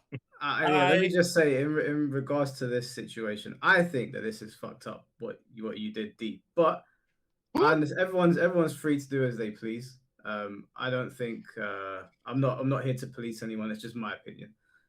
I think that given Max's because we spoke in the comments very briefly, I said given Max's reputation and also the way Twitter FGC behaves, it seemed pretty obvious what was going to happen here with this post. But, wait. Why is what you did fucked up? Hold on, see. And Mike, I understand that because with all due respect, you be on the app more than I have. Mm-hmm. So you definitely see a lot more what's going on. In fact, the reason I subscribe to your channel is because I just want to keep up to date on certain things. Yeah. You, Ernesto, I don't have the time to just dig my way through to see what the fuck is going on. And in most cases, some of the FGC discourses aren't even worth like paying attention to. You get what I mean? So, I get it from your viewpoint, but hey, at the end of the day, it's just hey, it happened. I can't do anything to take it back. But nor I feel regretful. I don't regret it, right? Because, like I said, my intention was never ill in the first place. Yeah, I mean, I understand that your intention wasn't ill. You're not really tapped into Max like that, so you were just using an example. I get that. That's fine. Sorry, C4. What were you saying? I was saying, why do you think what Dean did was fucked up?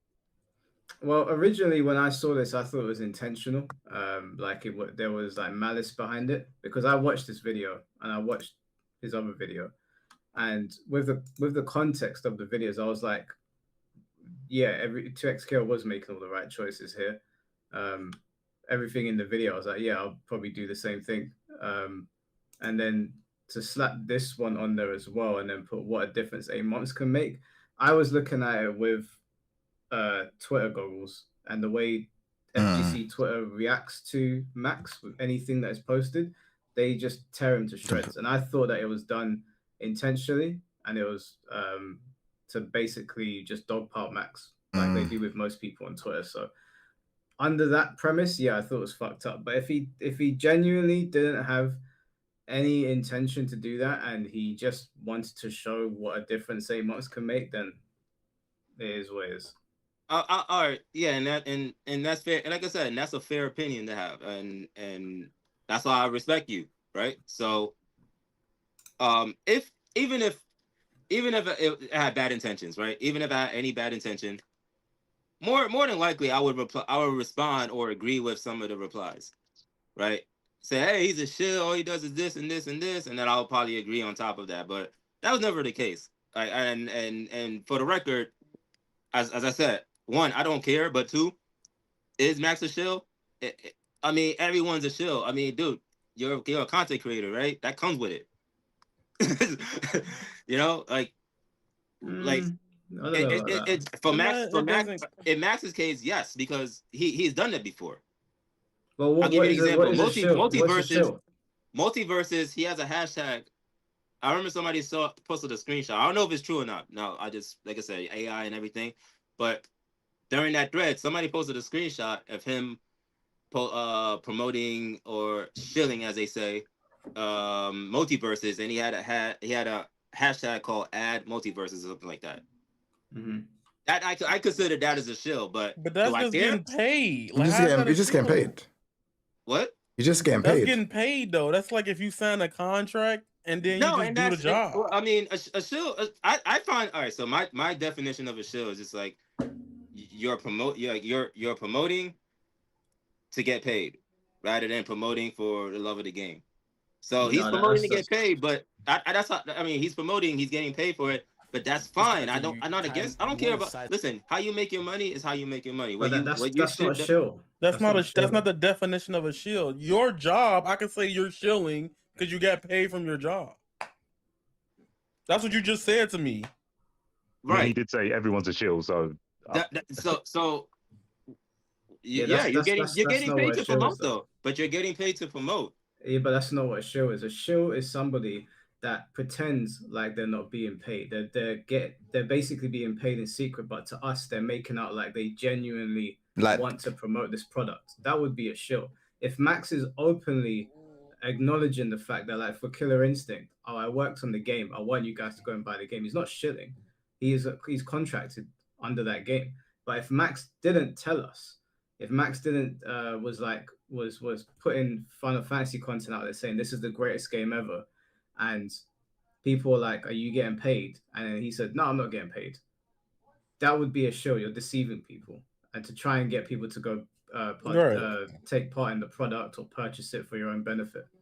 Also, you could go to jail for that nowadays. Like not writing it on the screen, and over here you could get fined for it. Like it's really bad now. Ever since like COVID hit and TikTok, we have a rule that you have to state that under FTC law, you have to put hashtag ad or disclose it. Some companies make you say way more than you need to, or put like a whole like overlay over it. Like if you know when Tekken came out, like they had people do like the PlayStation little logo in the bottom left of their streams or right of their streams when it came out.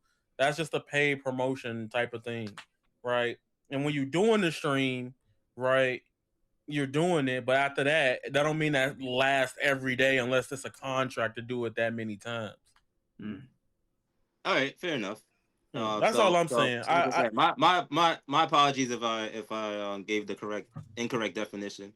But my point is like being a shill or not doesn't concern me, right? Hey, at the end of the day, everyone's a hustler in some way, shape, or form, right? So do what you gotta do to earn your money, man. So that's that's my take on that part, at least. So like I said, I have no ill intention towards Max, right? In fact, I'm just wanted to just show the cause and effect of a situation. I used Max as an example. In my head, I thought he was a great example because, like I said, I feel like he was pretty excited. He feel like he had high hopes of the game's success, and unfortunately, it looked like he just ended up becoming disappointed at the end of the day, like most people. Yeah. No, that's fine. He didn't do it maliciously. Well, look, I appreciate you being here, bro, and I hope you have a safe trip to Tokyo. Man. For sure, man. I'll post some pictures on my Twitter and stuff. At the end of the day, I mean, I know you guys talking about at the FGC, the state of fighting games in the FGC. Look, to me, man, the FGC is fine because there's so many games to play. It doesn't have to be modern. It can be retro. It's just so many games to play, and then there's a community, big or small. There's definitely a group of players that plays it.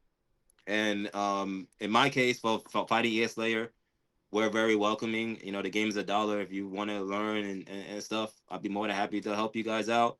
If anything, you could tune into the stream to catch how exciting the high level gameplay is. So Gentlemen, thank you for having me. Mike, once again, keep up the good work with your content.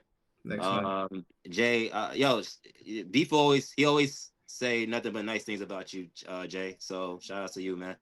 C4, it's a pleasure meeting you. And gentlemen, I forgot, homie, what's your name? I can't read from here. Oh, Yaya. Okay, Yaya. Yeah, shout out to you, Yaya. Wait, you're the one that did that first quote tweet, and then you edit. Why you edit misinformation, man? No. Because I replied to it, and I didn't know Twitter did that. Because I said misinformation. And I was like, I woke up and I realized like, fuck, he talking about misinformation. And I reread my tweet. I was like, oh shit, that's why I got Twitter blue. I meant to say disingenuous. Bro, it's all love, man. I'm just fucking with you, man. No, that's fine. Look, man, like I said, I don't take any replies like seriously, man. Like I said, I'm an adult. I'm always open for all types of feedback, right? You know, so I'm glad that we have this talk, man. I'm looking forward, if anything, I'm looking forward to have more conversations with you guys talking about fighting games. I'd be more than happy to share my inputs. So yeah. Appreciate you, man. Appreciate you, bro. All right, take it, bro. Take it, man. Take it easy, man. Now look, get Alexis, bro. See, I be trying not to do this war, cause she was like you saw the Avatar Legends thing she said in the chat. I've been like refraining. I'm like, you know what? I'm cool with Tokon, but I ain't trying to make it the war. I want people to stop that shit. Actually, it's annoying. I actually don't like it. It is very annoying. We don't like fighting games. Just play your game, bro. Like play what you gonna play, bro. Like I even got a video I'm making, and it's a lot of pride coming out of me saying I was wrong about Tokon. So it's fine to be wrong. Like I've been wrong before. I was wrong about. But people like to see. You got people like D that just did shit for the love of the game. You get what I'm saying? Like, so you got to be thorough with it. I didn't realize how many people had opinions on Max because I posted that video today. And I don't think I've ever received that many comments on a video that quickly. I posted the video 7 hours ago. It's got 888 comments on it, bro. 800? 800. You can't see the stat. You can't see the actual view count on YouTube. It hasn't updated yet. But I posted the video 7 hours ago. 888 comments. 26,000 views. That's mad. People got a lot of shit to say about Max. I didn't realize that he had that many haters. That's mad. That is really, really mad. The haters. Huh? People hate on Max. People hate on Max simply because, as a big creator, they think everybody has some big intent behind doing something. Like with multiverses, I've even gotten like random haters that's be like, oh, he likes this because he'll support this, but he won't support Brawlhalla. And I'm like, bro, if y'all follow me, I'm tired of her, bro. She's a hater. She paid to hate. That's a real hater. I respect it. I know she keeps saying it. She said, you are literally the one that started it. Yeah, and I'm one that also said stop doing it. Yeah, just take her out to eat. Nice. Yeah. She don't be trying. I've been trying to slide for a month. Damn. Some heavy flirting, bro. She sounds like heavy flirting. She don't be trying. She the one blocking her blessings. And two, right? You want to tell you what changed for me in Tokon? I'll tell y'all right now. I signed up for Tokon as CEO. First game, I got my ass whooped because of my team order. I gave up because I was playing Kamala. And motherfucker was throwing Magneto and Magic Light. Everyone was like, how the fuck do I get past this one?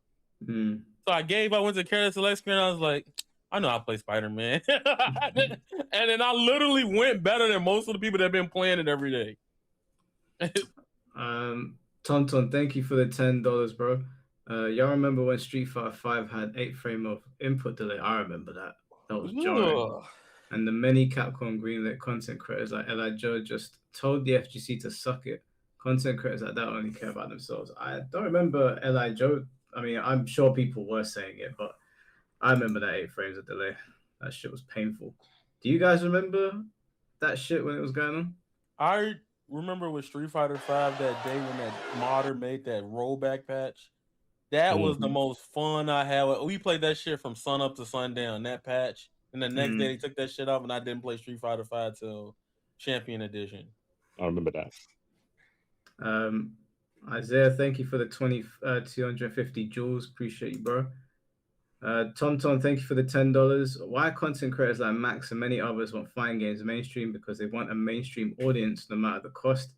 If they sacrifice the soul and identity of fighting games, they'll do it for a fat That pay. is not true. If you watch Max content, and I'm not trying to sound like a glazer, but like if he don't like some shit, he just not gonna play it. If King Jae ain't feeling some shit, he not gonna play it. He gonna tell you straight up that he ain't gonna play it. If I don't like something like a current game, like for example, as a content creator or one that's grinding for it, it's dumb for me not to do Tokon, right? Regardless or not. But I'm not gonna sit here. I don't want to be one of those YouTubers that makes videos and just bitches about the shit every day. You just made his point. You just said you said Tokon's the hot shit now. I'd be stupid not to stream it. So even if you didn't like it, you're making an argument that you should still play. You still should make content about it. Yeah, but that's his point. That is true. But I'm talking about from the angle of it being mainstream, just to keep a mainstream audience. Like that's difference from like if you don't like a game, it don't care if it's mainstream or not, you're not gonna play it. I'm not playing, like I said, when I brought up that example. No? Like even Max at the size he is, he can't be streaming on a daily basis EX buying layers. Right? Well, yeah. We all acknowledge that, even how big he is. Yeah. So he has to, keep his finger on the pulse and play the mainstream game. So he might play it and say he doesn't like it, but he has to play it. Yeah, I agree. I actually went and watched a bunch of Max's content last night. I've never watched a Max stream before. So I was like, let me go and see what this guy's actually doing on stream. I was surprised at how many like non-fighting games that he has on stream. Like just playing shooting games or playing Final Fantasy. He was playing some game I've never seen before. And then I was like, I started watching more and I was like, this guy just plays loads of shit. I don't think people realize, and I think people take things that he says, that they clip him, they put him on Twitter and he sounds really, really fucking bad. But it's not that, yeah. Yeah, I watched 11 of his videos and I was like, I don't agree with some of his takes, especially the free-to-play stuff. But I was like, they really do make him sound like FGC Hitler, like he's going to destroy your game. And I was listening to it and I was like, these ain't the worst takes. They're not the best takes in my opinion on the free-to-play stuff, but they're not as bad as people make out. I don't think Max needs to play any fighting game at this point.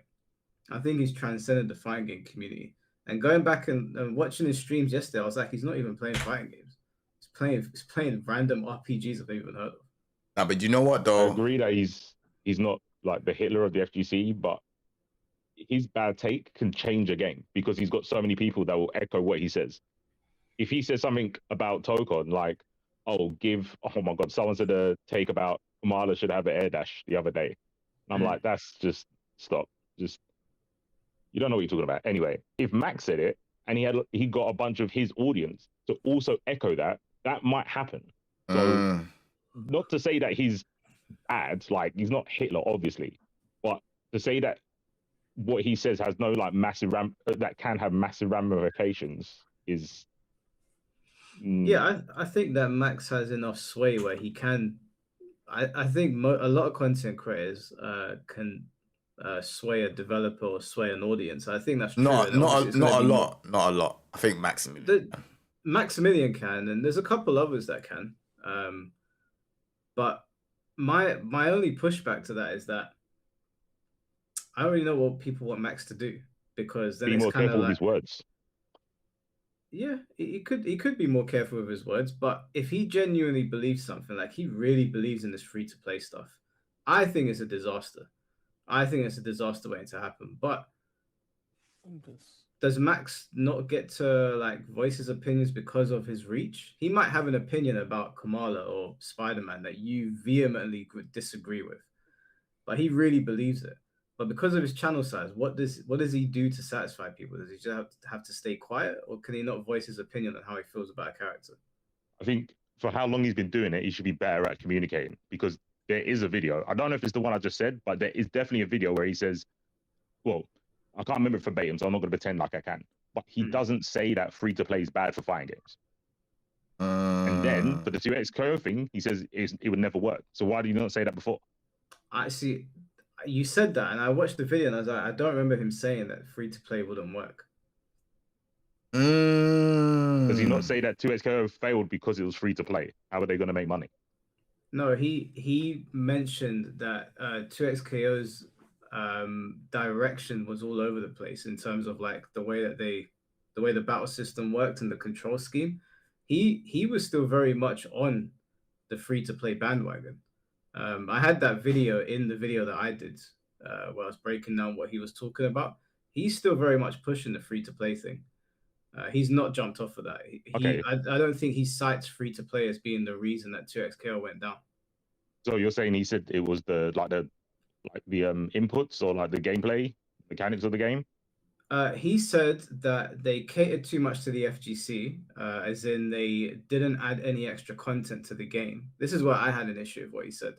But he said that the game lacked content. It lacked real direction because they were all over the place. He said the roster size was really bad. I think the selections weren't the best. And then he spoke about tag games and tag games just in general being a problem to try and sell to people. Those were his main talking points.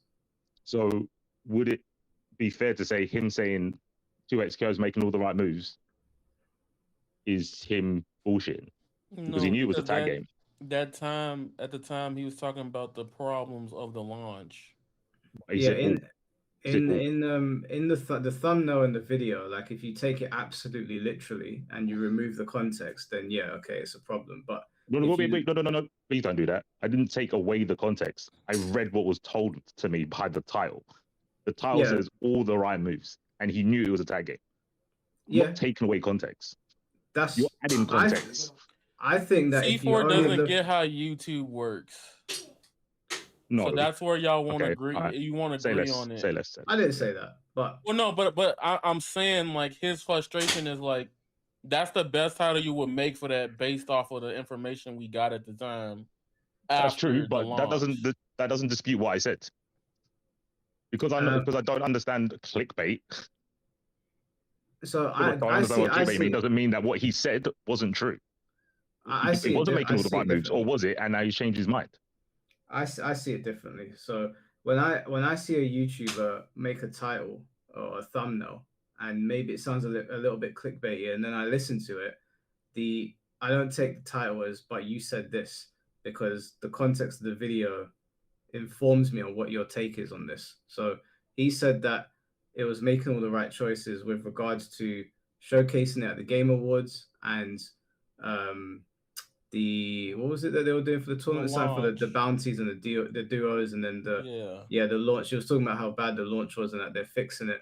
So if maybe you could argue that the title should have been 2xKO is making a lot of right choices. You could argue and say, yeah, okay, cool. But I don't think that Max saying 2xKO is making all the right choices and then in the video explaining what he means by that is what was the word you used? I can go with misleading. I don't know if that's the word I use, but I'd say if you say all in all caps, all was in all capitals, to me, you can call it clickbait if you want. I'm sure it is in the YouTube realm that I don't know about. But when you are relaying information and you say all, that means all. I mean, if you guys like getting catfished by titles, then that's cool. Bro, I'm not gonna lie to you, C4. You gotta start getting used to these titles, bro. We're in 2026, bro. A lot of these people, bro. I'll just say they're stupid, bro. I'm gonna be so real with you, bro. Now, let me land on it. Let me land on this one, bro. Why not? Bro, a lot of creators do it now, bro. A lot of creators are doing like the whole clickbait, thumbnail bait, all of these things, bro. A lot of people are doing it now. Sure, but that doesn't make it good, right? Yeah, I'm also not. I'm not. I'm not agreeing. Just to be clear, I'm not agreeing that this is the way forward. It is just what people are doing now. Like they are doing these like clickbait things, you know, thumbnails so that you click and stuff like that. This is what's happening. This is just content creation, bro. It is what it is. I hear that. So I think my pushback to C4 would be that I think if you take the title as his whole argument, or like you listen to the video and then you still fall back on that, that feels more like being catfished than clicking on it, listening to what he's saying and being like, oh, okay, this is what he meant. Well, like, catfishing is to put a picture that's not you to draw you in. Is that not what clickbaiting is? No, I wouldn't say in this sense, because if he's drawing you in, but then you get the full context and you're like, okay, cool, this is actually what they meant here, versus someone that like you, for example, you're seeing the title and you're being like, yeah, but you said all. I'm like, yeah, but that's redundant now because we know what he actually meant. And so saying all, actually, I don't have this argument. I'm bothered. It's clear as day. If I say all, I mean all. I don't know what we're having this. I'm not sure. Well, I mean, if someone could make a video title and it'd be really stupid, but then the context of the video explains what that person's position is. I'm just saying that I will take the position that they have in the video as part of the argument. I'm not saying that clickbaiting is okay, but I wouldn't fall back on that as being like, no, but you said all here, when in the context of the video he clarifies. That's all I'm saying. If people want to take it as, but you said all, then well, who am I to tell them? I can't tell people how to think. Yeah, I just don't think people would accept it in any other circumstance. Like, if I did a video and I said all the character supers in the game and I was missing 2, they would say, but you said all of them. But yeah, I don't know, but sure. Yeah, that particular analogy, how would you even work around that? Because you can have an argument with Max's one with the added context, but if you just miss all the supers, or if you miss 2 of them and then you say they're all here, you couldn't even really say anything to that. Well, no, because that's the point. That the whole like 8-month thing was to say, well, clearly you didn't think they were making all the right moves, but you never mentioned anything. That's why people called him a shill, because he didn't mention the bad things. Mm-hmm. Yeah, I guess there's two trains of thoughts, because on these posts there's loads of people saying, oh, yeah, but you're missing out the context, and there's some people that are like taking your stance. So I guess it just comes down to how you see it. Yeah, it's kind of like, I don't know. I don't think he's a shill, by the way. I think he's got enough money that he doesn't need to shill. So yeah, he doesn't need to do it like that. But like, I'm not gonna sit there and sabotage myself and be like a lot overall. Like, let's be real. Like a lot all sounds just better. I don't agree with that. I think C4's right in saying that you should probably like try to make the titles as accurate as possible, because well, no, I ain't saying it's not, because I think he did. Well, but when you watch the video, you understand what he means. The current decisions that they were making at that time in that bubble, all of them were correct. Right. But if you don't watch the video and you just see all, you're gonna lump in everything that 2x KOs, which is, I think, C4's argument. And I understand that. I get where you come. I side with the video made it clear, so that's what I'm going with. But I do understand. I don't think you should clickbait. I don't think clickbait is good, because then you end up in this situation here. Because if Max did put a lot, then D couldn't have, because D didn't even watch the video before he put it up. He watched it after. That's kind of mad though, to just put something up and not watch a video. That is fucked.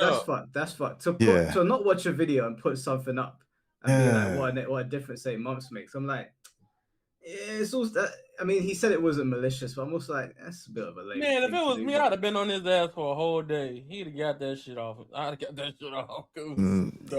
That's kind of mad, bro. I hate that shit with a passion. Like, dumbass nigga, watch the video. Like, that's literally how I feel. Like, the reason that I'm defending it is that, like, when we do live streams, these live streams go all over the place, right?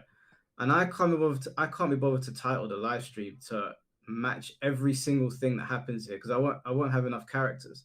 So I tried to pick the biggest topic and slap it on the live stream. But someone could also take the thumbnail and slap it on Twitter and be like, well, for 2 hours you also spoke about this. And I'm like, yeah, I did, but I can only put 100 letters in the fucking, or 100 characters in the thumbnail.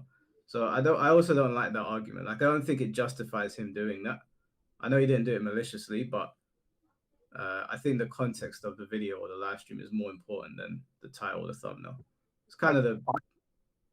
Sorry, I was going to say I agree with your point there. I think if there's a character limit, that's different to the max thing, because all and a lot, there's only one character difference, and it would fit fine. It's not like I'm asking him to put like two paragraphs for his title.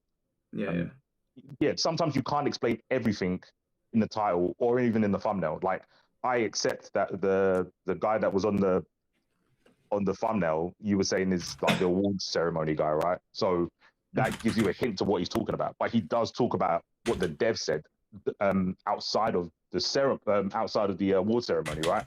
Yeah. So I get that he couldn't put all of that on the front of the page, on the thumbnail. I fully understand that. But I think the all in all caps is trying to draw you in, like in whatever way you want to say it. I think it is trying to draw you in, and then he explains what he means by it. Yeah, that's fair. I think he's big enough. He doesn't need to do that. I just don't think he needs to do that. Why? This guy's making bank, like, from fighting games, bro. Like, bank. Like, not even to pocket watch, but if you just look at you're not even talking about endorsements and stuff like that. Like, this guy's doesn't really need to do that. But I feel like, and the FGC people that are viewers and stuff like that see him as like the top guy, they would just think, oh yeah, he needs to do this, or he needs, and it's like, no, he really doesn't. Like, he's so far gone that people don't even realize, bro. He's so far gone. Yeah, I get C4's point. It's very Uber specific, and I'll be honest, like, I know he wants that type of transparency, but in my head, it's like, now if I do it, if you watch the video and you don't get that from the thing, I'm like, all right, cool. My fault. No, I'm with C4, and like, you shouldn't mislead. But by that same token, you shouldn't mislead people on Twitter either. I think if you're gonna post up someone's thumbnail, you should probably watch the video first, especially when shitstorm's about to start. Yeah, then even in the replies, he didn't even give context. You know what I'm saying? Like, yeah, it was a kind of fucked up vague post, because he doesn't say anything malicious, right? Like, 8 months difference. I mean, I don't know if that's like him being fucking mean or anything to Max. See, but to me, the post and the caption combined plus the thumbnails looks like it's hating. Because I think, you know, guys, I think give me 1 second. Guys, chat, you've been having this fight for 1 hour. What? Clearly, no one's gonna play the game. Okay, stop talking to each other. Whoever's fighting with each other, stop. Otherwise, I'll have Lexi time all of you. You know she wants to time people. You know she loves. What game? Like, they've been arguing for ages. Stop, please. Like, if you're not gonna play Tekken or Street Fighter or whatever, just stop talking to each other, because I've been reading your beef. It's fucking childish now. Just cut it out. It's annoying. It keeps coming up on the screen as well. No. They had beef with no action. Like, for 1 hour, I'm just like, give it a rest now. I saw it earlier, but I kind of ignored it. I thought they was just memeing each other, but they still going on about it. Anyway, let me try finish these super chats off. Jack, thank you for the €2. Tekken 8 story mode is hot garbage, my man. No way. No way. The Heihachi one was. The Heihachi's garbage. But not the main one. I like the Lydia portions, but then the Heihachi stuff sucked. Like, yeah, the main story mode for Tekken 8, they did a good job with that. Yeah, they did a good job. It got a bit too anime sometimes. Like, fucking Jin was holding back a negative energy ball. Man, that shit was gas. Cause it's not like it stayed that way. Like they used it all up and they just started going hands. You don't like that? No, when they started throwing hands, I was like, this is sick. But when they were like shooting lasers at each other and they were moving at the speed of light, I was like, what's going on? We gotta show the scale of Tekken. No, I just want to. If anything, that makes it. I give you this. This is the only time I say this. That supports Yujiro. What? How does that? Because it just shows how strong the nigga can hang. We already know Yujiro, so we don't Oh need. my god, I hate fuck Tekken. That's Do- why this y'all last game. Nah, all them It's niggas not. left. This y'all Do you last know? game. Toxic, You wanna bro. hear? Yeah, that's mad toxic. You wanna hear how strong Yujiro is? I don't know. I don't know if this was in a recent panel or something, but you know, like a car jack. They're like they can take a lot of weight. He put it on his face to show how strong he is, and then had the car jack move on his face, and he was able to stand up from lying down while the car jack was on his face. And when they took the car jack off, his whole face was flat. And I was just like, this is the guy, bro. He's gonna move the needle in Tekken. He's just I don't know why Chad is hating on him. Yeah, that's a weird one. To hate Yujiro. Mad. He needs to watch Baki.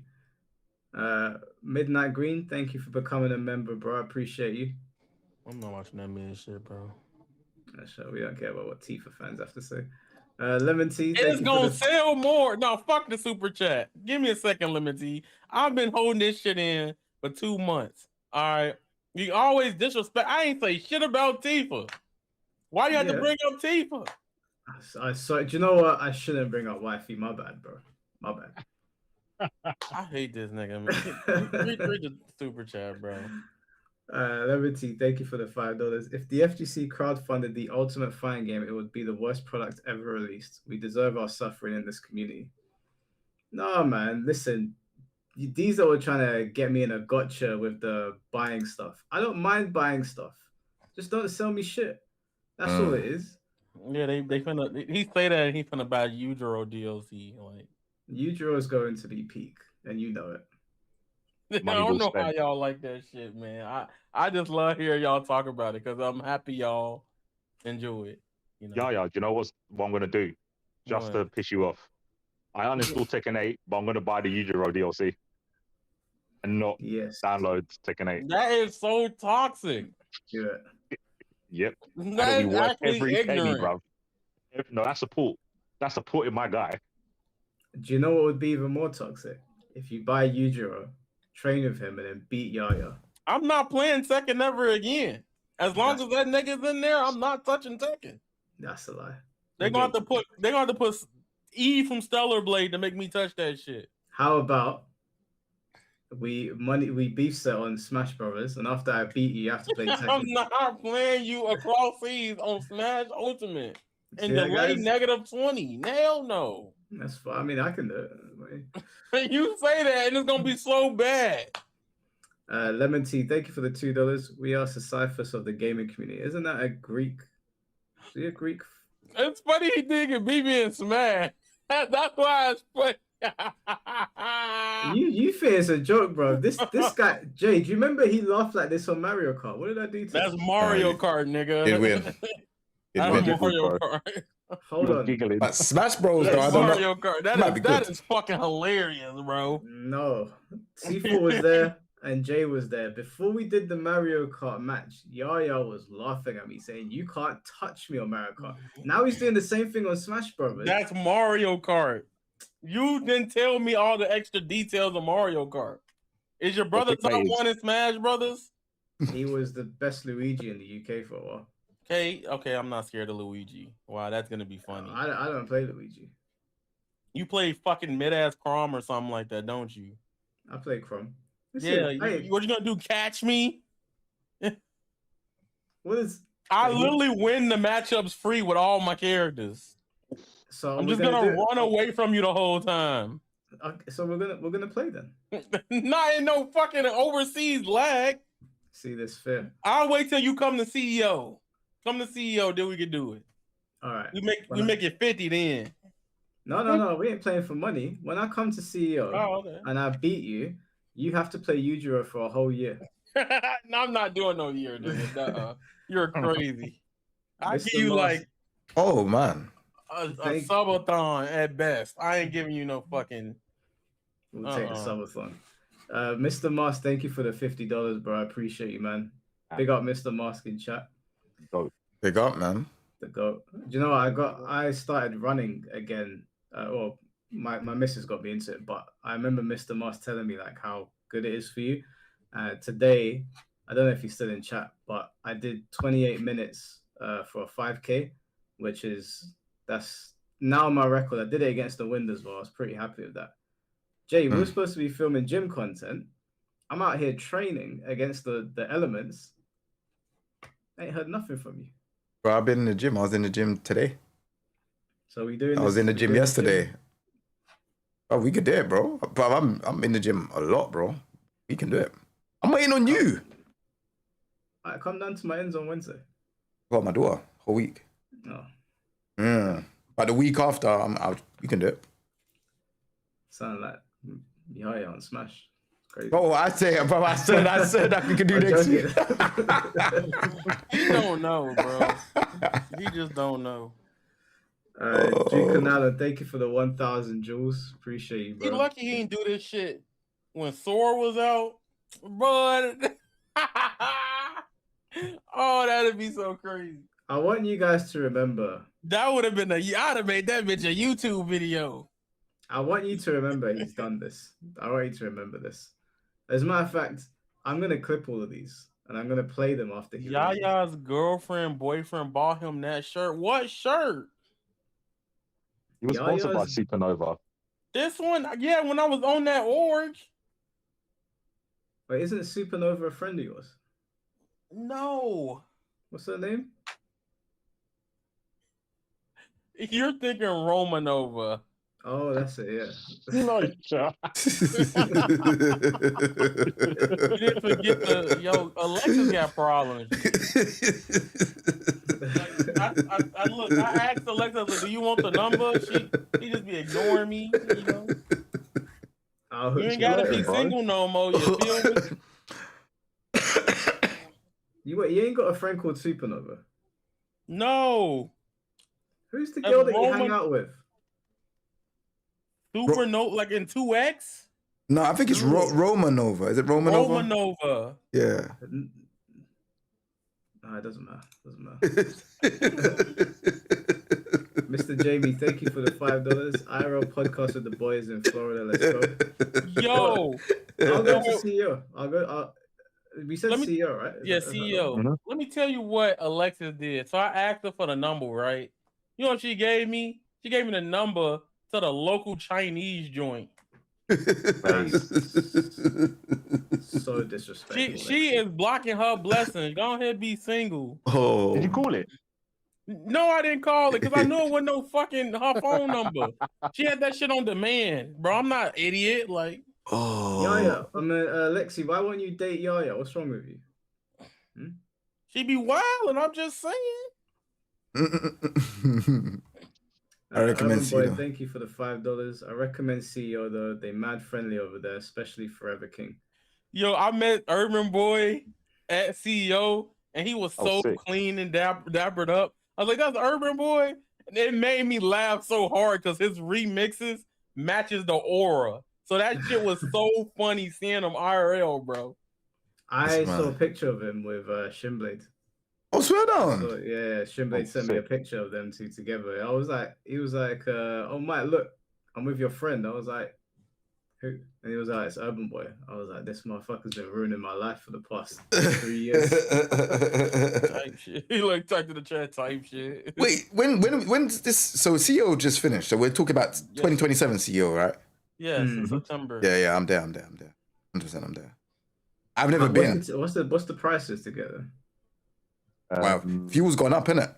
I don't know if fuel will go down next year. So that's like, I feel like when you go to America, it's you need easily maybe 1.5 flight, hotel, and a little bit of money on top. Oh, is that 1.5 for everything?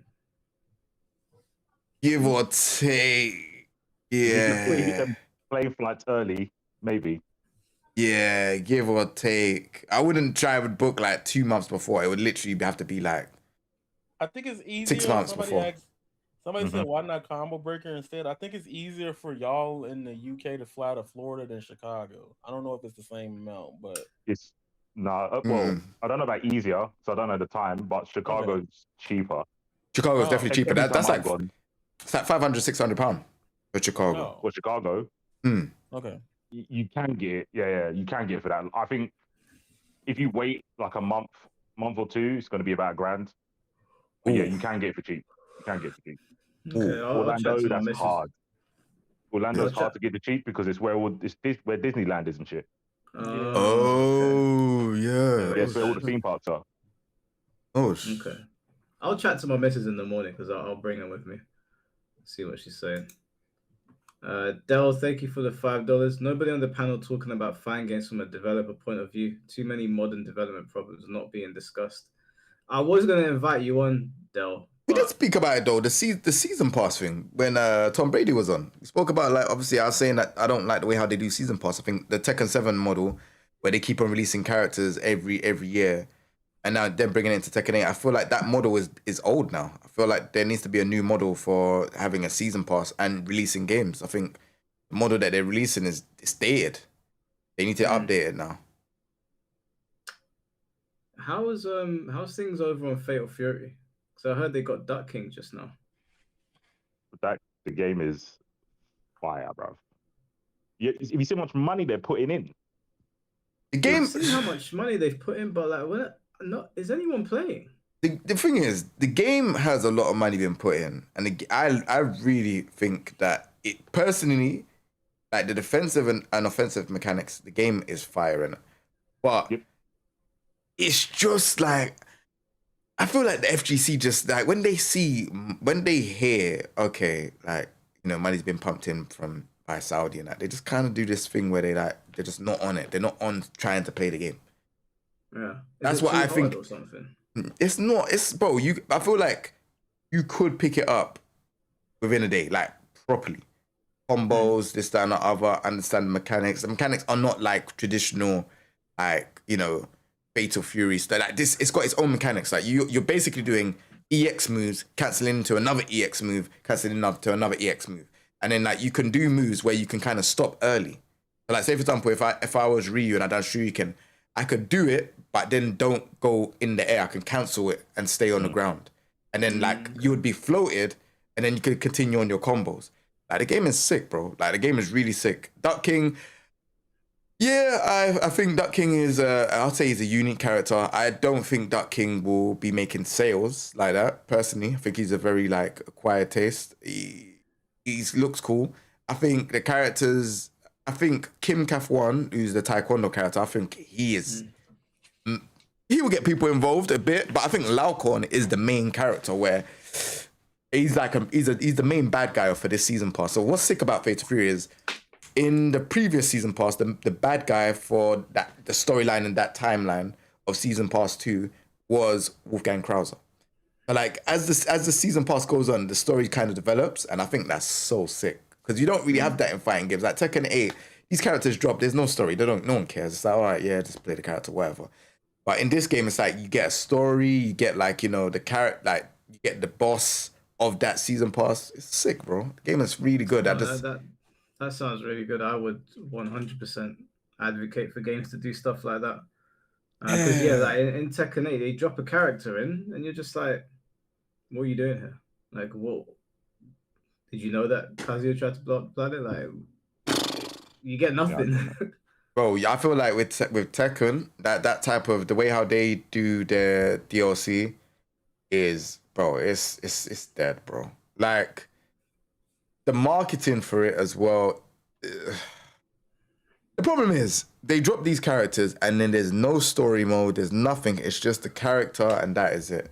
And it's like, bro, like you're not gonna like drop like a little bit of a story, or even if it's just a face of the character, like artwork and just text or something. You know, like how Street Fighter 6 does it with like the characters when you go into story mode and it's got like maybe artwork here, a bit of text and voice acting, then that, like, bro, it makes you more invested into the story. Whereas Tekken, it's like your season pass 1's come by, oh yeah, you got all these characters, whatever. Season pass 2 comes, oh, all these characters. And it's just like, bro, you can do more. Like, you can do more.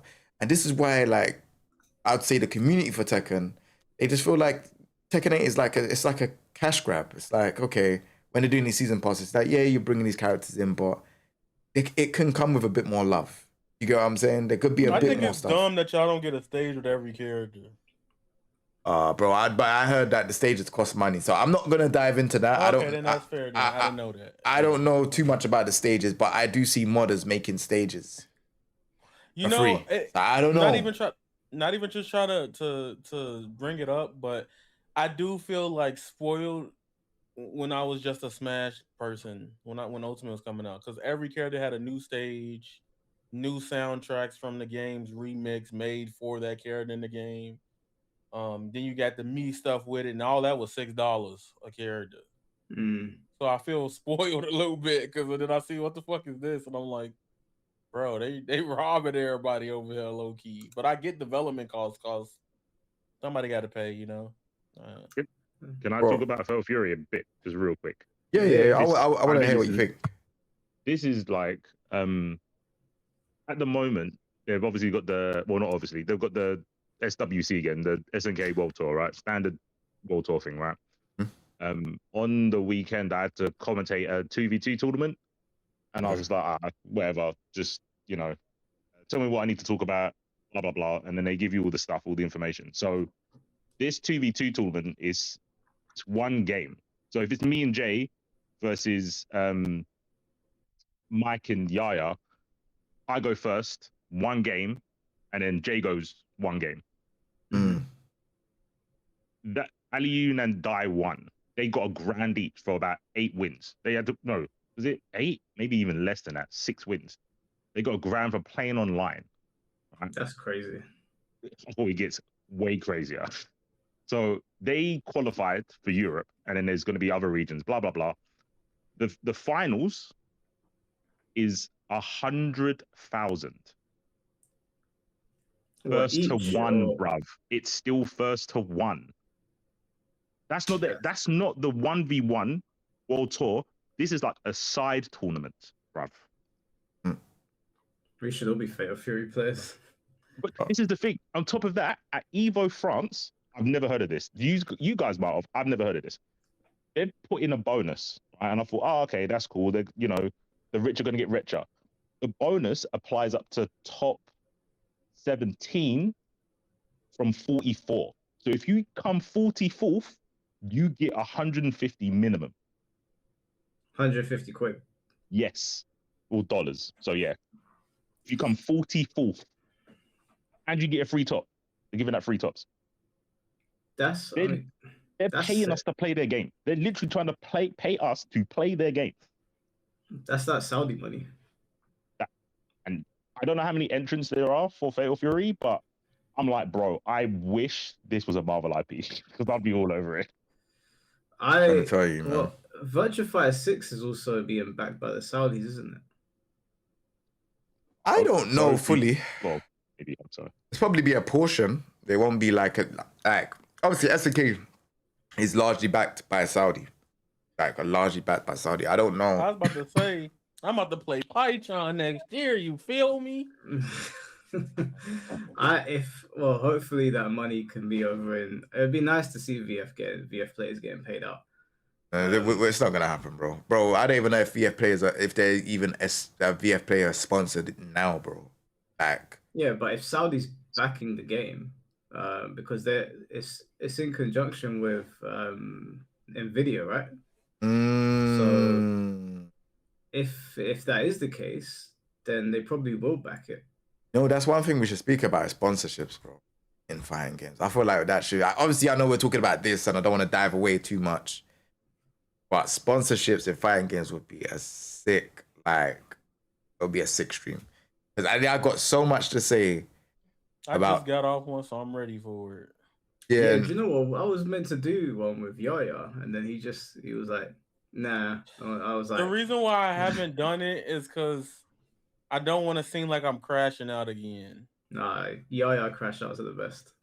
No, okay, so I can say it now. All right, if y'all saw the commentary crash out I had, which I know a lot of y'all did, because y'all wasn't liking the tweet, but y'all were sharing it. Y'all think we don't know, or I don't know that y'all do that? Like, the tweet, when I made the avatar tweet, that tweet had like 60K views on it. I was like, yeah, y'all sharing this shit in Discourse and other places, right? And in relation to that, me crashing out wasn't just like wow, like it wasn't just that. It was because of told stuff behind the scenes. But when you look at it overall, like shout out to everybody from Mike Chad to everybody else that walked up to me and was like talking to me about like commentary. So many commentators walked up to me that weekend as CEO. I wasn't too salty about it, like at that point, because I was just like, I'm just here to enjoy and play the game at that point. I've leveled up so much in the game, but it was one of those things where it's like, when it comes to like sponsorships and stuff like that, my big thing is that I feel like it is favoritism in some ways, but then there's data that doesn't support that supports it in other ways where it doesn't make sense, right? And that's where my crash outs come from. Like you tell me it's data, if you use my stream numbers, right? Like the 2SKO chart thing that came out recently about the biggest streamers, I was just literally 2 off from the one up there.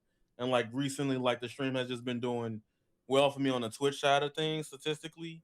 Obviously, there's people bigger than me on the platform. Mind you, I just started Twitch, but point is, like, it was like you can't sit there and tell me one thing. I have the data to support it. Then you tell me some other thing when I give you what you asked for, and that's where I was getting frustrated with the whole like stuff and things like that. And then that day, shout out to C4, he came to the stream because he was being real, and like I'd rather people be real with me than sugarcoat some shit with me. Oh, we can do a we can do a discussion about sponsorships because I'm kind of like outside of that because I'm too scared to. I've shown Jay before. Jay showed me as well. Like I'm too scared to open some emails, bro. I get messages from people and I'm like, nah, they're trying to get me. Bro, so I know some of them are probably legit, but I'm too scared to open the email.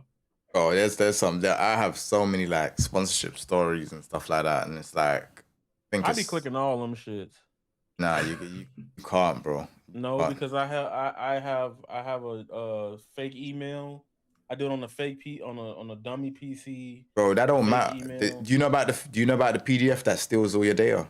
If you click on it, that's why I do it on another PC with the cookies deleted, so I can check it all. And I don't use it on my main. My email's not attached to my YouTube. So if you somehow steal that shit, okay, whatever. I'm just gonna change the other one. Fair enough. You know what the craziest thing is? I don't get any sponsors, and respectfully, I'm the best person to sponsor because I'm guaranteed to be seen on top 8. Oh, because you're a commentator. Yep. Well, if you ever get I'm there the whole top 8, bro. Give me a hat. That's all they're gonna see. And commentators don't get sponsored like that. Bro, I feel like, you know what's crazy about it, is I feel like commentators, like, feel like they're in such you're in such a sick place. Like, commentators are in such a sick place because like commentators get paid. You know what I'm saying? They get paid to be out there. You just talking about the game. Boom, you go about your business. Everything's cushy. But it's like gamers. Well, you have to make sure you get to that top 3, I'm talking about good money. Good money. I'm not talking about top 8 money. I'm talking about top 3 money. And if you're not in top 3 in a super competitive game, like let's say for example Tekken 8 is super competitive. If you're not in top 3, you're not really gonna be making like serious money. Do you know what I'm saying? But bro, as a commentator, let's say that bro, you're rotating. So man, them are getting money. It's like, all right, cool, man's rolling in, man, just talk about the game, cool. Do you get what I'm trying to say? I gotta say this publicly too. A lot of people think I was. Bro, I know. I heard. It's crazy. I heard. I know because I've gotten paid a couple times for doing it. I don't really care about the money from it personally. I just wanted to commentate the first Avatar tournament. So I was irritated by that fact. I didn't give a fuck about the money. Like if I'm being honest, the YouTube channel was and the Twitch was doing so amazing that month. I don't care. Like I'm more of the person like, yeah, more money, yay, but like I had my own reasons why I wanted to do that. I even have a tweet from like 2013 on my Twitter that I was like, if there's an Avatar fighting game, I want to commentate the first tournament. So that was a little sad, like back of my mind goal thing. It just didn't happen, but I got to be in the Royal Rumble, so that was even to me bigger for me in a way because I got to take the game off a 1999 Honda Civic. I'd Bro, I like to tell try you, my hand. I'd like to try my hand at commentary. Say some do out it. of pocket shit. Nah. I think you nah. would be. Don't I think don't you do would be that, really bro. good at it because when they did the Hunter tournament, that shit was funny.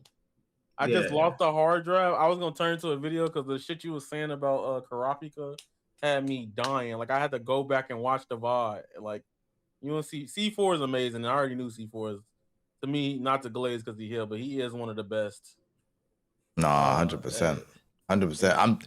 I'm telling you though, like when I really think about it, I'm like, commentary is. If there was ever a bag to get, like I know content creators do like the whole YouTube and Twitch, but bro, like if YouTube and Twitch like was to go fall down or there's an adcopolis or stuff like that, like obviously that will change things. But it's like, bro, if you're a commentator, you're getting paid. That's it. Like that's just the be all and end all. You're getting paid. Go there. Do both, bro. You can do both. You can do both. I feel like I might have to enter into that commentary route, bro. I'm not gonna lie, bro. I might do because I've heard and I'm like, oh, it sounds nice and it sounds pretty secure. I wanted to do. Do you know what's crazy? I wanted to do photography. I feel like I can take pictures. I've got camera lenses and stuff like that, but I don't know if FGC. Yeah, don't do that. Don't do that. That's bad. I will say it depends on the I don't know though. I don't know, but I feel like it's a lot of money for what you have to do. If I'll be honest. I said no. Sorry. Let me say that. Let me say that again. I said that a bit loosely. It's pause. It's not a lot of money, but you have to do a lot. You know what I'm saying? Yeah. Like obviously, I'd have to take pictures.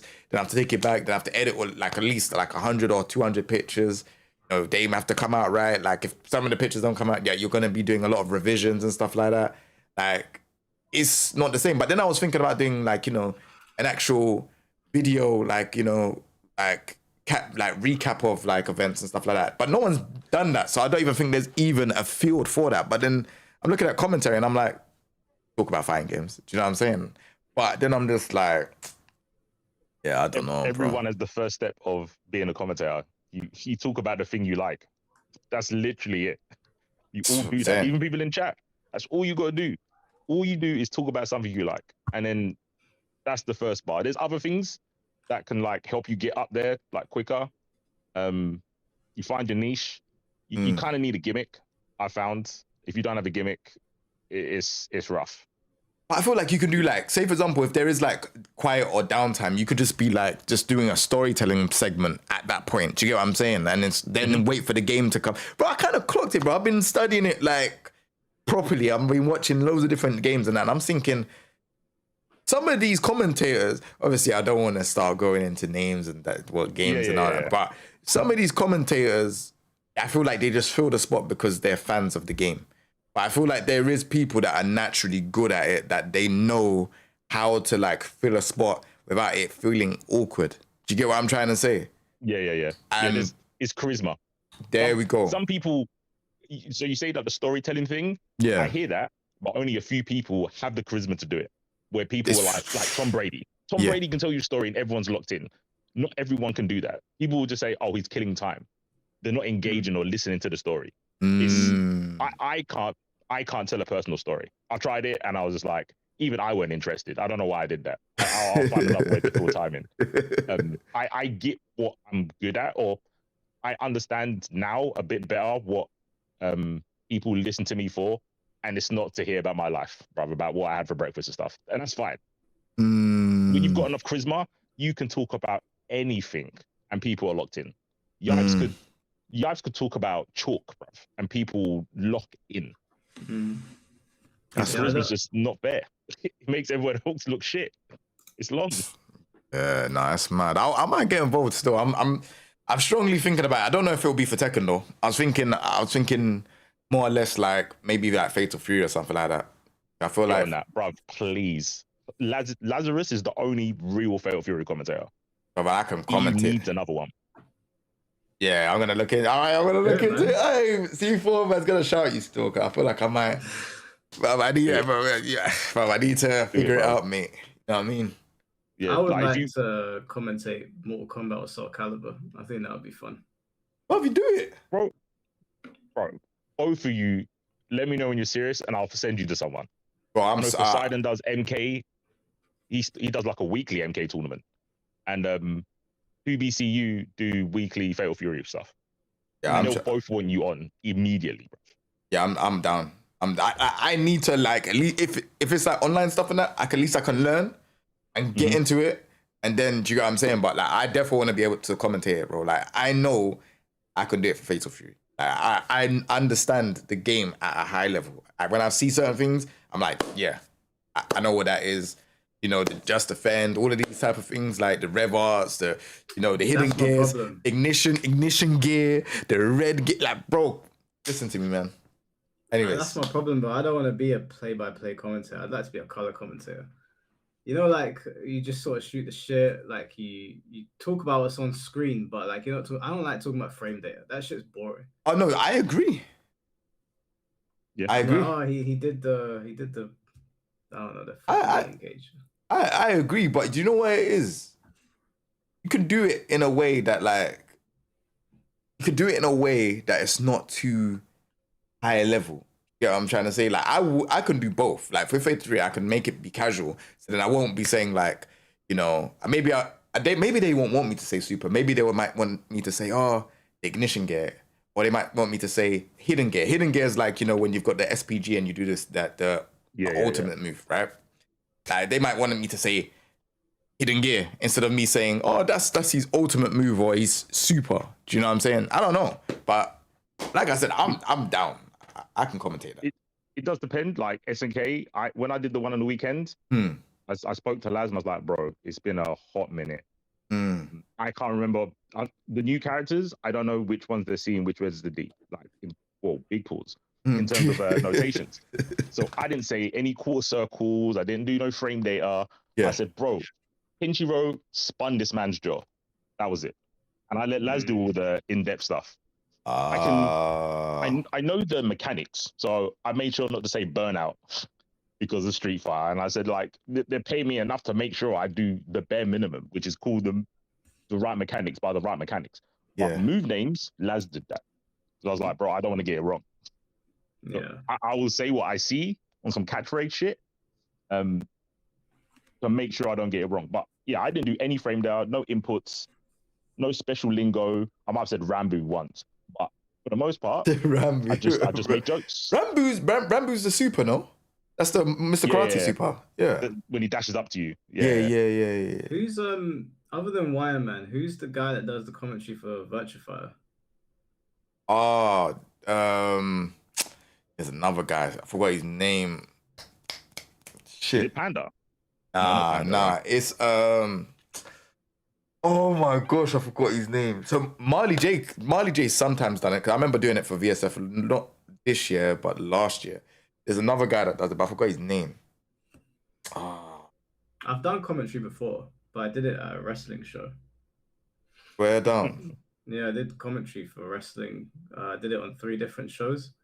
What was the promotion called? Something BW, if I remember. But that was fun. But I think if you do wrestling promotion, you can wrestling commentary, you can sort of move that over to fighting games. It's not that different. Yeah, bro. I agree. Man can get a decent bag from commentating, bro. Like, man can actually talk about the game. Like, Fatal Fury I can talk about. Tekken I can talk about. Street Fighter I can talk about. But I feel like Street Fighter's already filled up anyways. That's already done. But like, there's Fatal Fury there. They need commentators. Brother, what am I doing? 100,000 for a first to one. Yeah. For the side tournament. Yeah. They've got money. Trust me, bro. They've got money. Bro, I'm trying to tell you, bro. I'm trying to listen. I can get into that commentator spot, bro. Because I can talk about the game and I can be professional. Like, I won't be like laughing and giggling and stuff like that. I'll be serious. No, I'm being serious. Bro, if the money's there, bro, I ain't laughing and giggling, bro. Some bullshit. That's some bullshit. I'll slap the back of my neck and say, don't laugh, bro. And keep it serious. Not a joke. If you're paying me, yeah, I'm not laughing. But yeah, I'd say Fatal Fury, I can liven that up. I can make that, in terms of commentary, I could do that. Get on that. And something, I don't know if this happens in like Tekken or, actually no, it happens in Street Fighter. I don't know if it happens in Tekken. Like when I was commentating EU, all the other commentators from the other regions were watching. Like we all watch Where? each other and the other person's region. Bro. Like Rom was in our chat, the American guy. He was like, Okay. he's been everywhere. Yeah. The guys from Brazil. I didn't know them until I saw them commentate 2 days ago. I was like, oh, you guys were in the chat, and he was like, yeah, like we just watch every region. Like it's Bro. really tight knit. It's super tight knit. It's super sick, man. Yeah, I feel like I feel like Fatal 3 will probably be less pressure than like maybe like something like Street Fighter and Tekken, if I be honest. I feel like there'll be less pressure. Bro, it's just like 40 to 50-year-old men with suitcases just trying to have a laugh, bro. It's so chill. It's so chill. I don't know, man. The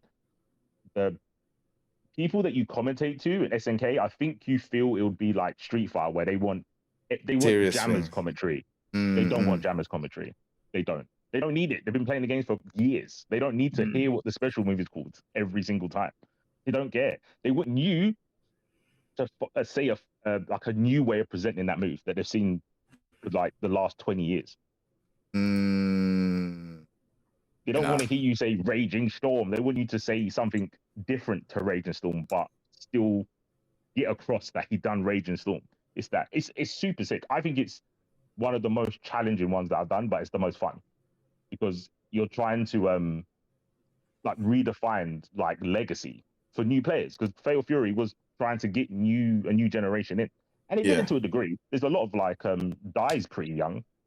Alioum's ancient, bruv. He's been around for decades, but yeah, they've got some like young people. K-Top, is it H-Dope? Yeah. Is it H-Dope? H-Dope, K-Top. The twins from Greece. They came from MK. Yeah, that's what I'm saying, bro. And now they're on there, but they're killing it over there, bro. I was like, raw, sponsored, traveling for this game. I'm saying, yo, and then I've seen Nivek is in there. Bro, bro, they know that there's money on that side, and they just said, yeah, whatever game they're on that point, they say, nope, let's stay here. I swear I saw, I might have dreamt it, but I swear I saw Alioum say a tweet like, if you keep complaining that there's no money in the FGC and you don't pay Fatal Fury, you're trolling. He's not lying. It sounds like something Tom Brady would say, to be honest, but I could have sworn Alioum tweeted it. Oh, yeah, I'm looking at the prize pools, and I'm thinking people that go 2-2 in tournaments who are like half decent at fighting games could get some pocket money from just competing in Fatal Fury. Yeah, just existing over there. No, that's very sick. I'm glad players are getting paid. I'm very glad to hear that, and even commentators are getting paid as well. All right, let me just finish off these super chats. No, it's all good. Username Lewis, thank you for the 67 jewels, and that picture's hilarious. Love, thank you for the $5. League has you playing one character per 30+ minute game. 2v2 as the main mode was a bad move. Damn. Yeah, league games take ages, don't they? Yeah. Whoa. Bro, he spoke bad about League, bro. That's what happened, bro.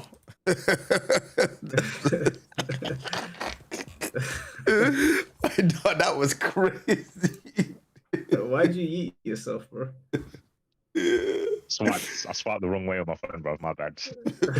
I thought they got you, bro. It's okay, I'm blessed. They wouldn't do that to me.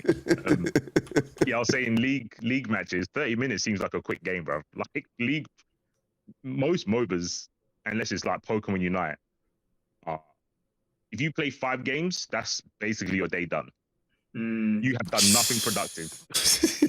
I remember my friend said to me, I have to be home for this specific time to play League. And I was like, why? Why'd you have to be there at a specific time? Is that because if I don't play this game with them, I can't get in. And obviously me having fighting game brain, I'm like, what do you mean you can't get in? Like, I was like, what the fuck are you talking about? Yeah. Now I understand. It takes forever to finish. Yeah. You don't just wait in the lobby for your match, bro. Like if they're doing scrims, and it's like best of 3, that's a jeez. No, you know what's fucked about League though? I didn't know. I only knew this from watching my missus play it. Is that sometimes you just get stuck playing a particular lane or a character, and you're like, I don't want to play this fucking champion, or I don't want to play in this lane. Yeah. But everybody queues for like, what is it, the mid lane or something? And then, mid. Yeah, probably. Yeah, and everyone Jungle. She always gets stuck with some healing character. She's like, I don't want to play this shit, but I can't I can't not play it because everyone. Yeah, it just sounded long. I was like, I want to play this. Solo queuing is the worst though. Like that's what your missus is doing. She's got a team that doesn't happen because you like communicate and stuff. But if you're solo queuing, and you're serious, like you want to win, what you do is you look at what everyone else is doing. You go, okay, I'll do the thing that no one wants to do. It's like when you're getting picked for a football team and no one wants to go and goal, and you're like, okay, I'll go and goal. Yeah. That sounds mad. It looks like a nightmare. Definitely don't want to play that game. Busha and Ryukat, thank you for the $2. If Mike wants to be a boss character, open a shop. Oh, I got it. Very good. OJ, thank you for the $2. Need more J, man, it's hilarious every time. Oh, thank you. Oh man. Love, thank you for the $2. The FGC barked at a rising venue fee since 2010. Yeah, well, the venue fees are outrageous. They are actually outrageous for some places. Oh, venue fees are outrageous when you really think about it sometimes. Like, bro, like, Evo is mental, bro. Like, just to even just go there. Like, if you don't add on games and you just pay for Evo, it is a madness, bro. It is a madness. 500? Yeah. It's how much? Was it 500? I heard it was something mad. Days. I heard it was something mad, bro. I think it was 500 or something like that. For 3 days. That's just for the badges. That's not for competitive badge. Nope. So like not to enter a tournament. It was just 500 just to step in. Yep. That's long. That's long. That's what I'm saying. Red Hero, thank you for the $5. Thoughts on models like DOA and Grand Blue, where there's a free version that rotates characters, and what is this? ROA2, where characters are free but costumes are expensive. Rivals of Aether. Oh, you know, bro, I've seen that game mentioned 100 times. I don't think I've ever seen it being played before. Same man. If I have, I must have missed it. If you like Smash, you might like it. Maybe. I found that I dislike all the Smash clones. You'll hate this then. You're an Apple fan. Oh. Did you say I'm an Apple fan? Ain't no way. What does that mean? None. No. He's an Android, Rob. Dr. Giro, all day. What type of phone you got? I've got an Android. See? I know a Red Ribbon Army member. It doesn't work. It's not funny now. God damn. It's always funny. I did see actually Yaya saying that he loves Apple products, and I was just like, another L for Yaya as usual. This is not something you should be flexing. Why do you have more than? You're not even a drug dealer. Why do you have that many? I'm not done. I ain't gonna lie though, I'm kind of similar. Hold on a second. I'm kind of. And when the new one come out, I'm kind of.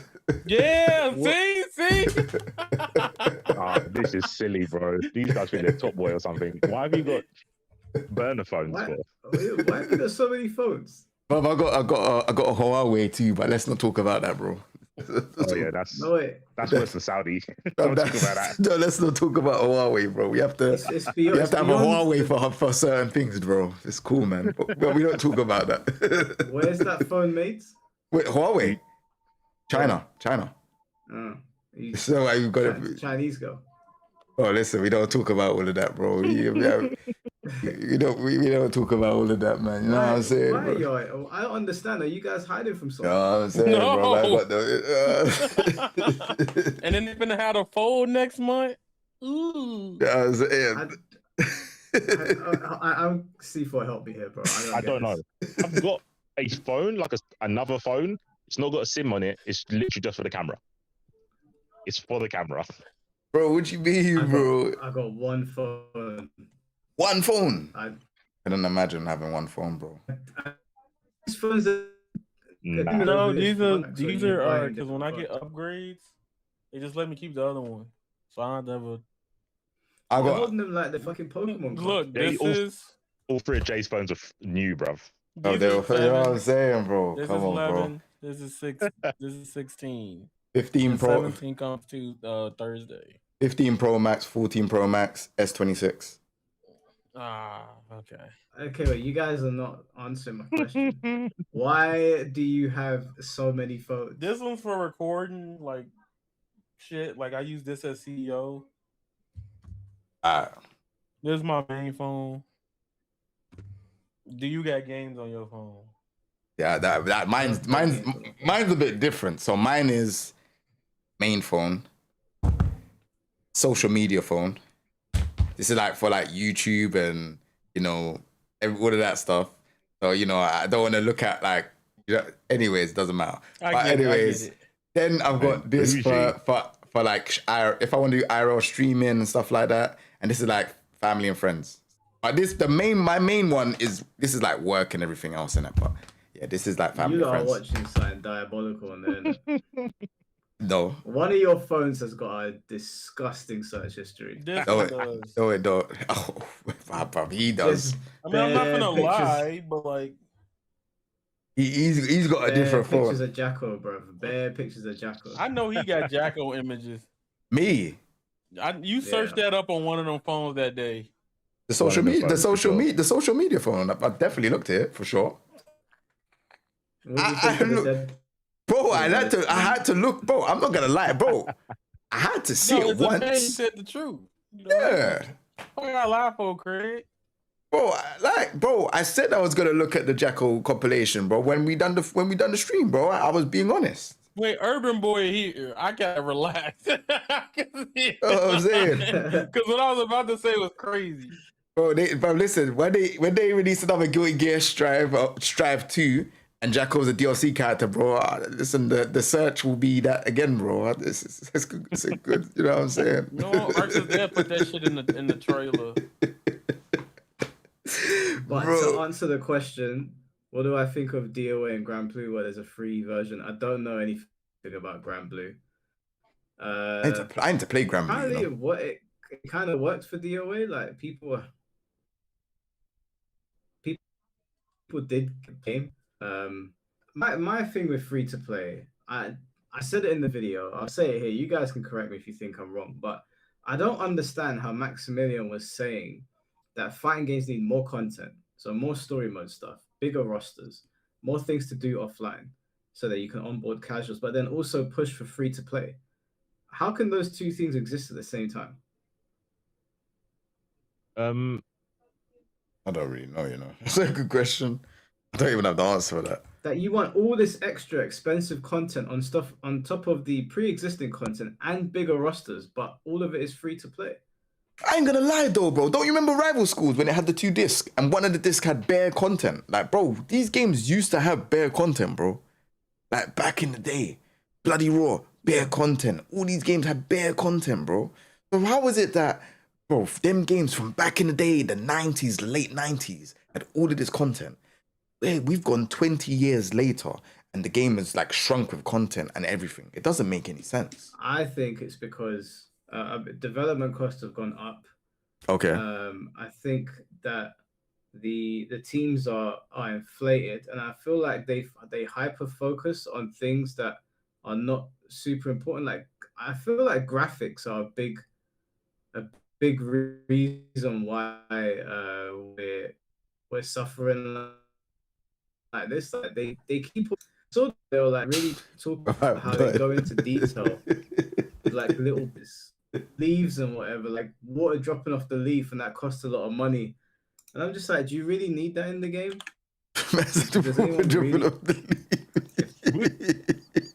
Yeah, like there's a puddle here. I can see my reflection in it. Do I? You know what a sick model would be? You know, this shit is funny. If you get the game and all you get is trade mode, and you pay for the other modes. So you pay for story mode, you pay for online, and that way you get the game you want. Because I was thinking when I got Street Fighter 6 and I got World Tour mode, that got instantly uninstalled, and I saved about 5 gigabytes on my PC. I was like, I wish I didn't even have to pay for this. Just give me Battle Lounge or training mode Battle Lounge, because that's how I want to play the game. So I think the free-to-pay mode will just be the base game with training modes, and the other things you pay for. But that's the problem, though, isn't it? They're trying to sell you. I don't know. If developing. The numbers will kind of defend it, right? So for story mode, you go, you know That's what? it, We made mad money for story mode. We're gonna make a story mode plus. Does that? Story mode plus actually makes sense. I don't think that it's gamble, break your game up and then be like, hey, we're gonna sell this part and that, by this, that, and then obviously it's gonna vary. It sounds like it's a lot of headache and a lot of just breaking the game up. No, this is our price. This is what, because the genres already put these things in place, whilst also advocating for. I know you're not advocating for it, but Max was saying like more content.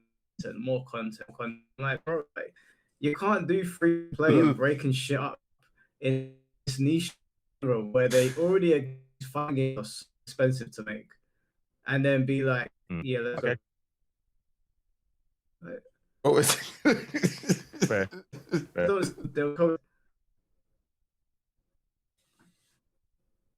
enough games, people want to make them free to play, and then be like, no, we need bigger rosters, and then people always brought. No disrespect to the community, but it looks like a Flash game.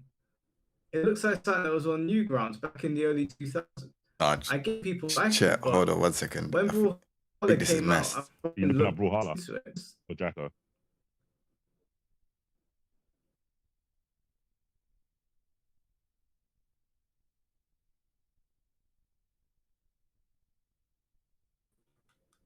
Or swapsies. We swapped Jay for Dell. Bro, the connection was lagging, bro. It's like crazy. That's why I was laughing, bro. Yeah, you guys okay? What's good? What's appreciate good? you, Fly Nation. Thank you for the $20. Thanks again for having me. I've enjoyed the convo. Peace, everyone. A safe flight to Tokyo. Appreciate you, man. What's going on, Del? How you doing, bro? You got fighting EX, Leo. Yeah, we could hear you. Yeah. No, I wanted to jump on that question. You know, when yeah, you were saying how like, oh, we had all of these modes before, we had all this stuff extra, and then we have way less now. And it's like, you're right, because everything costs way more, or it's way more complicated to do the same thing. I heard it. Like, you have to, like, if you look at a tiny example of just hair on game, like if you just look at Jin's hair in Tekken, if I explain to you how to make Jin's hair in modern Tekken on Unreal 5 now compared to how it was on Tekken 3, just that one thing, but then you push that out to everything else, you'll immediately understand. Because the way you used to make hair for like Tekken 2 or Tekken 3 was you would literally draw out the polygons, and so they were basically like sheets of ribbon, and then you would take those to Photoshop. Well, you'd UV them first, which just basically means you figure out the coordinates, and you would just literally draw the hair on those cards. That's basically all you did. And then you would just lay them out on the character. And it was so efficient that you could then use that same texture map to make Kazuya's hair. You basically take those same cards and you could use it for every other character who has hair very similar to him. And we used to, back in the day, we used to do that. Just like, I worked on some bullshit game nobody's ever heard of. Like, I worked on the Biggest Loser game for Wii. And that's what we did. We just made one, and then we just like, all right, cool. Now we've made this in like, say 2 days, and we just roll it out to everyone else. And then what was really good was, because the way we made it back then, it meant that you could make lots and lots of hairstyles with these simple Lego pieces. You could just use them over and over. That's why if you go back to Tekken 6 and you look at all the hairstyle options for characters, I don't know if you remember, there was Bear. Yeah. Because all you're worried about is just how am I going to use these cards? But the truth is, they just don't hold up to close-ups at all. They just look like paper. Like if you look at them, they look like paper. And so, but now to have what we call like hair that looks like strands, it's way more complicated. So first we have to do this thing called groom creation. Basically, you're creating all the different clumps of strands on a 2D sheet, and you're basically drawing out every single strand, every single one. but they're not 2D. You're making them in 3D because you need the depth of like which hair is on top of which, so that when you look at it, it looks like it's got depth. And then after that, you have to make these guide maps, which are basically like you're drawing a line of where the hair will flow. And then you have to turn those back into cards by baking them. But then there's like loads and loads of different maps. So I'll give you an example. One of them is the height map. That determines which strands are on the top and which strands are on the bottom. So that when you look at it, you can just tell how thick it is or how much depth it is. Pause. And, another one is the roughness. Another one is the roughness map. That literally determines how rough or shiny the hair would be, or each part of the strand would be. One's the root to tip map. So it literally tells you which is the root part of the hair and which is the end part of the hair, and you can control which part gets darker or lighter. So when you look at like maybe Paul's hair, it's not equally blonde across the whole strand. It's like the root is actually slightly darker and the tip is slightly lighter. This is all like tiny stuff just to make it look like really good. Like another one would be the AO map, which is the ambient occlusion. That means that if you're in the shadow, it helps you figure out how the light affects it, so it never looks completely flat. It always looks like it's got like some depth to it. There's basically, I think there's something like 8 of these maps that we have to make. Like, and they're all together. Once you put them together, it helps you figure out like why it looks like the way it does. One of them is called the flow map, and it basically helps the light flow in the direction so that if like light moves across the room, it just feels like real hair. But you're doing all that. Then the difference that back in the day is we would just make it and throw it on. No, now we need to hand that to a technical animator. He now needs to set up bones inside the hair so that when I throw the punch, the hair swings in the right place. It sounds complicated, boy. It's super complicated because now I have to test my simulations for that. I need to see what that hair looks like in every single scenario. I need to see what that hair looks like when King is doing a crazy move to me, so just to make sure it doesn't look dumb. I need to see what it looks like when I'm getting launched. I need to see what it looks like when I'm getting off the ground. And you know, Tekken, there's 16 different ways to get off the ground. You might want to roll back. You might want to press up. You might want to press square. You might want to hold square. You might want to kip up. There's all of that has to be tested. I feel a bit ungrateful now for what they've done to Tekken now, man. Hearing all of this, I feel a bit ungrateful. Sorry, Michael Murray, man. I haven't even got into the collision. You need to make sure that the hair doesn't pass through the character's face. So you need to put a collision blocker to make sure that, like, all right, cool, you've got Jin's hair and it's flicking around in that, or Harang's hair. I need to make sure the hair doesn't just collide and go straight through his eyes and his face. So that has to be tested. Then I need to test that in all lighting scenarios: daytime, nighttime, this level with flashing lights, the flipping helicopter light in that Tekken 8 level. All of that needs to be tested. And then because some of these people because the fighting game community has some of the brokest people known to man, I have to make a level of detail version of all one of these hairs. So there needs to be a high resolution version of this hair. Then I need to make a mid-tier level resolution of this hair. I got to make a low tier because someone who's running a computer from 1982 wants to play Tekken. I have to try and support him too. And so this is just hair. I haven't talked about anything else. I'm only talking about hair. So the difference from just this one thing, like just imagine that for everything: levels, animations, like the clouds in the sky, everything you're thinking of is just way exponentially more expensive. And I'd argue it's not really worth it. It's not actually really worth it. But that's where we are. Yeah, that's where we are now. The games with the highest graphics do sell. Yeah. So because the truth is, most of your customer now needs to be casual, and that never used to be the case before. It never used to be the case before. And the way to attract casuals is shiny, blinky lights. It's not a better game. It's not a better game. King of Fighters is a great fighting game. It doesn't really grab casuals because it doesn't have the shiny, blinky lights. No, that makes complete sense. So we're kind of like, would you say they backed themselves into a corner they can't walk out of? Yeah, fighting games just shouldn't really exist now. That's how I really feel. Damn. They just They just don't really, on paper, they don't really make financial sense because they're expensive to make but have a relatively low sales ceiling. And a relatively low sales ceiling used to work when the game was cheap.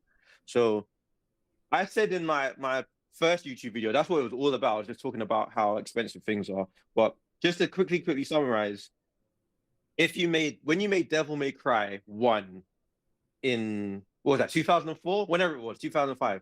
The game maybe cost about $8 million to make. And they sold 2 million copies for about $50. Let's just say it's $50 because my maths isn't great and I need to keep everything super simple, round numbers. So you made $100 million for if you sold 2 million. And that sounds brilliant, fantastic, $100 million. But the development was 10 million, so you made 10 times your money. This is fantastic. This is great. But now to make that same game with modern development is gonna cost you like about 120 million, maybe, to make the same game with all the modern stuff. But the game still costs basically the same. Games don't cost like way more than they used to.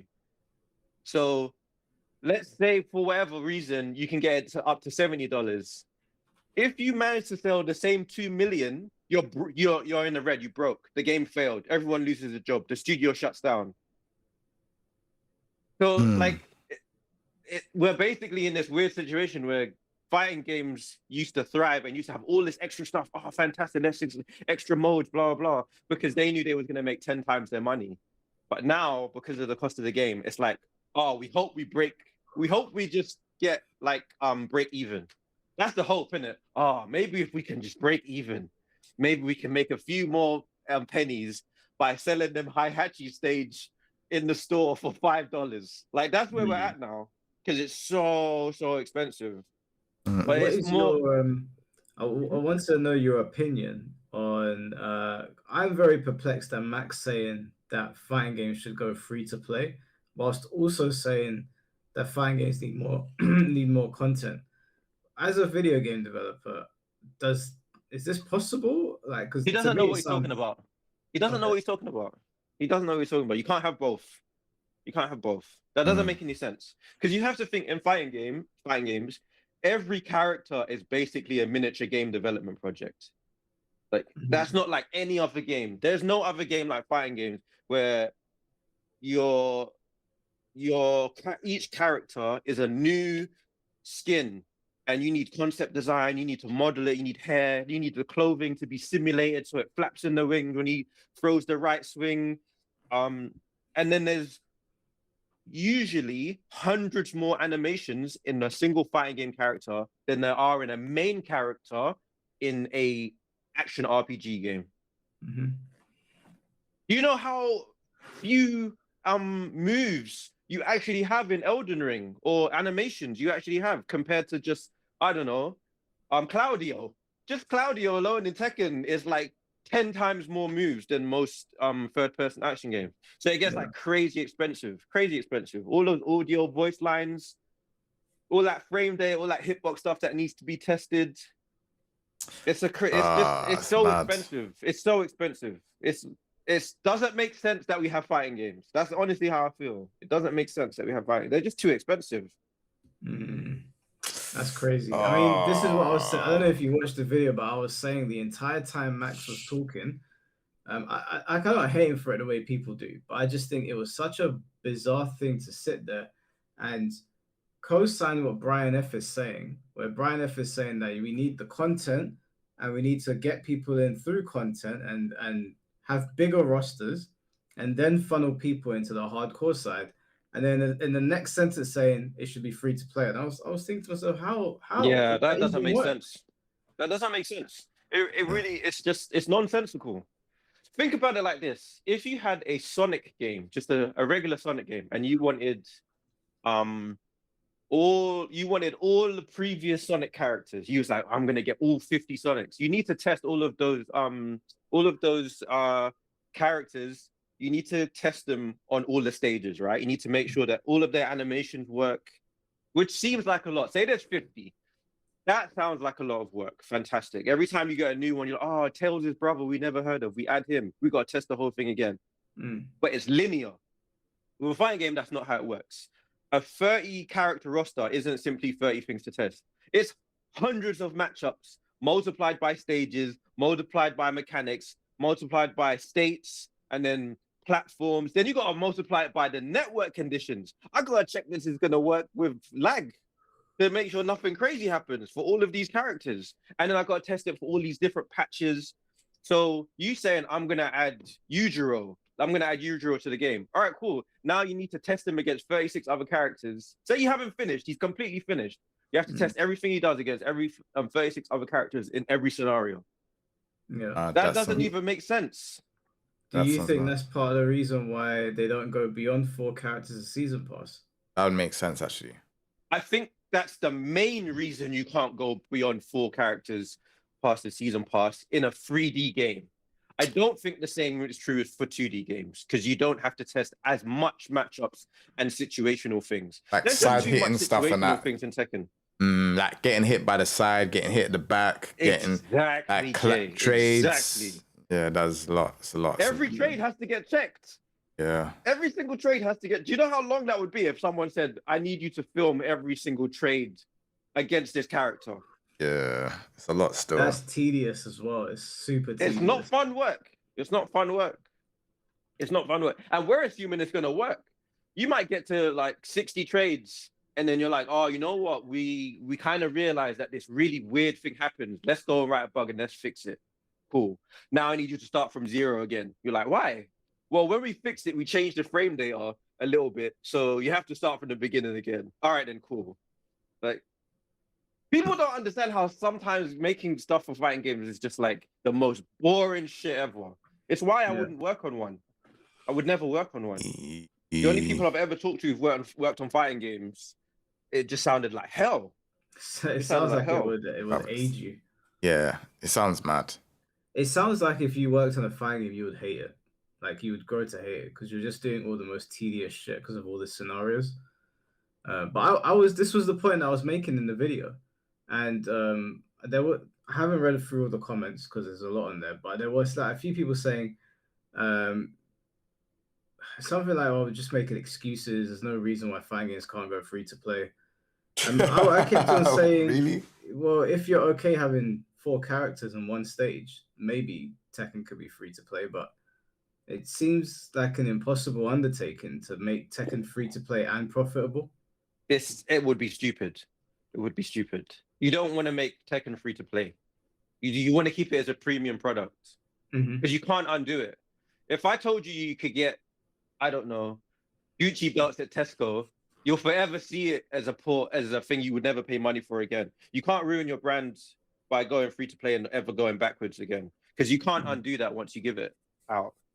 Yeah. Fighting games is really difficult because it's like one of the few types of games where your most dedicated customers actively make the product worse for new customers. It's like really, really messed up how most games, if you have thousands of players with 2,000 hours, that's fantastic. Brilliant. Look at all these people playing my game. 2,000 hours. Fantastic. In fighting games, those people become the human raid bosses. Like, they're going to make it so the new player that buys the game goes online, gets wiped out, and decides that they're never going to play that game again. So, like, the better your community gets at your product, the more intimidating the whole product becomes. And Tekken's now at this point where you're basically you're actually actively dealing with gods. Like, you're actively, but you want to grow the consumer base, but your top tier people are wiping out any chance for new people. It's like a weird paradox. It's a weird paradox. The way to fix it is to make those longtime people unhappy. Sure. So what you mean by like what old school players with Heat? Make Heat, make it so there's more 50-50s, just anything you can do to reduce the skill tree, the skill gap. It's like the only way that you can really make it so that people come on who are new and they don't feel like they're against like like a God tier. Yep.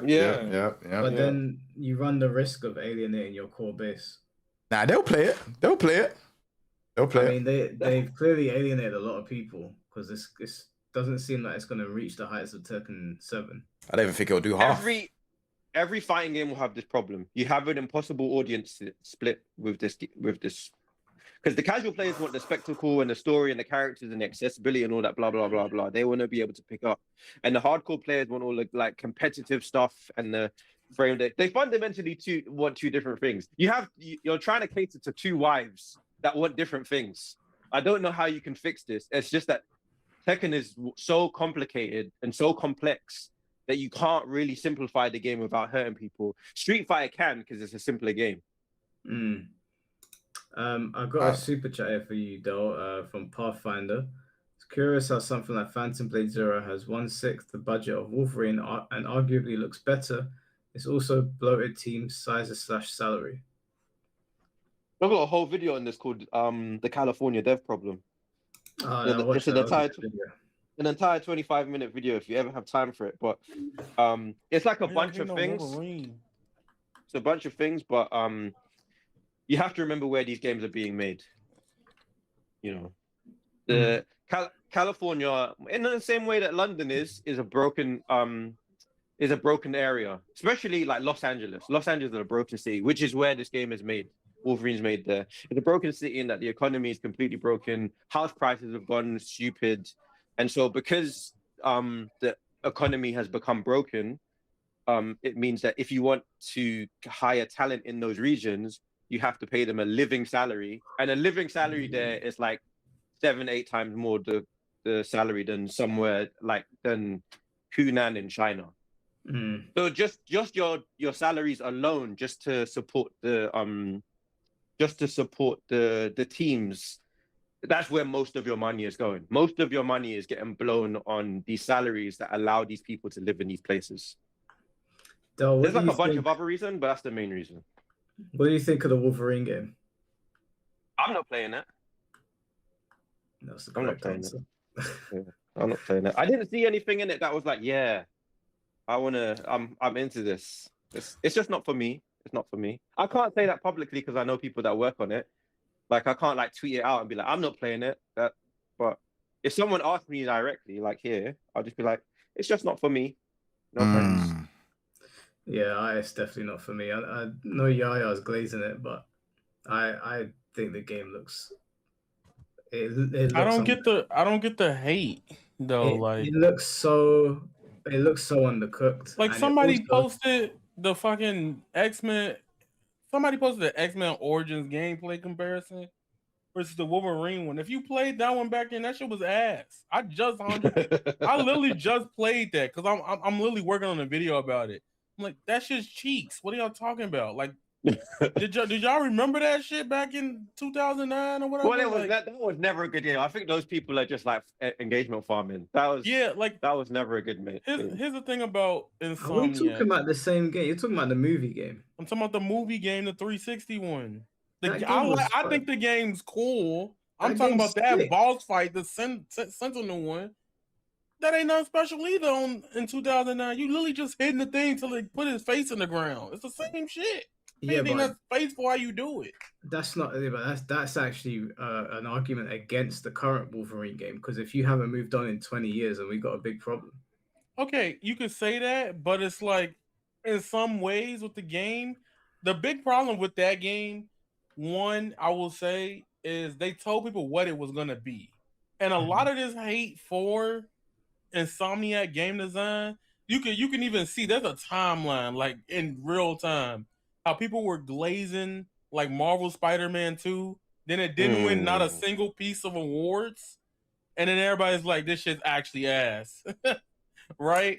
And I think when it comes down to like Wolverine, I can see why people feel like it's ass because the game has a lot of on-rail moments, but Insomniac told us that it will be very a linear-like game, right?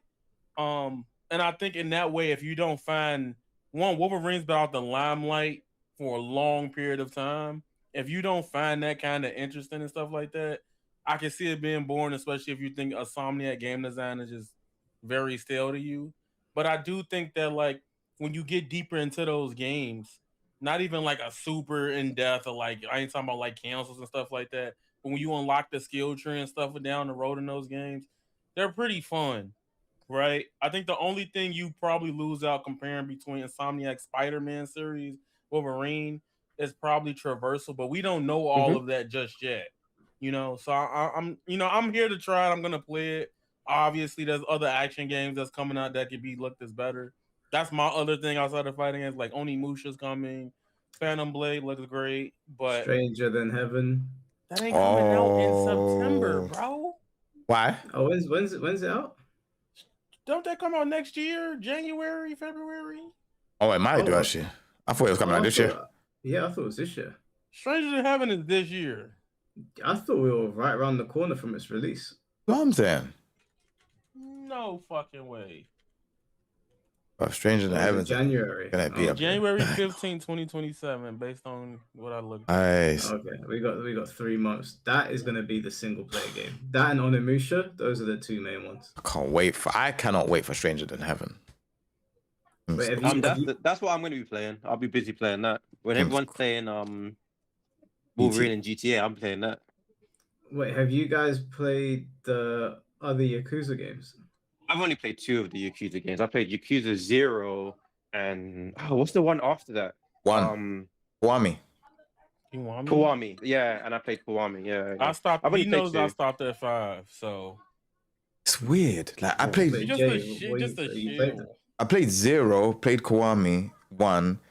I didn't finish Kiwami 2, but I watched like the boss fights and saw the story stuff. I have the old school. I have the PlayStation. I think it's the PlayStation 3 version of Yakuza 3. PlayStation 4 version of Yakuza 4, like the original ones, before they changed the guy's face, one of the main characters' faces. Oh, they do change actors when they do remakes. Yeah. So I got that. I didn't even get the Kiwami. That was actually the original one. And then I didn't really get. I tried to play. I need to finish off like the other Yakuza one. What's like a Dragon? Like that's 7. Yeah, the RPG guys, thing. You can't be skipping around. You got to play them in order. Nah, bro. You're talking about 1,000 hours worth of gameplay right now. You're just throwing it out there willy nilly. Like, yeah, you got to play them in the right order. Like, that's no, wait. That's a lot of hours. You're a game developer. Like, of all people here, you would respect indulging the games in their entirety. Sure, I want to, but Sure. I'm a dad now. I'm a dad now, so that's where my free time is going. That's it, Like, sure. It's just, I gotta be realistic. Hey, I would have gave the same answer, sure. No, I'm a Yakuza show, so I just. No, I understand. It's a lot. It's a lot of hours of your life. Yeah. See, I'm not playing. See, the thing is, Stranger Than Heaven gonna have to wait because I forgot what comes out that next month. What? Persona. Is that God of? Persona. Okay. Yeah. Persona. That needs 10,000 hours itself. Those games are no joke.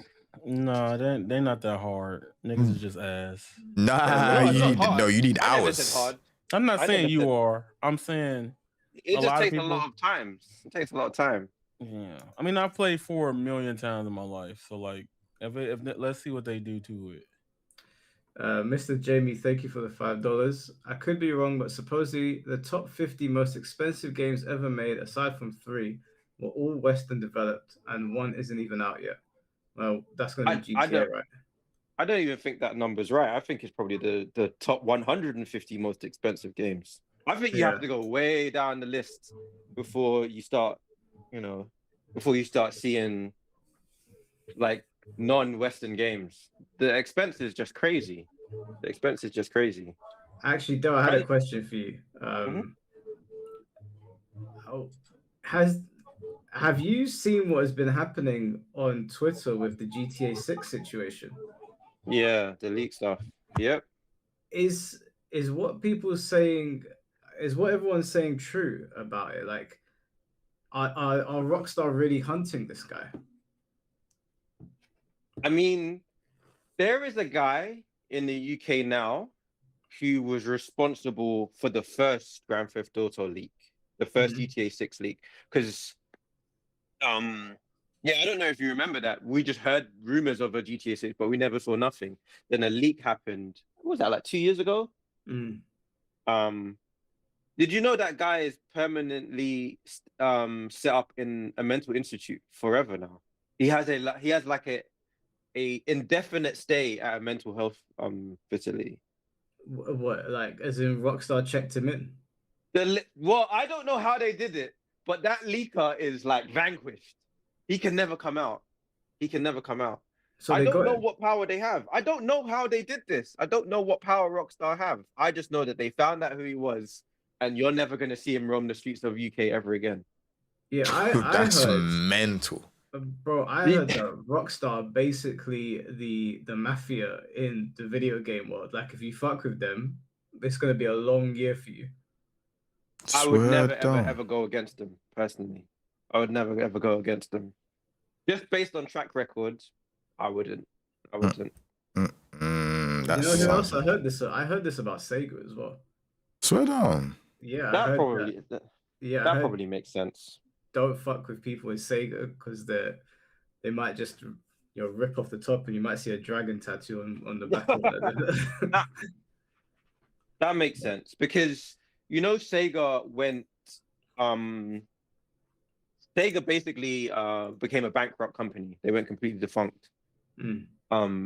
And because the Dreamcast basically destroyed the platform. Basically they fell out financially. Because everyone talks about Xbox versus PlayStation versus Nintendo, but for a long time there was no PlayStation. There was definitely no Xbox. And it was Sega Nintendo. Then PlayStation was the new kid on the block. And then it was after the Dreamcast, they lost their... Basically, the Dreamcast was not a bad console. The problem is that they were selling tons of Dreamcasts, but no one was buying the games because they figured out how to pirate games. And so they could see the financials was we're selling Dreamcasts, but we're not selling any games because it was the easiest console to pirate. And then they were selling the Dreamcast at a technical loss. So if you bought the Dreamcast for $200, it was costing them like $189 to make the damn thing because they was hoping to make their money back on the games. And then so when Sega went down, and they were like, the company was looking like it was going to have to get liquidated. I think it's the previous CEO still had like an insane amount of stock in Sega. Like a crazy, I'm probably saying this wrong, but the story I was told was that before the company really went down the road of no return, he sold all his stock and gave it back to the company to basically keep the company alive. He basically was like, he just gave up like hundreds of millions of dollars, and then they pulled out of the console market entirely, and then focused on just making video games. And that's when it opened up the door for like, oh, you can get a Sega game on different consoles and etc. But from everything I hear, that moment where things were really bad for them and they needed to get like external funding to save Sega, and they had to like start maneuvering, no one really knows who took equity in the company to save Sega. We do know it's the Tojo clan. Well, maybe, well, yeah. That's kind of the thing people are saying. Like the people who stepped in to financially bolster Sega before it got liquidated. Some people say, yeah, the big boys had to come in and take over. And so they have a financial stake in Sega. But to be honest, I don't know if that's just bullshit or just some YouTubers chatting shit. I don't know.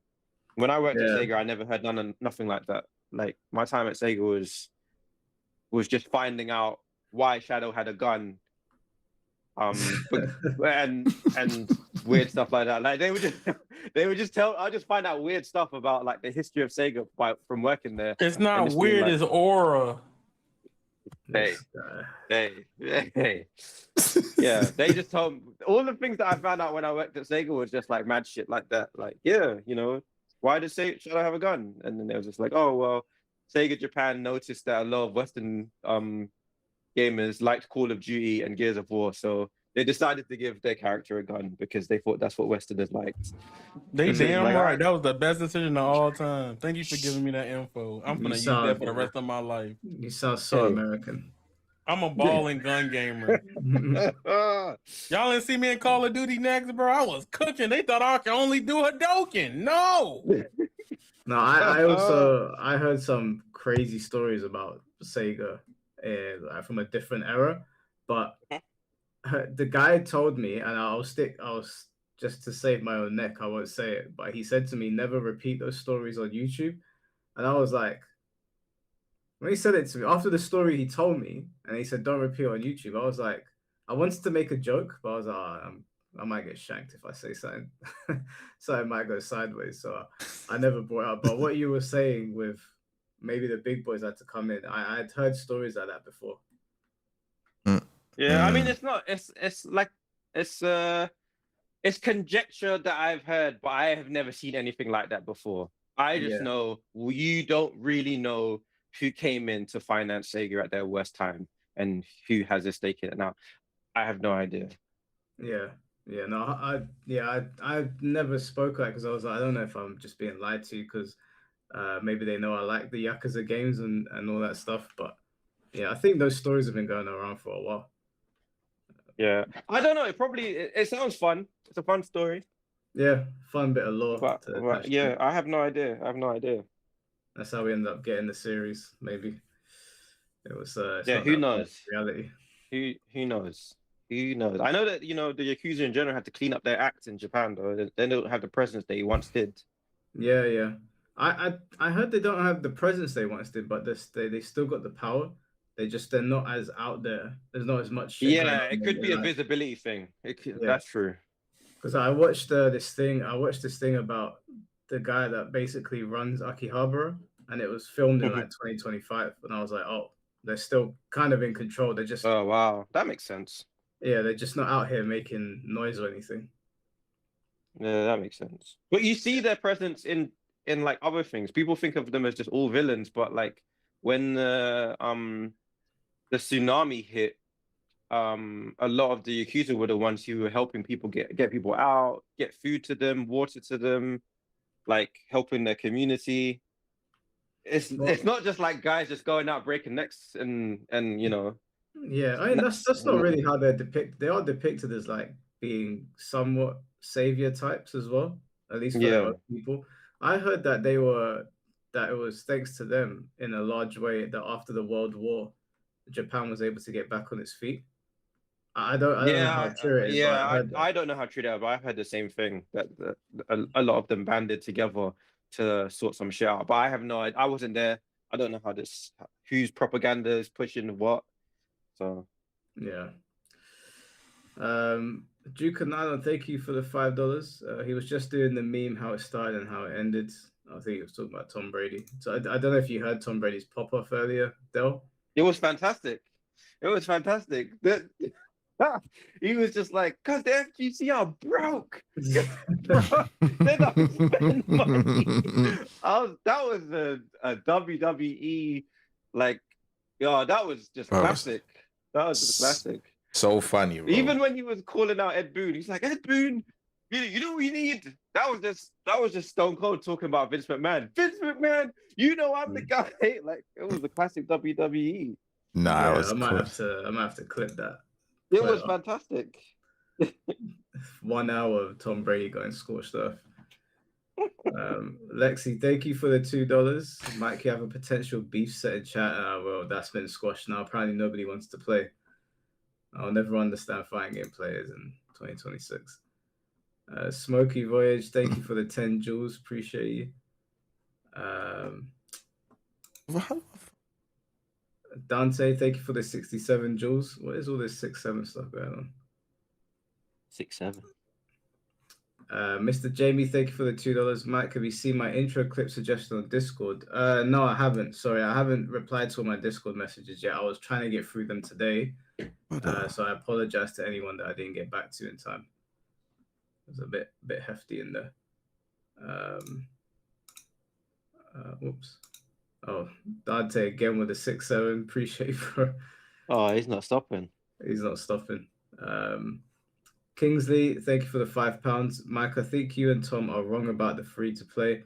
The long dev time and rights expectations have way more to do with the death of 2XKO. I think you're agreeing. All of you are agreeing. Yeah, I don't. I feel like there was multiple things that killed this game. I do feel like free-to-play was a big factor, though. Yeah, same. No one's buying skins. Long dev time, you usually want to have a product to purchase at the end of a long dev time. Yeah, and didn't they cite in their article that although people were picking up the game, people weren't really supporting or indulging it in the way they thought they were going to? Basically saying, you guys are playing, but no one's buying anything, and no one's purchasing our stuff. So that wouldn't have happened if the game wasn't free to play. Well, actually, no, not purchasing cosmetics. You can do that in a regular game, but at least the barrier to entry of like the $60 or whatever, they would have gotten that. They didn't get jack shit. Like me and my girl downloaded it. We didn't buy a single thing. Yeah, no, how much was a skin on 2XKO? Do any of you guys know? I just know that $2 to 30, 35. Yeah, a skin. A skin. That's a lot of money. Christ. A lot of money. League of Legends stuff. Also, another thing about 2SKO that I hated. My bad, I can turn the camera back on. It was doing something. But another thing I hate about 2SKO that really sucked was that they had bundles for like new skins, and you couldn't buy them individually till like weeks or months later. So you had to buy the big set. So you ended up swiping for 60. Ooh. Like, I'll be transparent because people thought I was a Riot Game Shield when I only liked 2SKO. I spent about 400 on the game. Wow. Jeez, they didn't have enough yayas, I guess. I like Arcane. 100. Yeah. So honestly, that's I used to be a gacha game player, so it used to be worse. So don't worry. That makes sense. You're used to that. That's why I would hate for Tekken to ever go down that route. I prefer you pay your $60, and if you want to buy Fakaram, it's $8. I just think it's just fairer. You guys can complain and be like, "Oh, it should be free," but at the end of the day, $8 is not crazy. You will survive. Here's the thing about 2SKO. They're giving everybody their money back. So that's okay. That's true. They're refunding it, and you get to keep stuff too. Wow. Trying to give everyone their goodwill. It's kind of mad, though. That's a massive tax write-off. But here's what I think is going to happen. It actually is. That's actually mad. It actually is true. I don't think the game is going to stay online past 2028. I think they're going to completely shut it down. Oh yeah. In their statement, they said, if anything changes, we'll give you notice. I was like, just shut it down. Like that's what I was thinking. Like, yeah, just shut it down. You're gonna shut it down. Also, wasn't it built with a different kind of rollback? Yeah. It has the best online in the history of fighting games. Yeah. Well, the way it works is that they have a server in between you guys that basically halves the amount of time that it needs to go between each person. So it's very expensive. It's basically very expensive. Instead of like my PC and your PC like talking to each other, we're both talking to a third server that's halfway between us. So it halves the amount of time technically that our information meets. Yeah. So it's just like way sharper and snappier with the rollback. The problem is that they could just turn it off at any time. Yeah. They are going to turn that shit off. If it's more expensive and the game, it's really expensive to do that. Yeah, it's making no money now, and their servers are more expensive than having their online is more expensive than a regular game. They're gonna shut that shit down. That stuff is not gonna be available in 2028. I promise you guys. That stuff is going down. So it is what it is. Yeah, it's also why I don't plan on ever working on another live service game if I can help it. I don't like spending years of my life for something that's just like gonna get vanquished, just disappeared one day. That's bullshit. That's bullshit. Like, it takes too long to make a game now, and then they just delete it. No, man, that's long. That's So long. when the servers go down for 2XKO, December. No, I mean when they fully shut down. Oh, okay. And they Active take it off, development ends in December. Yeah, but when they fully shut it down, like when they stop supporting the servers, They didn't say they was shutting down the server. They said they stopped active no, development. you're not hearing what I'm saying. I'm saying the game. He's saying one day. He's saying one day. Yeah, one day. Okay. They're gonna close it down. You'll be able to play it offline, right? Like you'll be able to access it and play it offline. I'm sure you will be able to play it on offline. I'm sure you will be able to. If you can play it offline now, can you? Like local? Yes, you can. Yes. Yeah, if you can, then yeah, you will be able to. You'll be able to. Like Lexi, thank you for the $5 to help with C4's point. Remember, people have TikTok brain, Mike. Most people are gonna see the thumbnail and title and run with it. No, this is when he was saying they're doing all the right things. Yeah, I hear what C4's saying. Like, I do. I agree with him. I agree with him. You know, the problem with C4 is here's the biggest problem with C4. He's got too much integrity. The world ain't like the world ain't like him. The world ain't like him. So like when people like finesse things up a bit, it just looks mad to him. Yeah, no, I hear his point because I'm against clickbaiting as well or misleading titles. Yeah, he's objectively right. Yeah, he has a point. I just from my stance is that I don't like that people do that. But if I get the full context of your video, that's what I'm going to focus on. Yeah, and I'll disregard what you've clearly not told the truth Running about, a subathon on Twitter is like the one with which settings. to me is as a content creator, I don't appreciate it, but it's like, okay, whatever. Like that's not obvious. That's not what you meant. And C4 said something to me a long time ago, and it stuck with me. And he doesn't agree in this instance, but he said to me, never go for like the easy argument, never fall back on the easy obvious argument. Always try to go for like the meat and potatoes of the argument if you can. And I feel like leaning on the title is the easy argument when you know that's not what he meant. That's fair. That was C4's words, not mine. Yeah, he taught me something, and I've tried to stick by it. But maybe because I'm on YouTube a lot as well, like or interacting with other content creators, I've become used to it. But I agree. It's not. You shouldn't clickbait.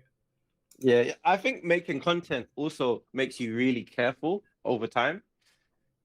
Or you look at things because you're gonna say something or do something at some point as a content creator where you're gonna get absolutely destroyed online. You're gonna get flamed up. Your time is gonna come. I don't care who you think you are. You're gonna say or write something, and people are gonna come for you. And then it does something to you afterwards, where you're just like, okay, cool. I'm gonna take an extra second to consider this, or I'm gonna give people grace where I think they meant this, but they said this. Yeah. But the average person is not a content creator thinking like that. They're just gonna see it for what it is. I will say like, because I didn't read the last message, but when it comes to content, like I know I've struggled recently because taking stuff from streams hard for me because sometimes I'm gonna be real honest. You call me an asshole, I'm gonna be straight up. I care about the video pacing more than like that extra content. If you need it, I'm gonna link the VOD too, right? So you'll know where to find it.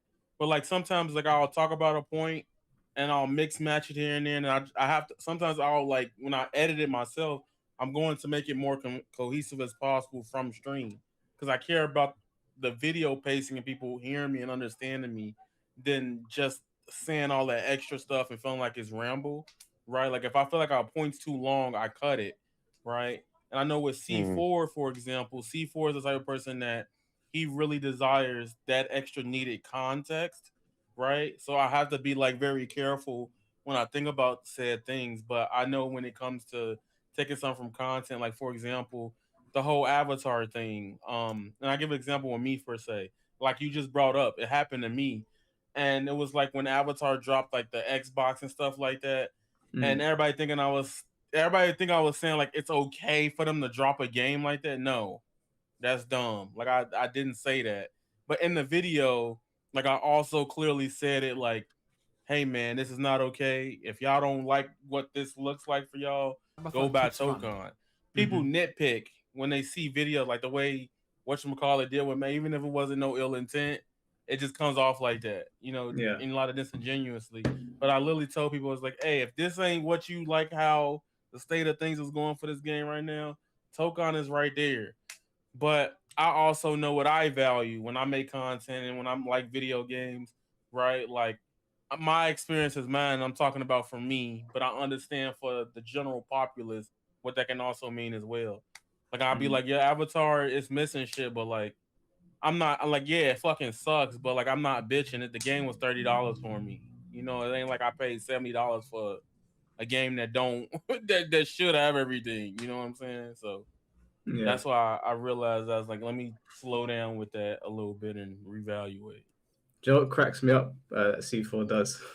What? When we're talking, if he feels that we've misrepresented him or if we have misrepresented him, he goes, hey, don't do that.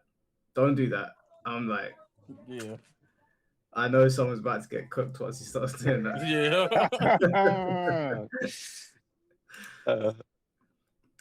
Duke Canalo, thank you for the $2. How it started, how it's going. Meme Jesus. I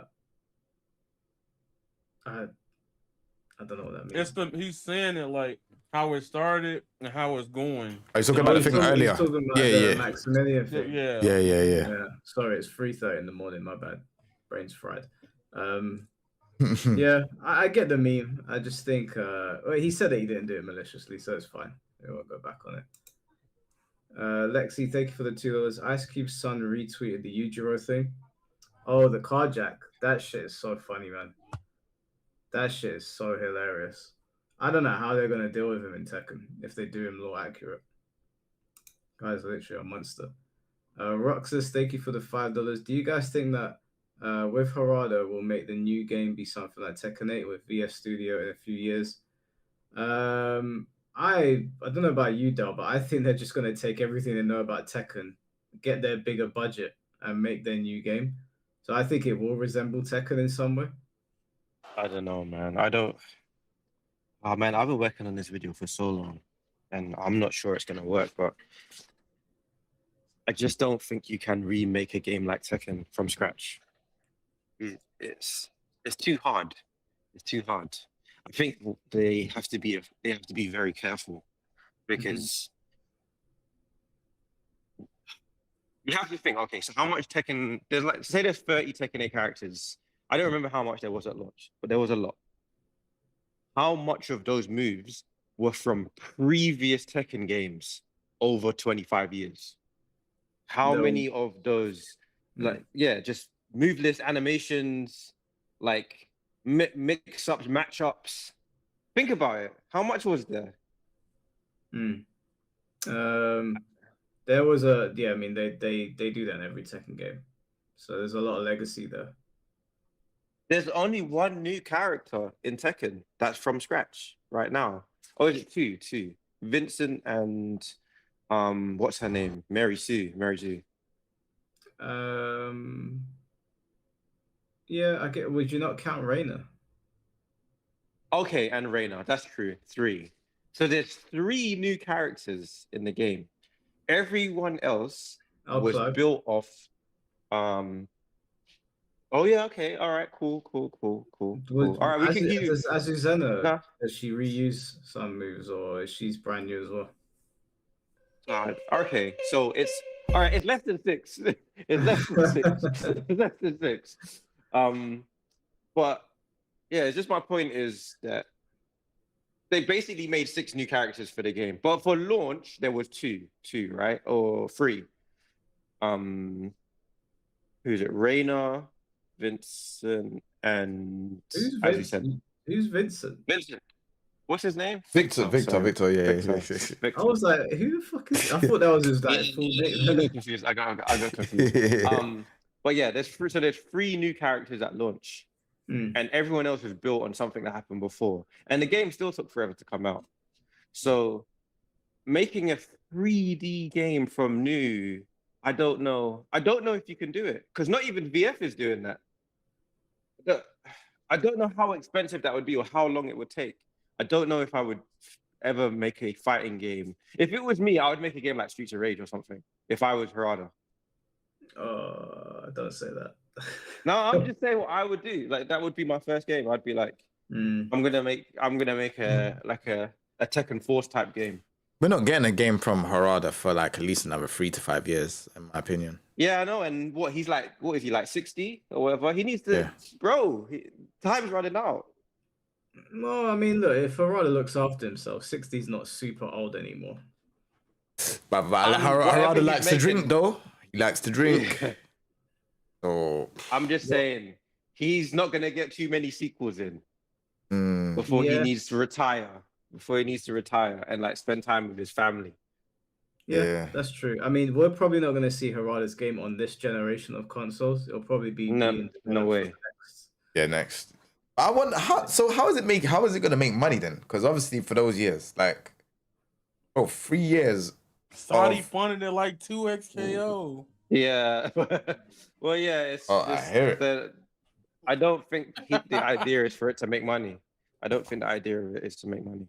Yeah, because the Saudis have got money for days. They want to put the product out there, get people on side, and then maybe making money can come down the line. But yeah, it's just for visibility. Yeah, they're bankrolling him for now. You saw his office. This guy's living the good life. Guy looks more healthier than ever, boy. And Nakatsu saw it. He jumped ships. They left poor Murray on his own. Bro, what the Tekken cooked, bro. I'm sorry. I'm not even trying to be mean. When I saw, I was like, "Damn, y'all gotta listen to Michael Murray. Don't he had y'all blocked?" Yeah, he still hasn't got me blocked. I think he likes me, but I don't think you're not disrespectful. Yeah, you've never been disrespectful to him. He only blocks people who annoy him. Yeah, I guess. Yeah, I've never been disrespectful to him. I don't think there's gonna be. If there is a season 4, I would be shocked. I think there's gonna be a season 5. I think there's gonna be season 5. Clip me. There will be a season 5 of Tekken 8. Nah. What? How? See how many people playing this deal? I'm not here to argue, Mike. I said clip me. He said clip y'all me. Y'all think Tekken's stopping it? Like, I think it's gonna have at least 6 seasons. Like 6. I think it at least 6. I say 5. There will be a 5 announced and released. We'll clip that. I don't see that happening. We didn't get 5. We didn't even get 5 for Tekken 7. Let alone Tekken 8 not doing well. I think we're gonna get 5. No, we'll probably get 4 max. I can't see them making like the game's not doing well, bro. Like the game has still not sold 4 million yet. We don't know that the game is not doing well. I don't believe that it hasn't sold 4 million. I don't believe it? Don't believe that it hasn't sold 4 million. Yeah, I think that it sold 4 million. I think there's a really good reason why you don't want. Why have we? There's a great reason why you don't want to announce it. There's no upside to announcing it. All you're gonna do, I told you this already. All you're gonna do if you announce we have sold 4 million copies is gonna get Blackheart immediately reply like, "You guys just take money from us. You don't give us our updates." Like he's gonna be right there. Just there's no visible reason why you would want an update unless you have great sentiment to come with it. I think it's more likely we're going to see Yujiro release and they're going to tell us it's 5 million copies sold. If that's the case, I would be very shocked and I'll eat my woolly hat. But I think that this game would be lucky to get a season 4. Did Tekken 7 get a season 4? They did. They did. They didn't get season 5 though, did it? Nah, they just done the update. But Lydia and her stage and Kunimitsu and her stage, and that was it. Yeah. So yeah, I would be shocked if they got a season 5. I would actually be shocked. We're not getting that. We're not getting season 5, bro. But the other reason why is I'm not here to discuss nothing with you. I just said clip it. He did. Let's just wait. Just clip it. Nah, he did say clip it still. So good. Yeah, no, that's fine. Yeah. That's fine. If there is a season 5, boy, I'll be shocked. I would be shocked. But we will revisit this. Shinbei is gonna owe me a lot of money real soon. He made it. Jay, you should have taken that bet. I know. Oh, Should have taken the bet. I didn't think What Tekken was was the going to be bet? that bad. Bro, it was like 500 or something like that. Was it 500? Yeah, so he said What that was the bet? him and G6 both bet me £500 each. So if I lost, I got to pay them 1,000. And the Fucking bet hell. was that Tekken 8 will outsell, it will match or outsell Tekken Tekken 7. 7 in the same time frame. What? Who said that? He thought it would sell as much. Yeah. Yep. They're gonna need he's Goku or something. Yeah, he's smoking. He's smoking. No game can do that. No game can do that. There's no game that could possibly do that. I tried to give him an out. I said to him, you and G6 pay me $250 each now, and you can drop the other $250. They said, nah, it's going to sell more. That's nonsense. Tekken 7 was out during COVID. Yep. You know that if you had a game out during COVID, it was like an extra 2 million just because you didn't even have to have a good game. Yeah, people were just buying shit. They was like, I'm bored. You just bored at home. Just bored at home. Ain't played Tekken since Tekken 2, but you're buying Tekken 7 with all the DLC. People are moving mad. I was out back riding, man. I was living my best life. That is Oh, mad. Del, thank you for the $2. See you all at CEO. I'll rent us an 18 van. Are you going as well? I mean, you there. I mean, guys, there. Yeah. If you're going, I'm going. It's not far from me. Yeah, I'm going. It's just cool. I can find a cheap flight. Yeah, I'll definitely look into it. Rock says, thank you for becoming a member, bro. Appreciate you. Just got 2 more super chats. Blackmore, thank you for the $2. There's no love, King Jae, because everyone's gone. He's talking about Tekken 8, isn't it? I think he's talking about Tekken 8. Yeah. Because obviously Harada, Shimbori, Mishima Star, everyone's gone. Like, does the game have a captain right now? Has it got like its main team? Only Yasuda is doing interviews, but they won't announce who's the main director. They said they're not telling us no more. Fucking hell, bro. What a time to be a Tekken fanboy. Yeah, it's mad. They're not gonna do what Capcom did when they dropped them 2. They was like, "Hey, we're the new people in charge." They ain't gonna do that. They did that before, and then that guy left. Yeah. You know what? You're right. Yeah, Then it looked even worse for them. I think they're so careful about their public image now that they're just like they just don't talk. Nobody even comes on stage to like give people. Arslan Ash won Evo and no one from Bandai came to like shake his hand or nothing. That was Harada and Michael Murray last time. When they was revealing Heihachi, they were shaking everyone's hand and taking pictures with them. Now nobody's allowed to step up. Nobody's allowed. Well, Harada was very much a community-based person. You can even see on Twitter, he's still tweeting people. Yeah, and I know a lot of people at Bandai Namco are absolutely hating the fact that he's doing that. Yep. Yeah. I know some people at Bandai that are just like. But he seems so much happier. Like he seems like even when people say stupid things to him, he seems much more upbeat. I can only imagine that he was just sick of being there. The weights are off now, boy. Man can just talk whatever he wants, and they have to deal with it. He's talking reckless. Bro, it's some of the stuff he's replying to. It's not even just the stuff he's tweeting. Some of the stuff he's replying to. It's like, people talking about like, here's what we think makes a bad manager or a bad director. And Harada's in the reply is like, yes, I've met a few of these in my time. Like, did you need to put that on the timeline? Did you need to? Sometimes he says some stuff that I don't like, but all in all, like, you gotta rate Harada. I can't not, but I'm just if you're at Bandai Namco, you probably hate his guts right now. Bruv, when the Katsu left, he wrote a leaving thing. The Katsu left, and then Harada was the one to explain it to everyone. He's not even at Bandai. He was like, yes, and Mishima Star has left too. Ha ha ha ha. Like, bro, why are you airing out their private information like that? Obviously, they're not trying to let everyone know that like Mishima Star is gone. We didn't know that till Harada tweeted it. It's mad still. Twerk to spec. If you want to come up here now, bruv, You know, we're generally talking. Oh, ooh. I don't know what you're talking about. I backed out. I've been sitting on a podcast all day. Do you want to come up here now? We'll have this out right now. Ooh, talking tough. Your name, you got Torque in your name, Brody. I don't know. Yeah, I'm gonna need you to turn the camera on as well.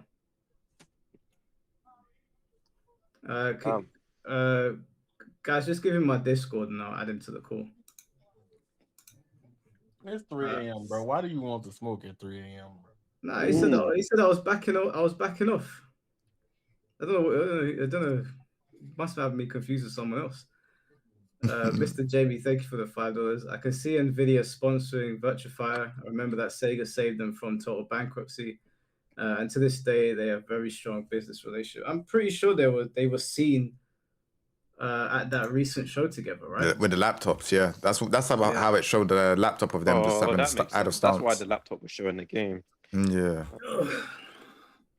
Yeah. I'm so excited for that game, bro. I can't wait. If Virtufier comes out and it disappoints everyone, I think that's gonna.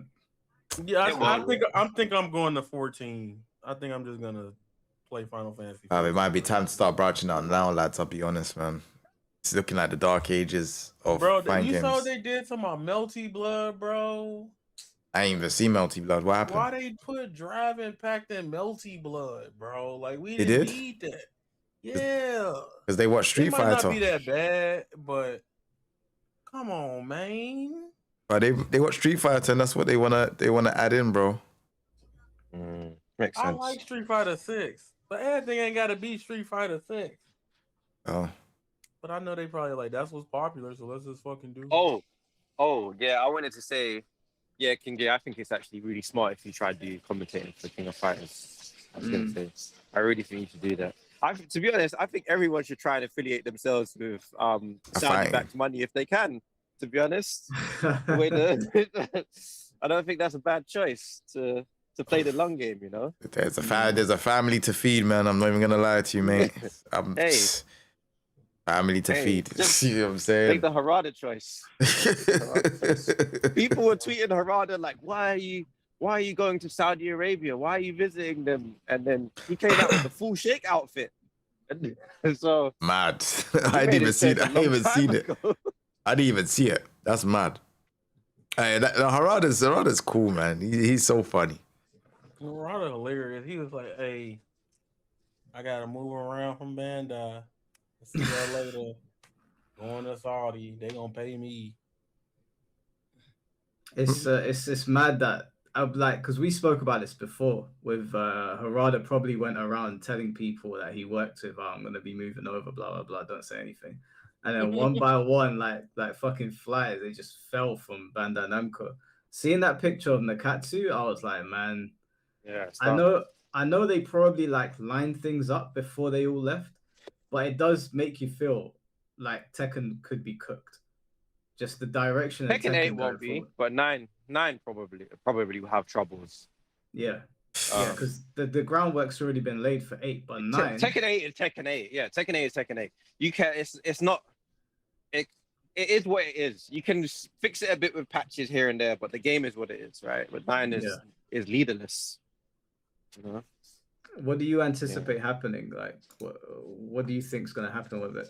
Well, you asked me my opinion about what happened, and I said, go back and watch the Harada video. And I told you exactly what would happen. I said, the video is not for us, it's for his old co-workers, because there's probably a non-compete. And I told you that it was the weirdest video I'd ever seen, because I had never seen a studio announcement have the address. And so I checked the address, and it was 20 minutes away from Bandai. And so I told you how it would play out. I said that you're going to see a whole bunch of people leave.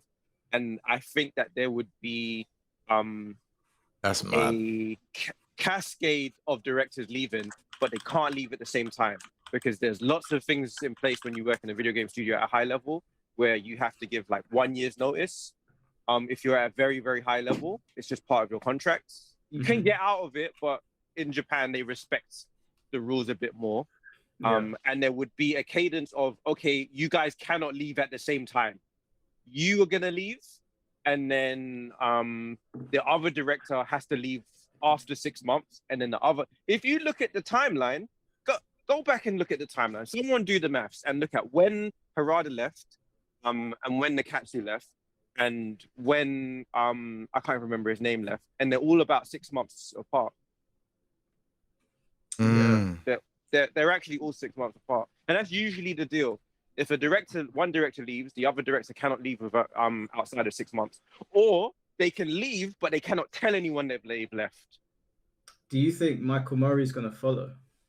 Nah. I think maybe, but the reason I think that he can't really appear right now is that he's a producer, and you don't really need a producer this early in development. You don't like. There's nothing to produce.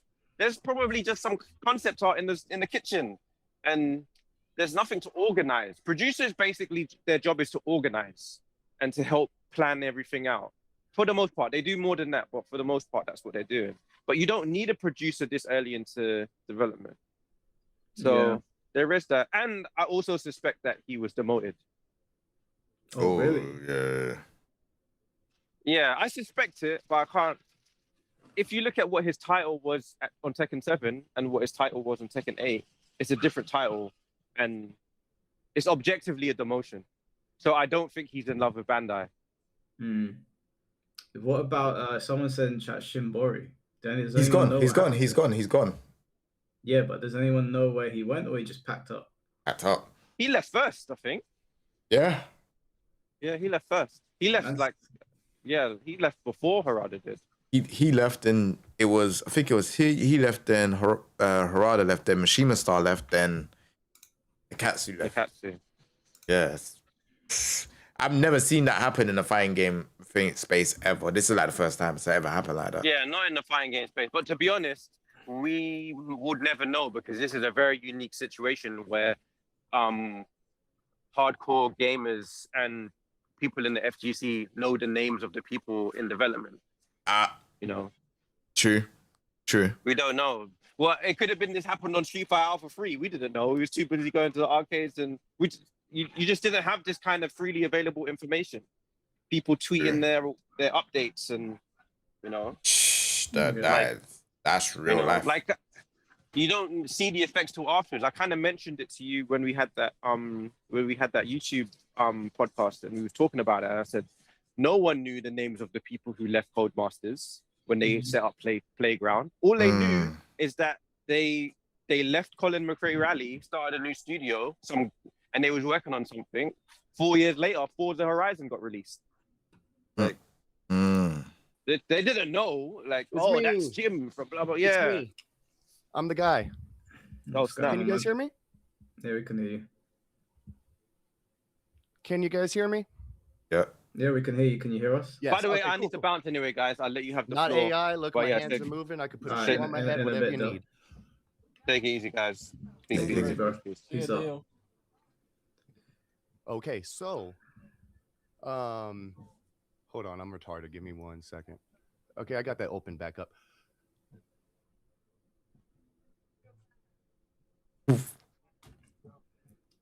Let me get a strong drink. 1 second. Let me get a strong drink. Oh man. I ain't got none, so I'm about to just do this, please. Yo, why he come in like that? I don't know. Maybe he clicked on the wrong button or something.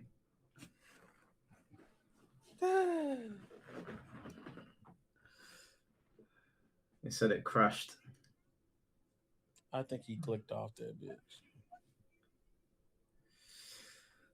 I mean, it's 4. Come on, man. It's not that hard. It's 4 in the morning.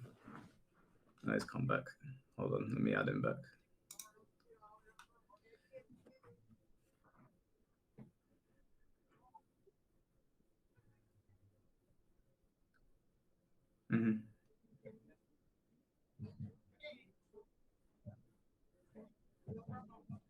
All right, well done. This is why I guess my question is: you make a video on DSP, right? Obvious lolcow. It's not some random guy. Some guy, comes and leaves the stupidest fucking comment, makes no sense, and you engage with it. You just joined the internet yesterday or 2 days ago or what? Like, I'm talking about sandwich shops and you're genuinely going, what are you talking about? Stupid shit. It's the internet. You covered the third dumbest guy on the planet and you're like confused. That's the crazy part, is your confusion. I'm not confused. Maybe you didn't read through the comment section. I replied to most people. So if you leave stupid comments in my comment section, or if you leave smart comments, I'll reply to them. I don't understand why you're confused that you went into a section where people talk and you had someone talk back to you. I'm not confused on that. I'm confused on the things you spoke back to me with. How many times did you question why I was talking about a sandwich shop? Twice, right? Yeah, I asked you. I said, don't really Okay, understand dude, what you you're on just about. joined the internet. You should have asked 0 times because it's some retard on the internet. You didn't see my profile picture? Is there rules on who I respond to? It is not a rule. I'm not saying Okay, you're then. wrong. I'm not saying you're wrong. Again, no malice here. I'm just saying you're retarded. You can Wait, say I'm that retarded if you... contradicts. Hold on, yo, leave. Who's the guy? This big... I'll be respect for you. He has nothing. He's not part of the real world. I don't need him commenting on nothing. The way the internet works is that if you leave a comment, then someone else leaves a comment. Now, you can talk about sandwich shops. You asked the question. You said something like, does this person have a wife? A mom wife. How do you not know? What the fuck is a mom wife? Why are you responding to things that make no sense? And I'm not mad at you, by the way. Why are you saying? Hold on. Why are you saying things that make no sense? Because I'm being absurd on purpose because you did a video on an internet locale, which is a very specific type of entertainment.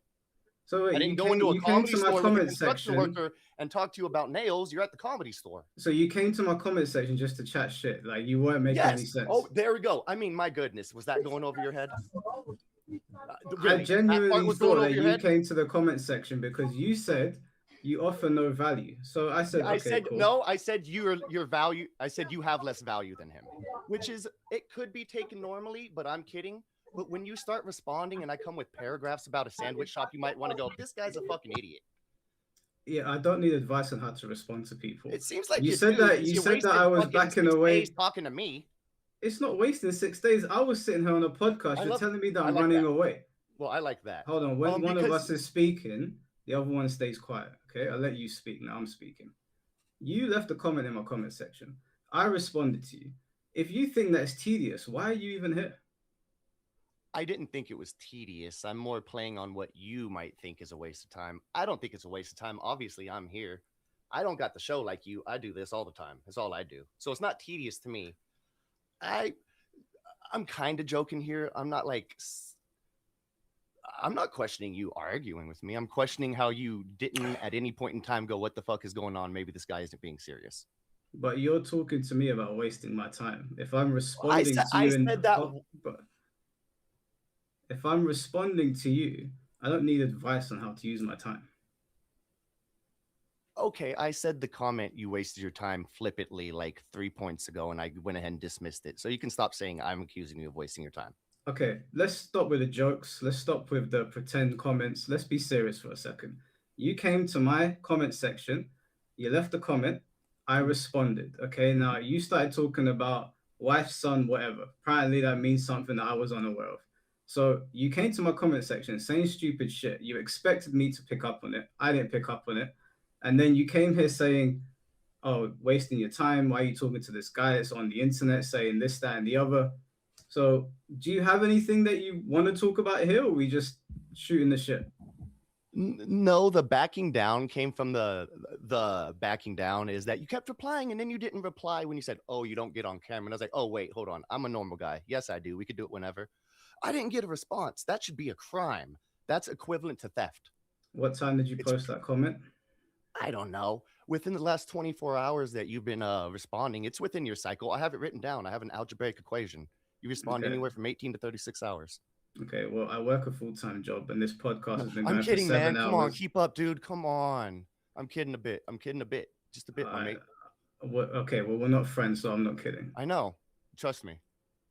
Are you here trying to rage bait or something? It's not going to work. No, I literally take him off, B. Just take him off, bro. I literally said I'll get on any time to discuss this dumbass little comment thread, and then you didn't reply. So I bugged you in your chat, and now I'm here. All right, great. You proved your point. Yes, I did. Thank you very much. Put it on the board. See you guys later. You're pathetic. Lose weight. Bet you don't have too much going on in your life, Mr. Wolverine. All right, Jesus Christ. This is what I mean. Some people on the there are genuine weirdos on the internet. I love how you left because I was gonna cook his fucking line in, but it's okay. If you want to cook him, you can cook him. He's still sitting in the back. Oh, bro, bring him back in. Huh? Bring him back in. I think it's hilarious. I'm here. I don't live. Bro, like, what's your problem, G? Like, I mean, there is okay. And this to the comment I said to you, this is more of a philosophical discussion. I think I'm allowed to be rude and mean and nasty if I want. If I come and talk to his comment thread and then just go, something mean to you, okay. Why are you shaking? I'm angry. You cut me off. I'm just kidding, guys. Hey, this motherfucker weird, bro. Like, I'm just kidding, guys. Come on. Like, I'm not here for a W, right? I'm just having a fun time. This is fun. You got a YouTube who's channel. watching. What was that? You got a YouTube channel. I do, yeah. Is that I used to make videos, and they're like, to say my hate is real, right? When I point at people, I hate them. That guy that made those videos didn't really understand what was going on. Not too much of a fan of him. But the difference between me and you is I'm not still making them. Wait, what are you talking about? You lost me, man. I'm just bugging you. I don't know. What do we like? Well, because like, what do we? I mean, I'm here. We already had the conversation. I figured we'd at least have some fun banter. He okay, asked me the question, why he was talking to me, and now he's not talking anymore. Go ahead, man. I said that I'm allowed to be mean, and okay. So what's your response to that? I don't give a fuck what you said. It doesn't. Yeah, you did. You do give a fuck because you said you were gonna click me if you didn't. Yeah, but I asked you the question before I got to cooking. You gave me an actual normal response for once after the last 20 minutes you've been here. Yeah, like you sound like you got CTE, but I'm gonna let you slide. The fat has slowed down your perception of time. I speak clearly. I speak very clearly. Come on, try harder, bro. Come on. It's 2026. Mike, get your. Come on. Show too, do the fat Albert jokes. I'm supposed to be the dumb one here. You can't be. Do the fat Albert. I mean, you talk to Mike and contradict yourself for 20 minutes. Yeah, because I'm having fun, man. I'm not like. Yeah, that's the answer. You seem nervous. Are you nervous? Why? Your hand was shaking a lot. I'm excited. You never had sex before? You don't get a little woo. Sex with a girl. Hey Jay, you got no answers? No one said yes to that. That's pretty insane. Not even an accidental. Oh yeah, wait. I don't want to answer his question. No one said yes to the sex with girls. So what's your YouTube channel about? You know what it's about. You're on there. I have no idea. You're instigating. You're instigating. You want me to say something and play off of it. If you have a question, you're an adult. You should be able to answer it. I have a question for What's you. my YouTube? What's your channel about? I'm gonna be the red bar of the Snortex. Do you know Mike David? No. Okay, well, I'm gonna copy him since he died, and then I'm gonna make fun of all the detractors. It used to be about repairing cars, but it's an expensive hobby. And I'm not a very monetization style guy, so there's never going to be a reciprocation of funds. So it has to be a passion project, which it wasn't. So are you like, so people that say things about DSP, do you make videos about them?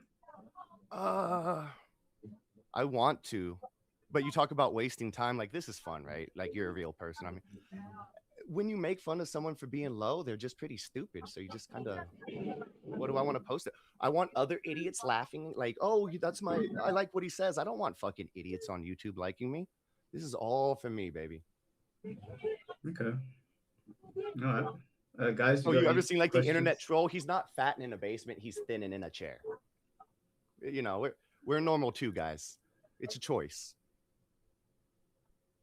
What's up, V for Vendetta, King Jae up there? What happened?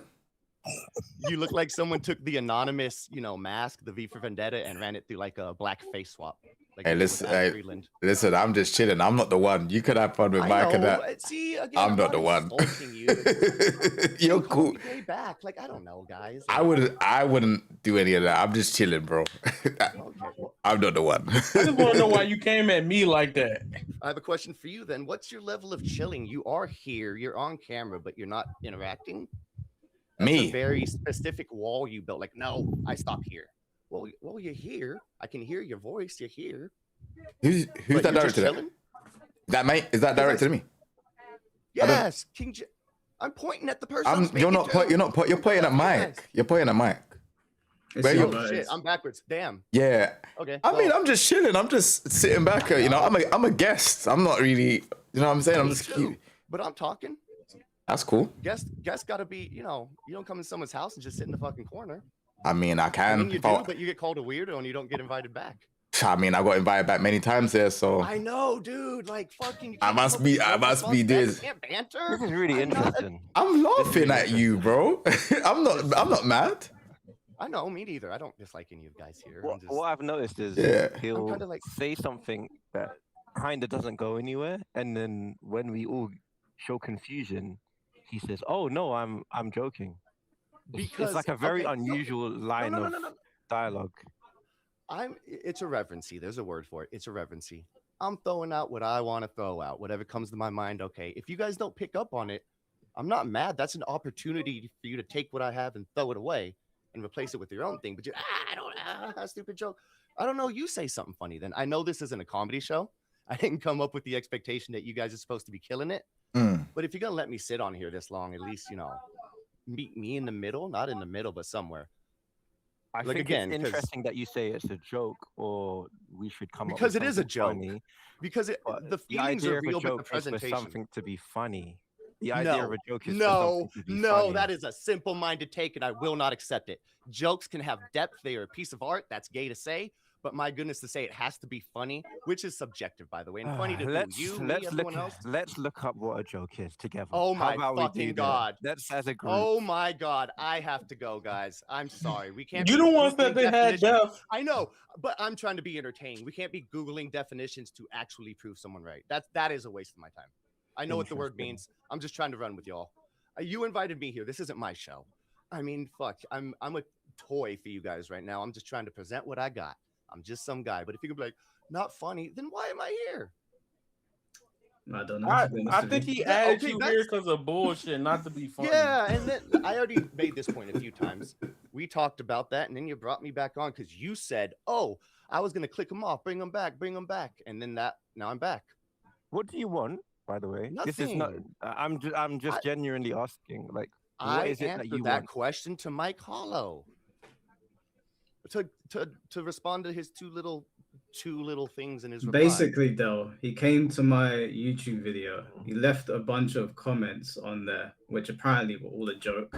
They were stupid. I mean, call it a joke to dismiss it. They were stupid. I'm stupid. It was me being stupid. A joke? You mean the thing that is said or done to make people laugh? Yep, I know what a joke is. Carry on. Okay, no, actually, hold on. I have said it's a joke to a few things. I didn't say every single thing. It's called irreverency. I said that. Are irreverency and jokes the exact same word? Do they sit next to each other in the dictionary and a thesaurus? Bro, I didn't say I wasn't the one who said that's a joke. You I think I need to be high for this, bro. I think I need to be high for this. You gotta look up irreverency too. To be high. Wait, so hold on. Let me ask you. I'm curious. Hold on. I have a question. I'm curious. Is that DSP video that you watched of me the first time you'd seen me? I didn't watch the video, dude. I saw you did it. I went right to the comments, said, I'm going to be unnecessarily negative and see what this guy reacts with. And you're like, oh! And that's cool. Okay, that's interesting. It's interesting to hear because I usually assume these kind of things that people don't watch things that they comment on. So it's nice to hear that someone's being honest with it. Joke, Del, like it doesn't have to be funny. The intent could be funny. If it's not funny, that's not part of it. So you can say I'm trying to be funny. If it don't land, whatever. It's still a joke. So my issue with that is that you said, why don't you guys try and make them laugh then? Oh, that's just me here saying that. It's not a real life obligation. Okay. You see what I'm saying? Okay. Are you at least kind of following along with where I'm at? Just like I'm not expecting of anything of you guys, but I can still criticize it. I don't think you're following along with what you're saying. Okay. Yeah, I'm not trying to. I don't know how many times I could explicitly state I'm not being serious. I mean, seriously, guys. There's a hold on. being serious and saying Hold on, Dale. One Yeah, second. go One ahead, go second. ahead, go I'm. ahead. These people fascinate me. So you Yeah. saw a random video on the internet, and you were like, "Let me just see if I can get a rise out of the guy that made the video." Literally, yes. How old are you? And you could call that ignorant, or you could call it like a choice. But yes, it is what I was doing. How old are you? In my 30s. I'm old enough for you to criticize me over it, but I don't care. Oh, it's just fine. You don't have to care. I'm just curious. Mid 30s. Okay. Do you do this on a lot of people's videos? For the most part, yes. Do you do it to like sort of gather content for your channel? No, not at all. Not at all. I would love to put that. There's no preaching. There is no goal. It is a closed loop in my head where I say something and then see what happens. I do not. Oh, no. Oh, no. There's no baiting. There's no like, ooh, look what I made him. No, there are no screenshots, nothing. Never. There's nothing on file for me except the video I've done with people, which I don't even upload. No screenshots, no behind the scenes, no trickery. Okay. So you're just doing it for the love of the game? Yeah. Yes. And for me, I don't show other people. Okay. Do you do this to people in real life as well? Yeah. It's called bugging in heaven. What do you mean? Like leave comments in real life? I can't do that. You mean bug someone like? Yeah, like the real life equivalent. Like you just bug people in real life. Mm-hmm.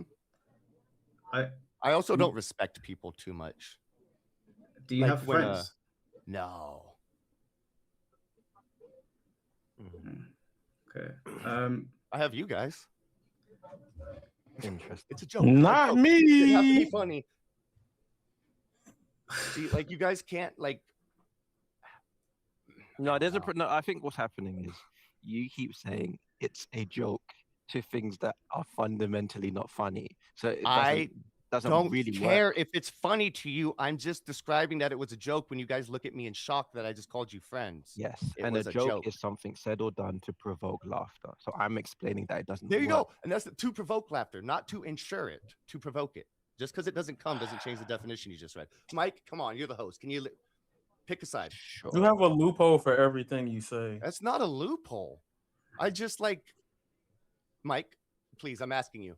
Was I correct in my interpretation of that definition with the word provoke? I'm asking you. He's funny. He's funny. I'm not gonna lie. You're the most He's actually ass nigga I've met in my whole life. This motherfucker. No. This motherfucker just pulled up a definition to prove me wrong, and I'm the actually guy. So wait, hold on. Like, that's another point. That's 2 on the board. Wait, what do we call you? Is it twerk? Twerk to spec. It's a play on the word torque to spec. Right. Okay. So. are you into like vehicles? Are you a mechanic? Yeah, he said that earlier before you came in. Okay, sorry, I didn't catch that. Okay. I know, because you weren't here. You just jumped in like you knew something, but you didn't. I know what joke means. Okay, I what about the rest of the in? I was information? actually invited. Oh my fucking god! He was here before you. I know, dude. Mike, I know you at least understand what's going on. You can't like. Mike confused this one. I'm not saying picking sides. I'm saying you at least understand some of what's going on, especially since you asked the questions you did. I'm trying to understand. So is the having no friends thing, but is that a choice, or are you just generally lonely? Let me give like an example, I guess. If you went to hang out at a friend's house, right? Mm. And then his kids were running around. I was like, what do you guys want? Chicken nuggets or like corn dogs? You could microwave them. Would you continue to be that guy? I have a much shorter thing for friendship. I don't feel love like in that way. But that's it. I don't fuck with people. Some guy goes and hits on a little kid. Okay, I'm not your friend. Oh, I think that's normal. Okay, cool. I used to be a real bad guy and some real bad stuff with some real bad things. Not Epstein, like gangbang and shit. Those people aren't clean. You start losing your old friends. Wait, I'm not a gangbanger. No tats. I'm just saying. I'm telling you, Mike. You've had friends that grow up and you go, never mind. I had a much higher percentage of them. Right. Okay. So I'm trying to talk to you normally. This is funny because I'm giving real. I don't care if you can laugh at me. I don't care. It's so performative. They're like, ooh, something we could manipulate a win from. You can laugh at me. I'm not trying to manipulate. Not you at all. But it's like, come on. I've seen too many podcasts. No, I think they're laughing at my face. They look like that one guy who used to do reaction. No, I'm laughing at him. I give him But that. wait, he's funny, bro. I ain't gonna sugarcoat it. Go ahead. Is it because I said gangbanger and you're black, so you think you're cool? You're like, this guy isn't cool.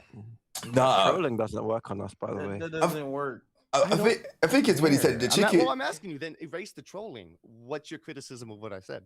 No, I don't have a criticism. I just kind Not of. you. I'm talking to Wolverine Big Boy. That was laughing. King Jae isn't participating, so I won't ask him. But I'll ask Wolverine. You could ask me. I don't mind. Okay, No, I asked you the a question. sporadic earlier and you said energy you were is against funny. not Everything you participating. said has been like 0 to 10, not it. But the energy is entertaining. I'll give you that. You weren't laughing at my energy. You're laughing at what I said. Are you comfortable and confident enough to explain where you were coming from? The way you just talk is funny, but the shit you saying is ass. How else What can I was say ass? They're like factual statements. I don't know. I mean, you could think they're ass. I but mean, what- I am what- making factual statements. Like what? Chat, what- type 1 if you think he's funny, or type I'm not on 0 YouTube. if you think I'm he's on just stream. weird. I can't see chat. That what? Give me Yo, this three nigga things King that I Jae said were ass lying. and why. Oh, he said, wait, so when you go to a house, you get chicken or corn dog and then change the subject up. That's what I'm saying. It's so sporadic. It's funny. That's funny. Fuck the actual like meat. I would say you're kind of stupid then because it was followed by a example that added onto it. But you Fuck the started going crazy and example. laughing. He's not laughing at the example. He laughed at the part of the fucking. I guess this guy wouldn't be embarrassed about a bad diet. He probably doesn't understand why that's a crazy thing to do to your child. Oh, I don't give a fuck. What's the point? Okay. Oh, bro, no, that was funny. Do you think my goal here is to attack you and make you feel bad and then okay, got him? I'm just It's not gonna saying. make me feel bad. Again, I wasn't asking you a question, you dumbass bitch. Calm your ass down, nigga. I said you will come. Okay, Here we go. Here we Yeah, I go. knew he was kind of racist. I mean, I figured. Oh, It's Here not we go. racist. you I didn't kinda need to knew it. do That's why I that, was man. You know, this happens sometimes. I'll be getting down with black people, and it's like, well, not all the time, but it's like, what's up, nigga? Let's get that shit. And they're like, Oh. you called Why are me the you N-word. saying it? Why are you Do comfortably you think it's saying the it? N-word? You guys, oh, you're from Europe, Oh, and this where are you boring. from? This is boring now.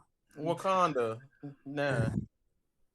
Okay, so you're not confident in yourself to answer questions. Yeah, my Who's colleague. he talking to? Boring Yeah, now.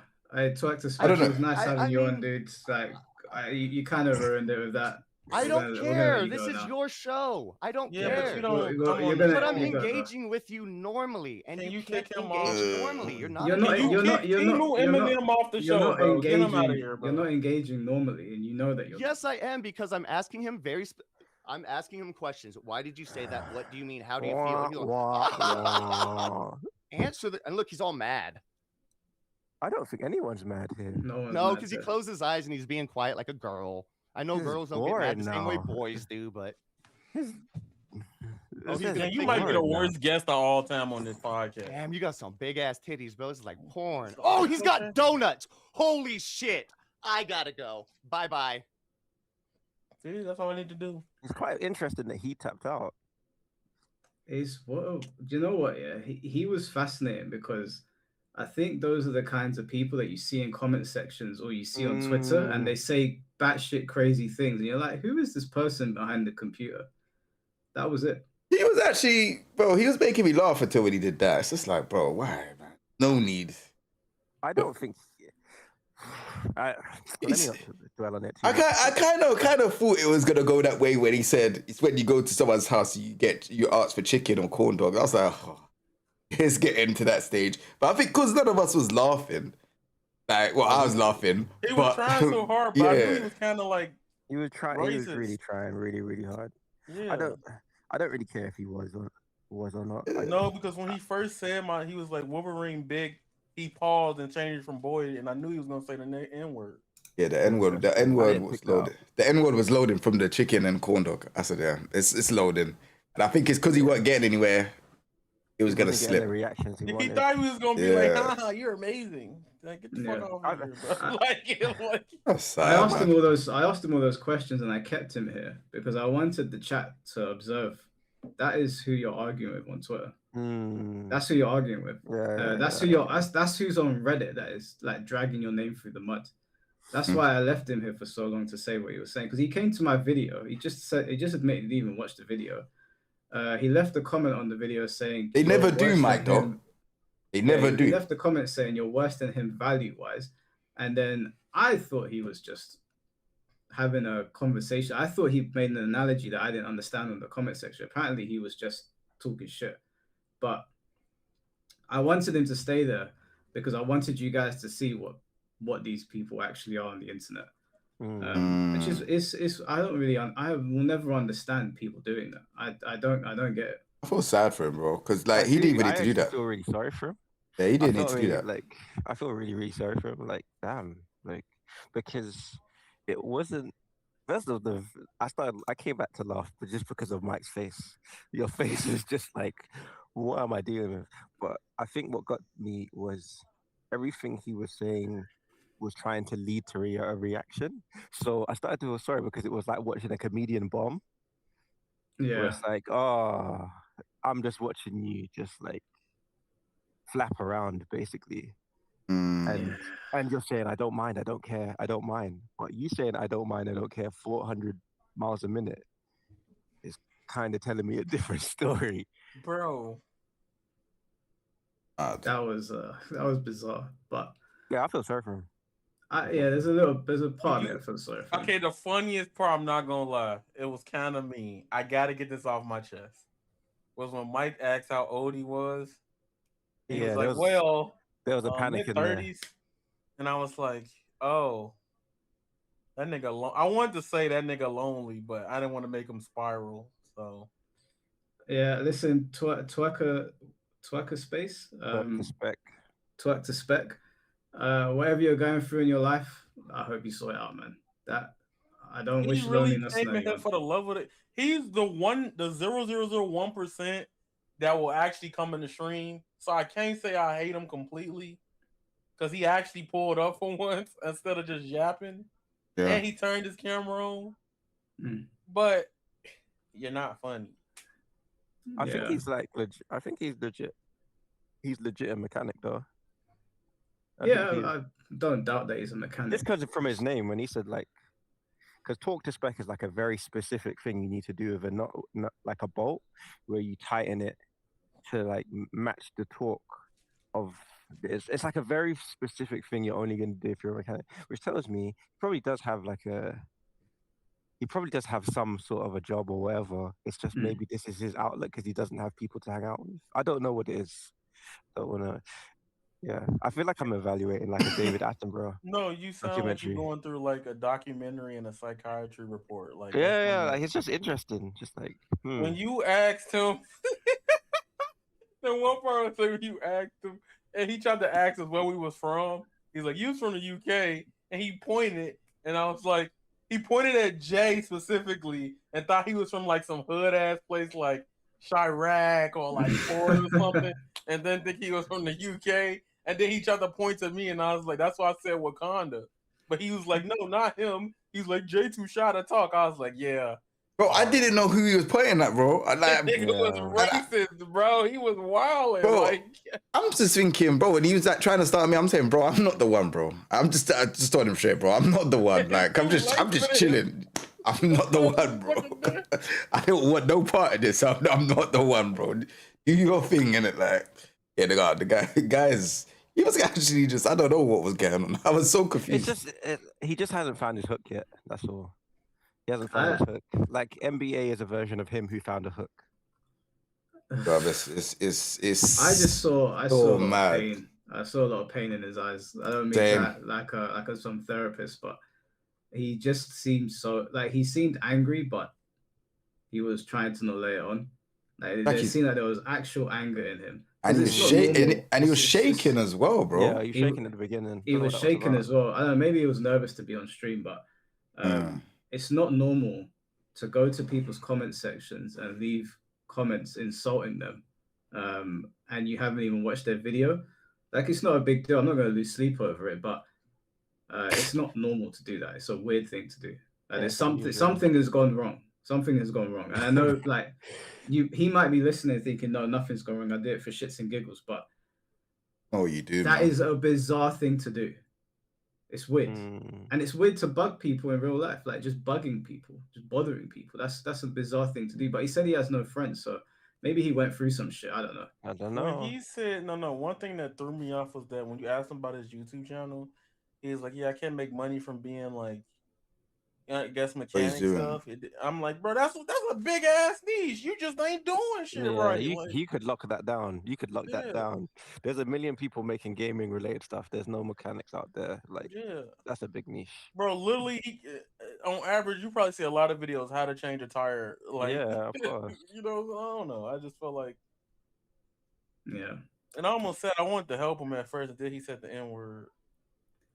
He's a dent. So dent is some sort of term that they use to describe DSP supporters. Yeah. Is that what that means?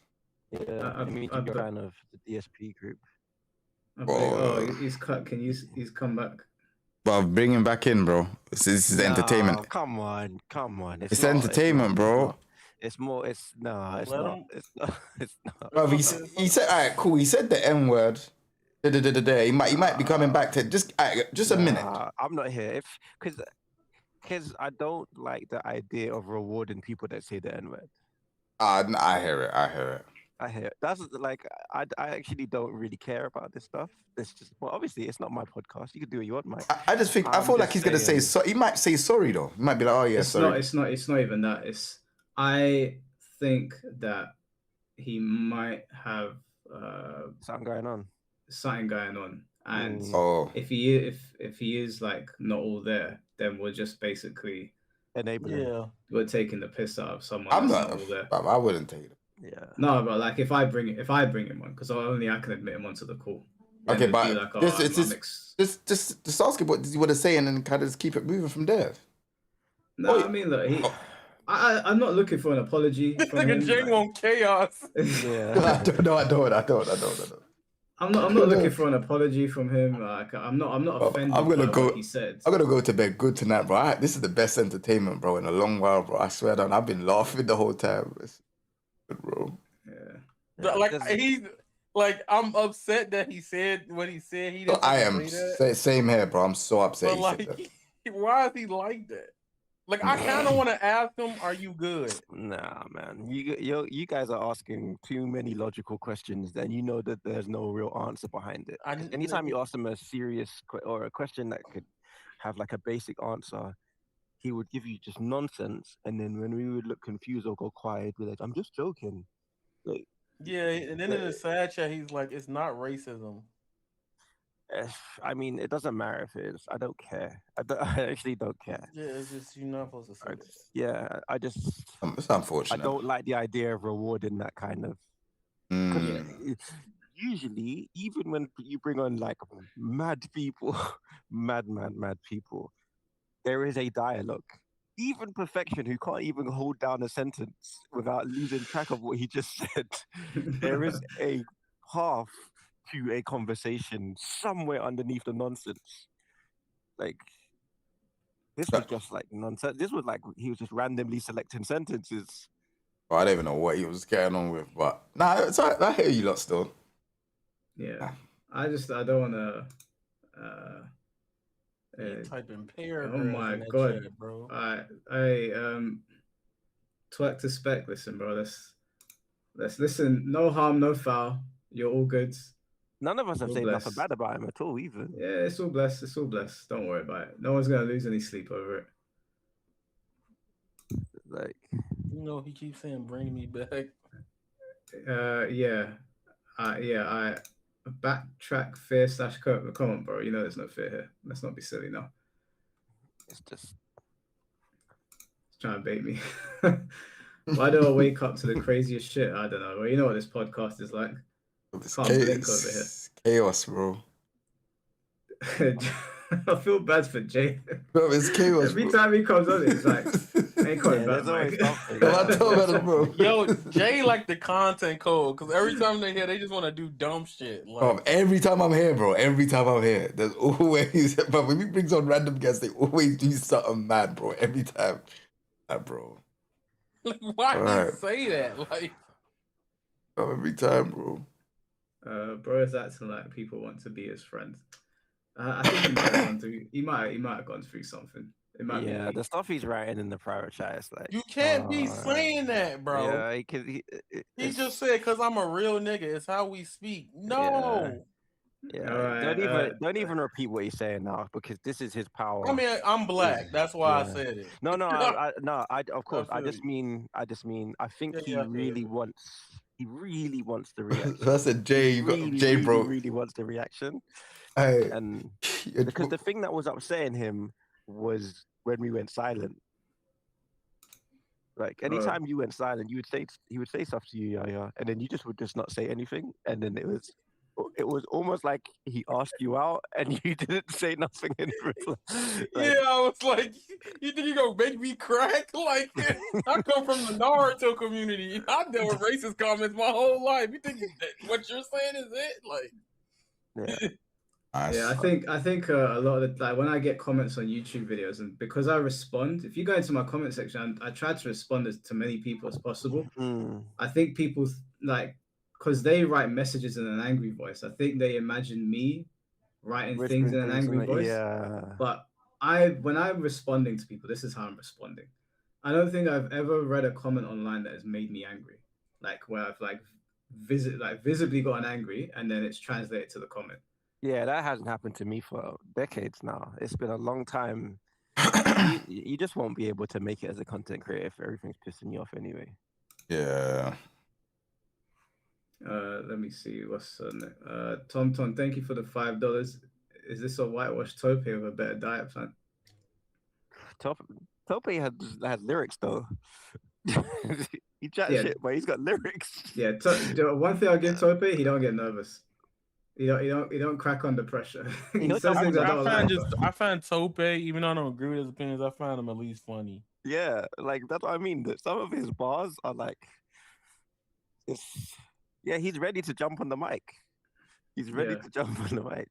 I mean, don't get me wrong. I do not like Tope in the slightest anymore. Like not even a little bit. But at least he will jump on if you call him out. He's not gonna shake. Tom, thank you for the $5. Race baiting in your 30s is absolutely wild. Please get a job application. The Strega, thank you for the £5. This guy's gonna end up crying after the video call in the rain, then end up becoming a host for an alien symbiote. What the fuck? What the fuck? Nigga said he finna experience Spider-Man 3. Like, I'm not gonna put me on, but you want the free $5 super chats? Well, I gotta read out my super chats. Okay, I can't ignore my super chats. Tom, thank you for the $5. Not gonna lie, this is some Eric Andre energy. It's becoming awkwardly funny. It was funny up until the point. Tom, thank you for the $5. I think we owe Perfection an apology. At least he could string a sentence together. Like, what the fuck was that? Yeah. Perfection did a 5-hour stream on me the other day. Oh, really? He called it the Mike Hollow World Tour Expose. I like his title. His titles are actually ridiculous. That title was cheeks. You know that. That's not it. SKG, thank you for the $2. Nice stream. Can that dude never come back? Twack to spec, you've not won public approval, bro. Mr. Mars, thank you for the $2. I just came back and apparently I missed hell. You missed more than that, bro. A bit mad out here. Spinning back kick, thank you for the $2. How do I get on the chat while we discussing Tekken? Oh, we're past that, bro. We are past that. When we do the sponsorship stream with Yaya and Jay, I will make sure that we get people on. As I said, we'd get people on for this one, but we are 7.5 hours in, and I got work in less than 5 hours. This nigga is trying to cook me in the side chat, like. Bro, I'm on daddy duty, bro. My daughter's probably gonna wake up at 7, bro. Yeah, I'm not gonna lie, I've been working on the video commission all day, and this has been the most entertainment I've had. I've been like mentally fried, and I'm like, yo, I actually finished this shit because it's dumbass. Like, this shit wasn't supposed to be done till Friday. So I'm like, thank you for being ignorant. You know? I wish he was like wittier. You know, I feel like, like Dragon Ball at the end of Z, he's like, hey, Kid Buu, I wish you was born funny as somebody funny next time. Bye, guys. Hey, let me ask you guys a question. Yeah. do you think I should do a part 2 with Perfection? Yes. No, come on, man. I'd rather have Perfection on again. Make Then good Buddy. choices, man. What are you doing, man? Make good choices. This is why I asked you. You guys are gonna give me the good advice. I don't know. I didn't watch I it. can be baited by stupidity. That's my problem. I get baited by stupidity. I do. My gosh. You can do better than that, man. Yeah, you're right. You do better than that. He's literally praying that you give him more airtime. He's praying. No, you're right. You're right. I get baited by, as we've just seen. I get baited by stupidity. You didn't get baited. I think he baited himself. No, I genuinely thought he was coming on here to have a discussion. I didn't know that he was. I thought he was just pulling up just because he could. Spinning back kick. Thank you for the $2. My bad at work, and just now seeing this, I'm in the US. So that's all good, sorry. No, we'll do whenever these two are free next. I will sort something out maybe for early next week. Yeah. Then yeah, we'll do the sponsorship stream, and then we'll get people on to talk as well. Like we'll do an open discussion. But yeah, sorry that the stream devolved into nonsense again, but it's kind of unavoidable at this point on this podcast. Oh, he left finally. Yay. Oh, he left. Is he? Did he leave? Well, I mean, look, that guy was. I think he'd been through some shit in life. I just wish his power level was higher. Like there was nothing really there. There was not like a. Yeah, he was like Frieza Saga Frieza, like at best, like. Oh man, it could have been sick. That's what it could have been sick. It could have been. If he didn't say the N-word and he had some bars, it could have been sick. It could have been sick, but hey, he flopped. He didn't have the social cues to keep it going. Yeah, I don't care what they say about you. It doesn't bother me, bro. No, the thing is, the thing that people have to understand, and this is true for Dell because I know he's got a big following on Twitter. Yaya's been in the anime scene for time, so he knows, and Jay's been dealing with the Tekken scene since birth. So we all understand you can't troll us like that. It's not gonna work.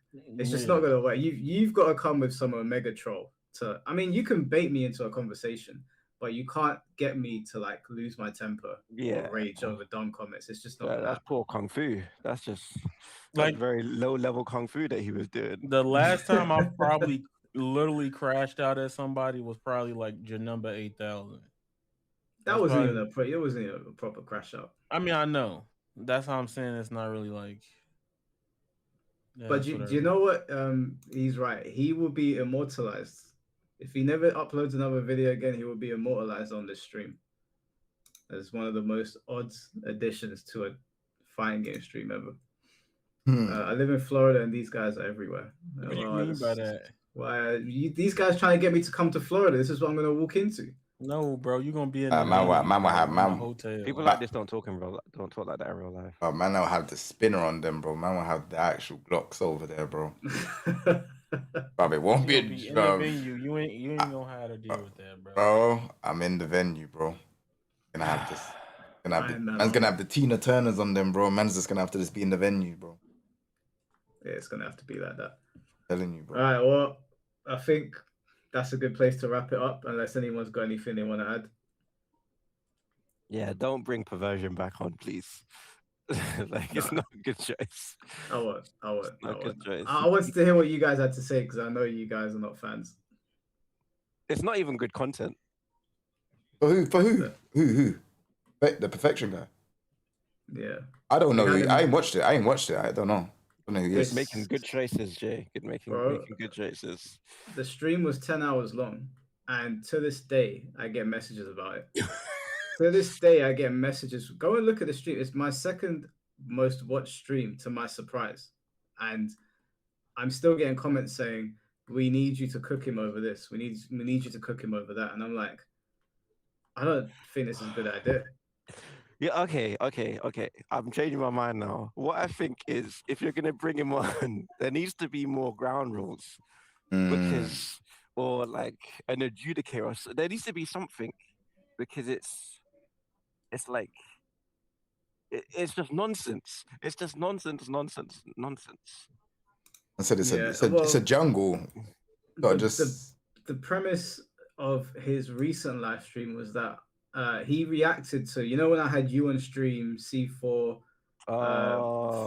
Yeah, there's a couple of we were pausing and critiquing the nonsense he was saying. Yeah, he was watching that and reacting to it. So he was actually talking about all of you.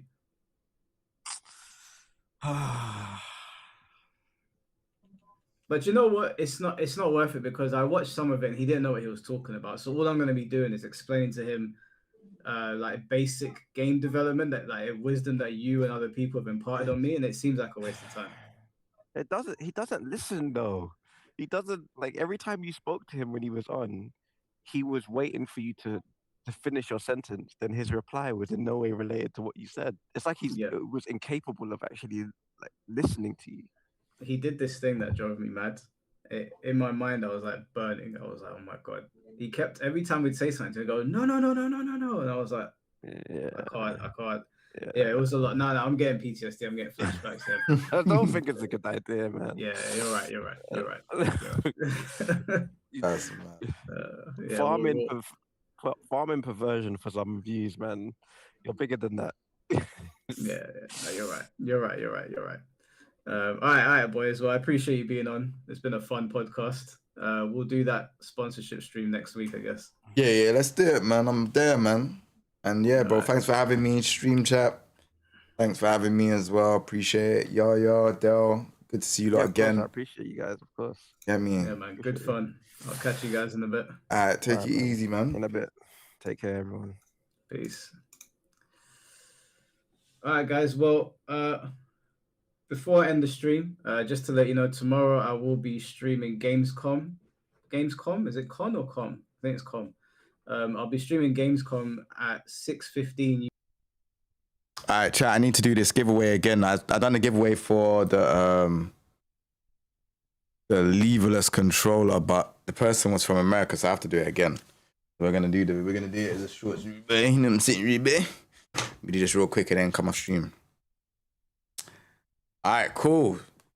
So I was doing a giveaway for the leverless controller. There we go. Get me the Street Fighter Champion Edition Pro KO leverless. We did select someone, but they were from America, so we're now going to do the spin wheel again. Let's go. Let's see who is it going to be. Who is this going to be? Daily Art of Tuna. Congratulations, you have won this. You have won the Vitrix Pro KO Champion Edition. But listen, we're going to select, if he's from America, we're going to do it one more time.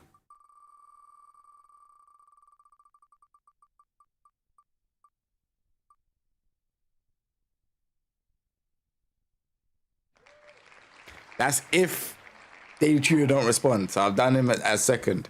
Yeah? Because, yeah, I don't want to do this spin wheel again. And the person's from America.